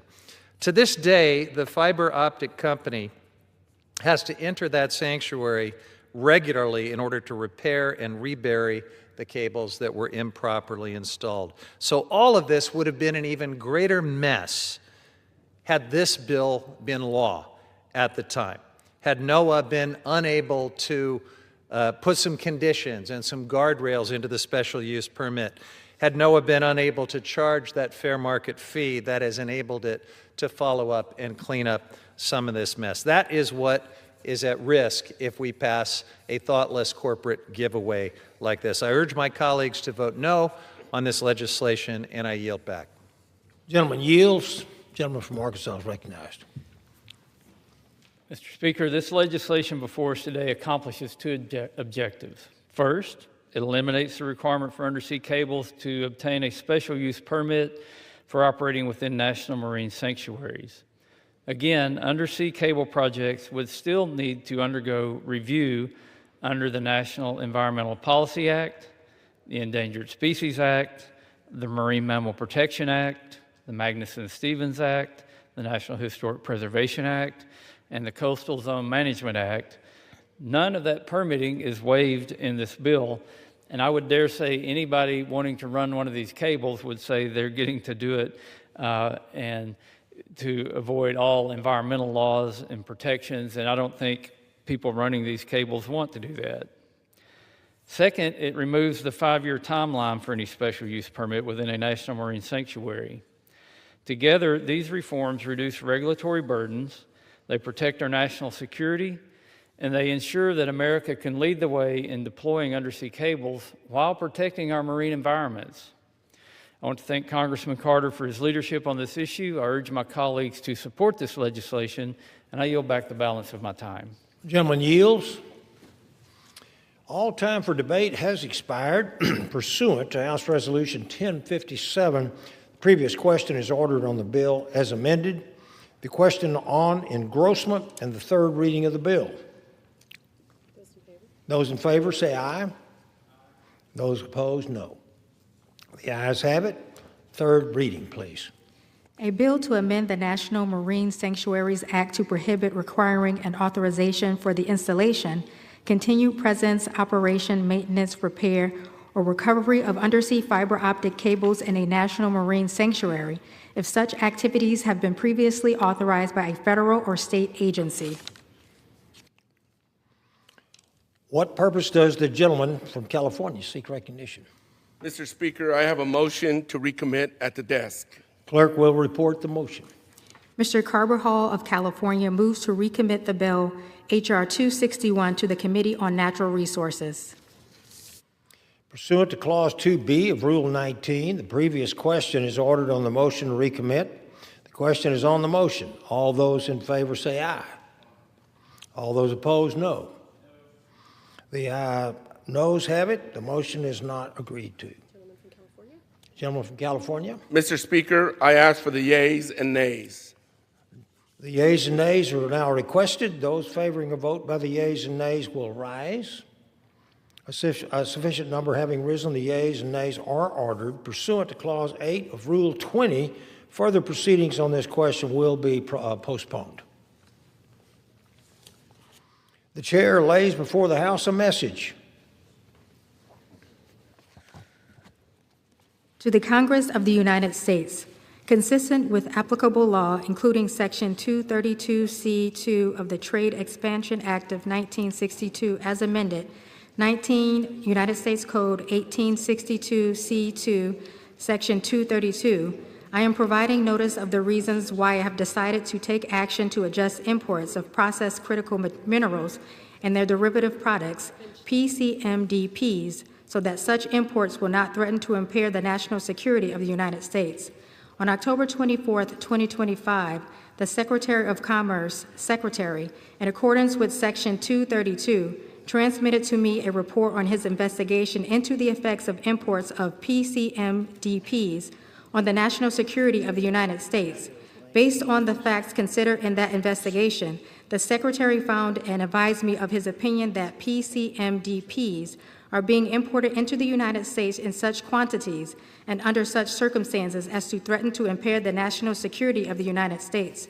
In Proclamation 11001 of January 4, 2026, adjusting imports of processed critical minerals and their derivative products into the United States, proclamation, after considering the Secretary's report, the factors in Section 232D, 19 United States Code 1862D, and other relevant factors and information, I concurred with the Secretary's findings that PCMDPs are being imported into the United States in quantities and under circumstances that threaten to impair the national security of the United States.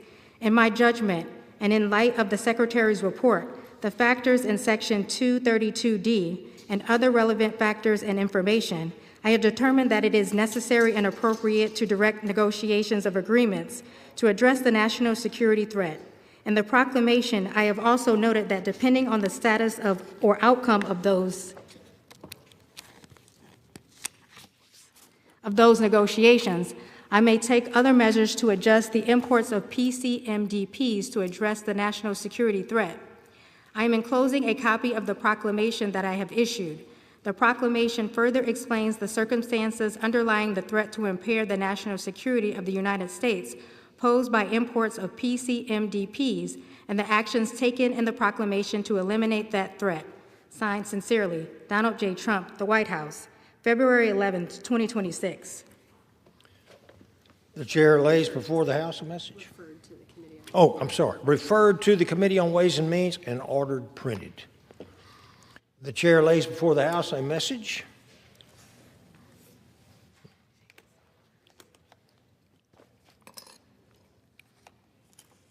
To the Congress of the United States, consistent with applicable law, including Section 232C2 of the Trade Expansion Act of 1962 as amended, 19 United States Code 1862C2, Section 232, I am providing notice of the reasons why I have decided to take action to adjust imports of medium and heavy-duty vehicles, MHDVs, and medium and heavy-duty vehicles parts, MHDVPS, and buses so that such imports will not threaten to impair the national security of the United States.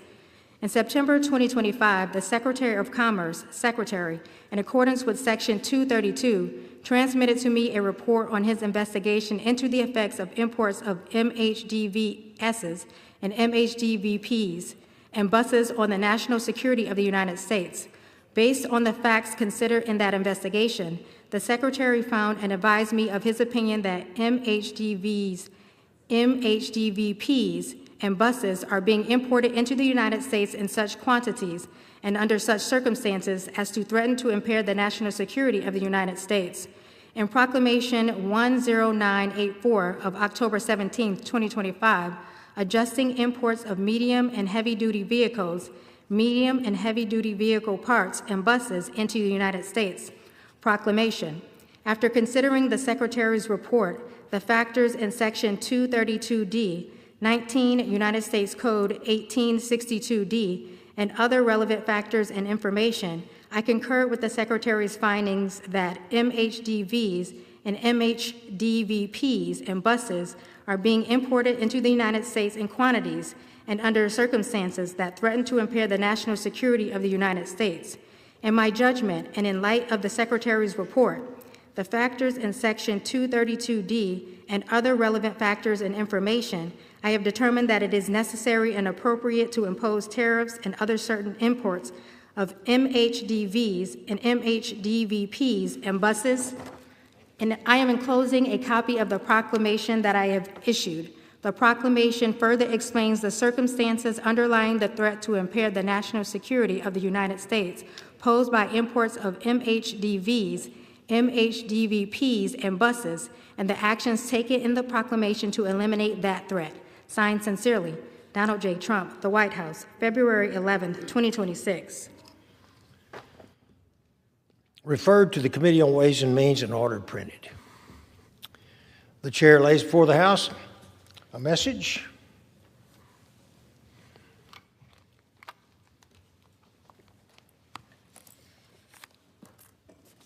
To the Congress of the United States, consistent with applicable law, including Section 232C2 of the Trade Expansion Act of 1962 as amended, 19 United States Code 1862C2, Section 232, I am providing notice of the reasons why I have decided to take action to adjust imports of semiconductor manufacturing equipment and their derivative products so that such imports will not threaten to impair the national security of the United States. On December 22, 2025, the Secretary of Commerce, Secretary, in accordance with Section 232, transmitted to me a report on his investigation into the effects of imports of semiconductor manufacturing equipment, and their derivative products on the national security of the United States. Based on the facts considered in that investigation, the Secretary found and advised me of his opinion that semiconductor manufacturing equipment and their derivative products are being imported into the United States in such quantities and under such circumstances as to threaten to impair the national security of the United States. In Proclamation 11002 of January 14, 2026, adjusting imports of semiconductor manufacturing equipment and their derivative products into the United States, proclamation, after considering the Secretary's report, the factors in Section 232D, 19 United States Code 1862D, and other relevant factors and information, among other things, I concurred with the Secretary's findings that semiconductor manufacturing equipment and their derivatives are being imported into the United States in quantities and under such circumstances that threaten to impair the national security of the United States. In my judgment, and in light of the Secretary's report, the factors in Section 232D and other relevant factors and information, I have determined that it is necessary and appropriate to direct negotiations of agreements to address the national security threat. In the proclamation, I also noted that depending on the status or resolution of those negotiations, I may take other measures to adjust the imports of semiconductor manufacturing equipment, and their derivatives to address the national security threat. I also determined that it is necessary and appropriate to impose an immediate ad valorem duty rate on the import of certain advanced computing chips and certain derivative products to address the national security threat found in the proclamation. I am enclosing a copy of the proclamation that I have issued. The proclamation further explains the circumstances underlying the threat to impair the national security of the United States posed by imports of semiconductor manufacturing equipment, and their derivative products, and the actions taken in the proclamation to eliminate that threat. Signed sincerely, Donald J. Trump, the White House, February 11, 2026. Referred to the Committee on Ways and Means and ordered printed. Pursuant to Clause 12A of Rule 1, the Chair now declares the House in recess subject to the call of the Chair.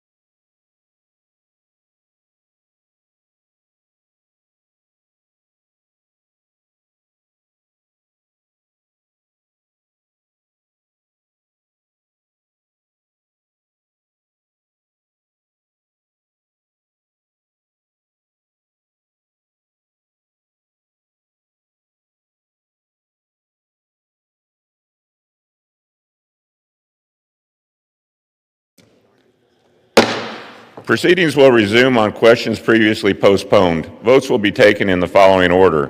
The motion to recommit on H.R. 3617, passage of H.R. 3617 if ordered, passage of House Joint Resolution on 72, the motion to recommit on H.R. 261, passage of H.R. 261 if ordered, the motion to commit on Senate 1883 and 1383, and passage of Senate 1383 if ordered.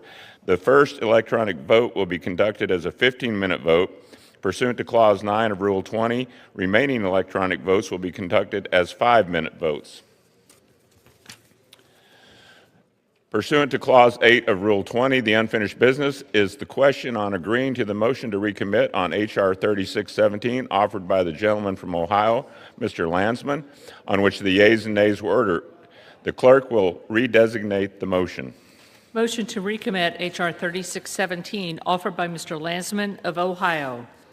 The question is on agreeing to the motion to recommit. Members will record their votes by electronic device. This is a 15-minute vote.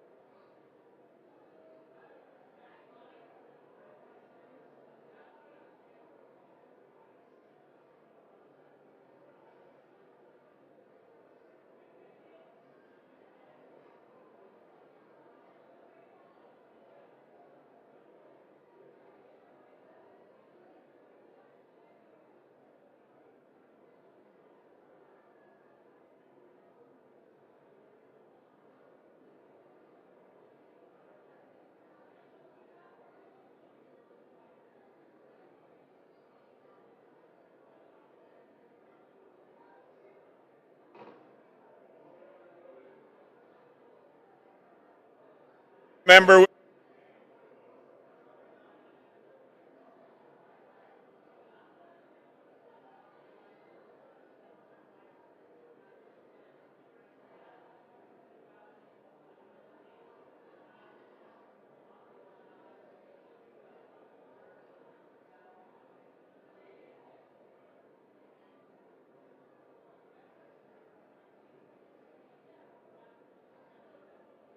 On this vote, the yeas are 214 and the nays are 215. The motion is not adopted.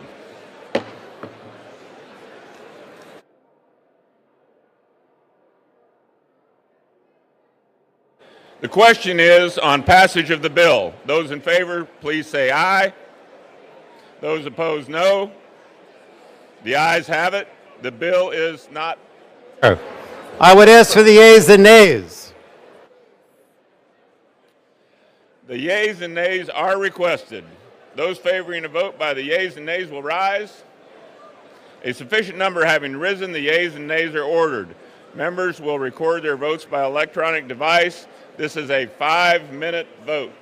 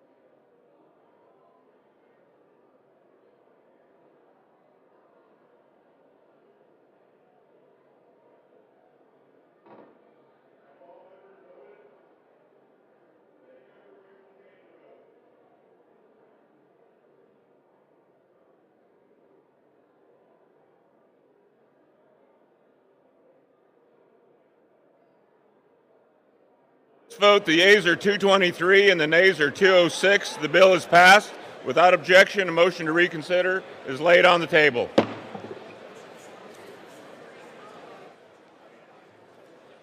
Pursuant to Clause 8 of Rule 20, the unfinished business is the vote on passage of House Joint Resolution 72, on which the yeas and nays are ordered.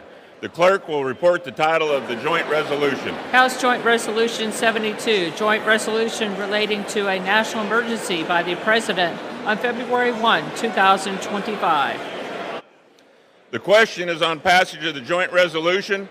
Members will record their votes by electronic device. This is a 5-minute vote.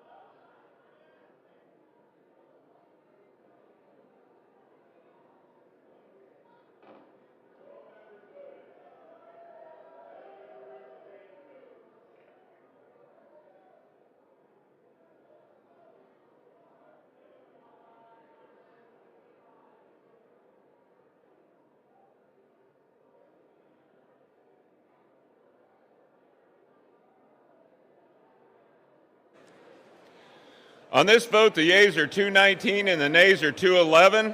The joint resolution is passed. Without objection, the motion to reconsider is laid on the table.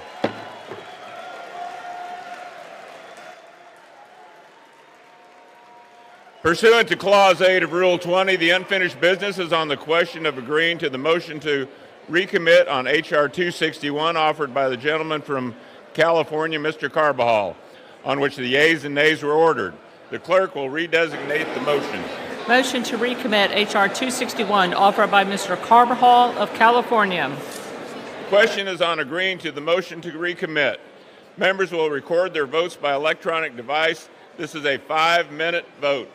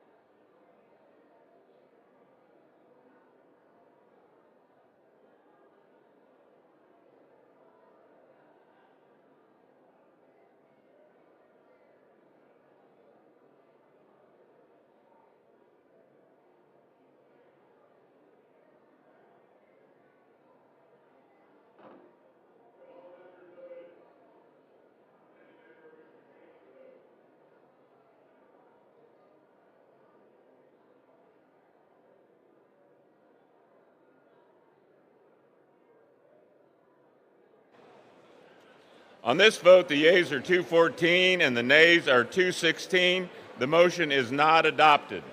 The question is on passage of the bill. Those in favor, please say aye. Those opposed say no. The ayes have it. The bill is passed. For what purpose? Request the yeas and nays. Is that what? The yeas and nays are requested. Those favoring a vote by the yeas and nays will rise. A sufficient number having risen, the yeas and nays are ordered. Members will record their votes by electronic device. This is a 5-minute vote.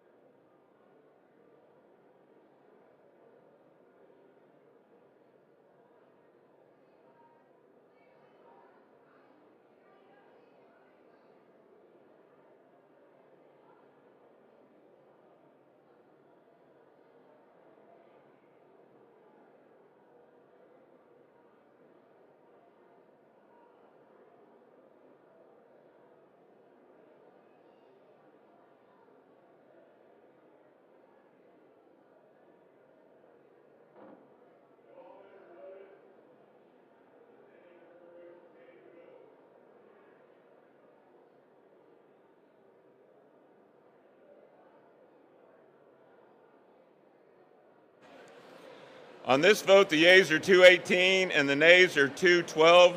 The bill is passed without objection. A motion to reconsider is laid on the table. Without objection, the title is amended.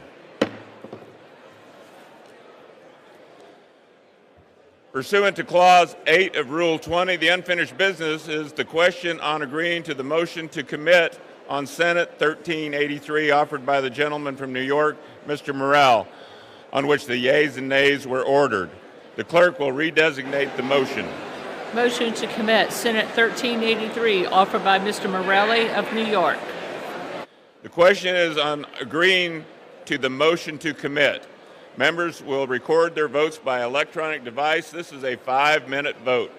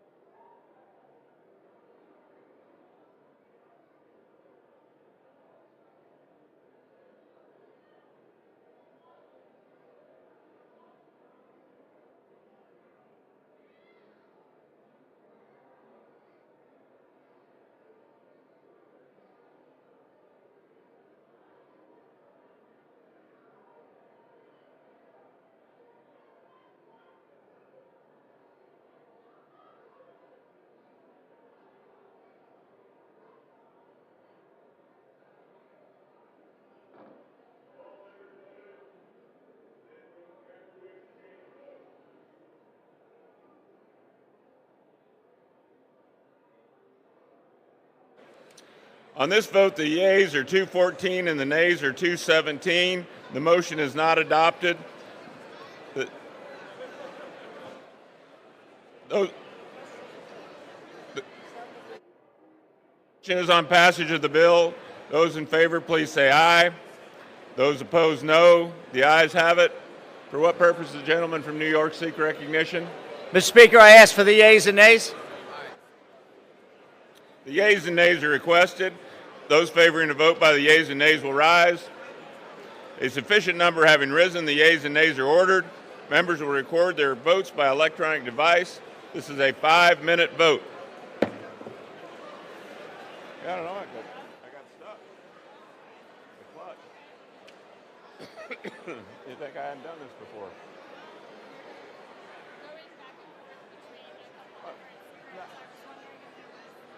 No, it's funny that sometimes you do that, and then this looks like subtitles or whatever, like in a book, references. Yeah. And I just kind of clutched on that one. This one will be interesting. I'm curious how we pull some down. We did 4 last year. As I was saying, I don't know if you were standing here when I was talking about the polling on this, but 71 or 72.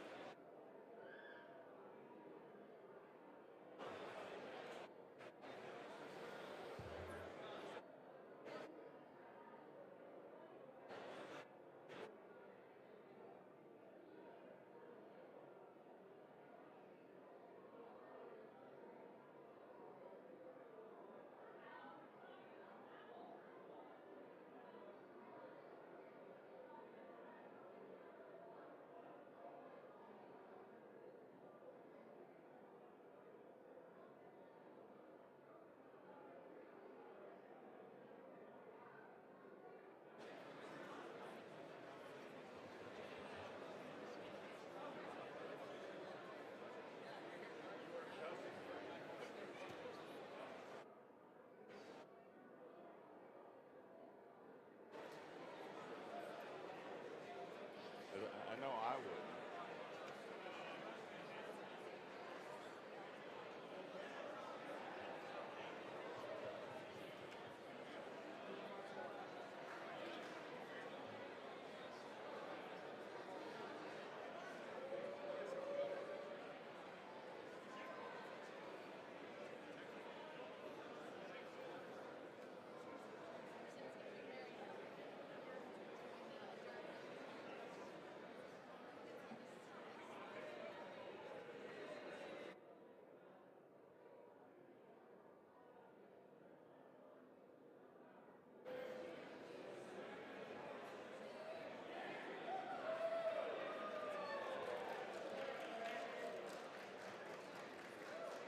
They said they could hear us on TV.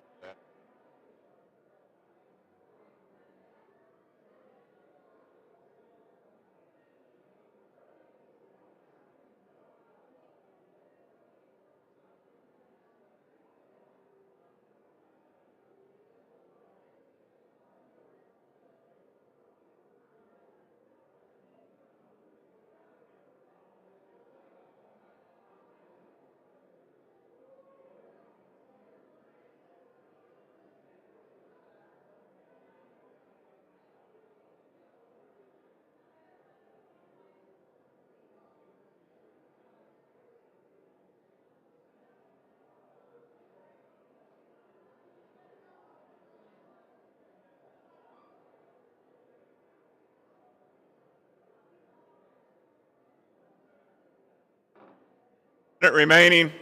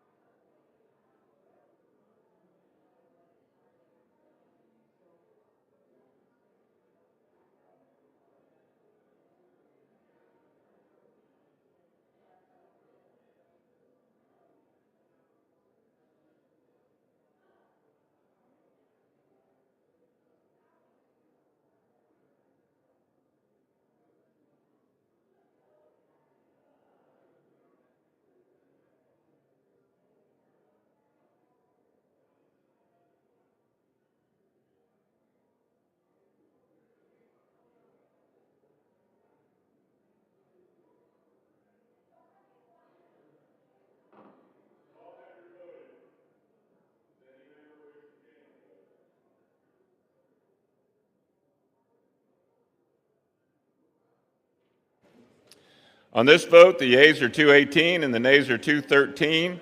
The bill is passed. Without objection, a motion to reconsider is laid on the table.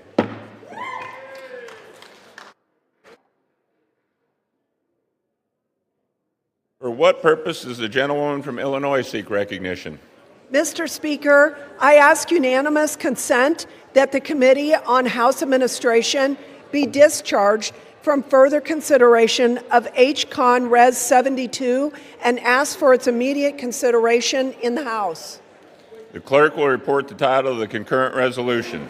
House Concurrent Resolution 72, concurrent resolution authorizing the use of Emancipation Hall in the Capitol Visitor Center for a ceremony as part of the commemorative of the Days of Remembrance of Victims of the Holocaust.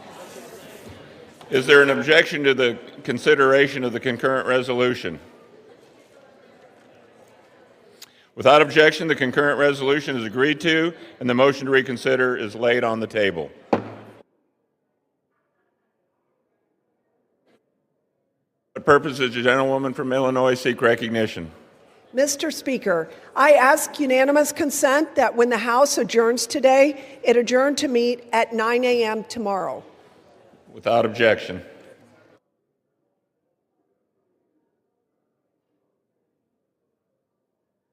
For what purpose does the gentlewoman from Pennsylvania seek recognition?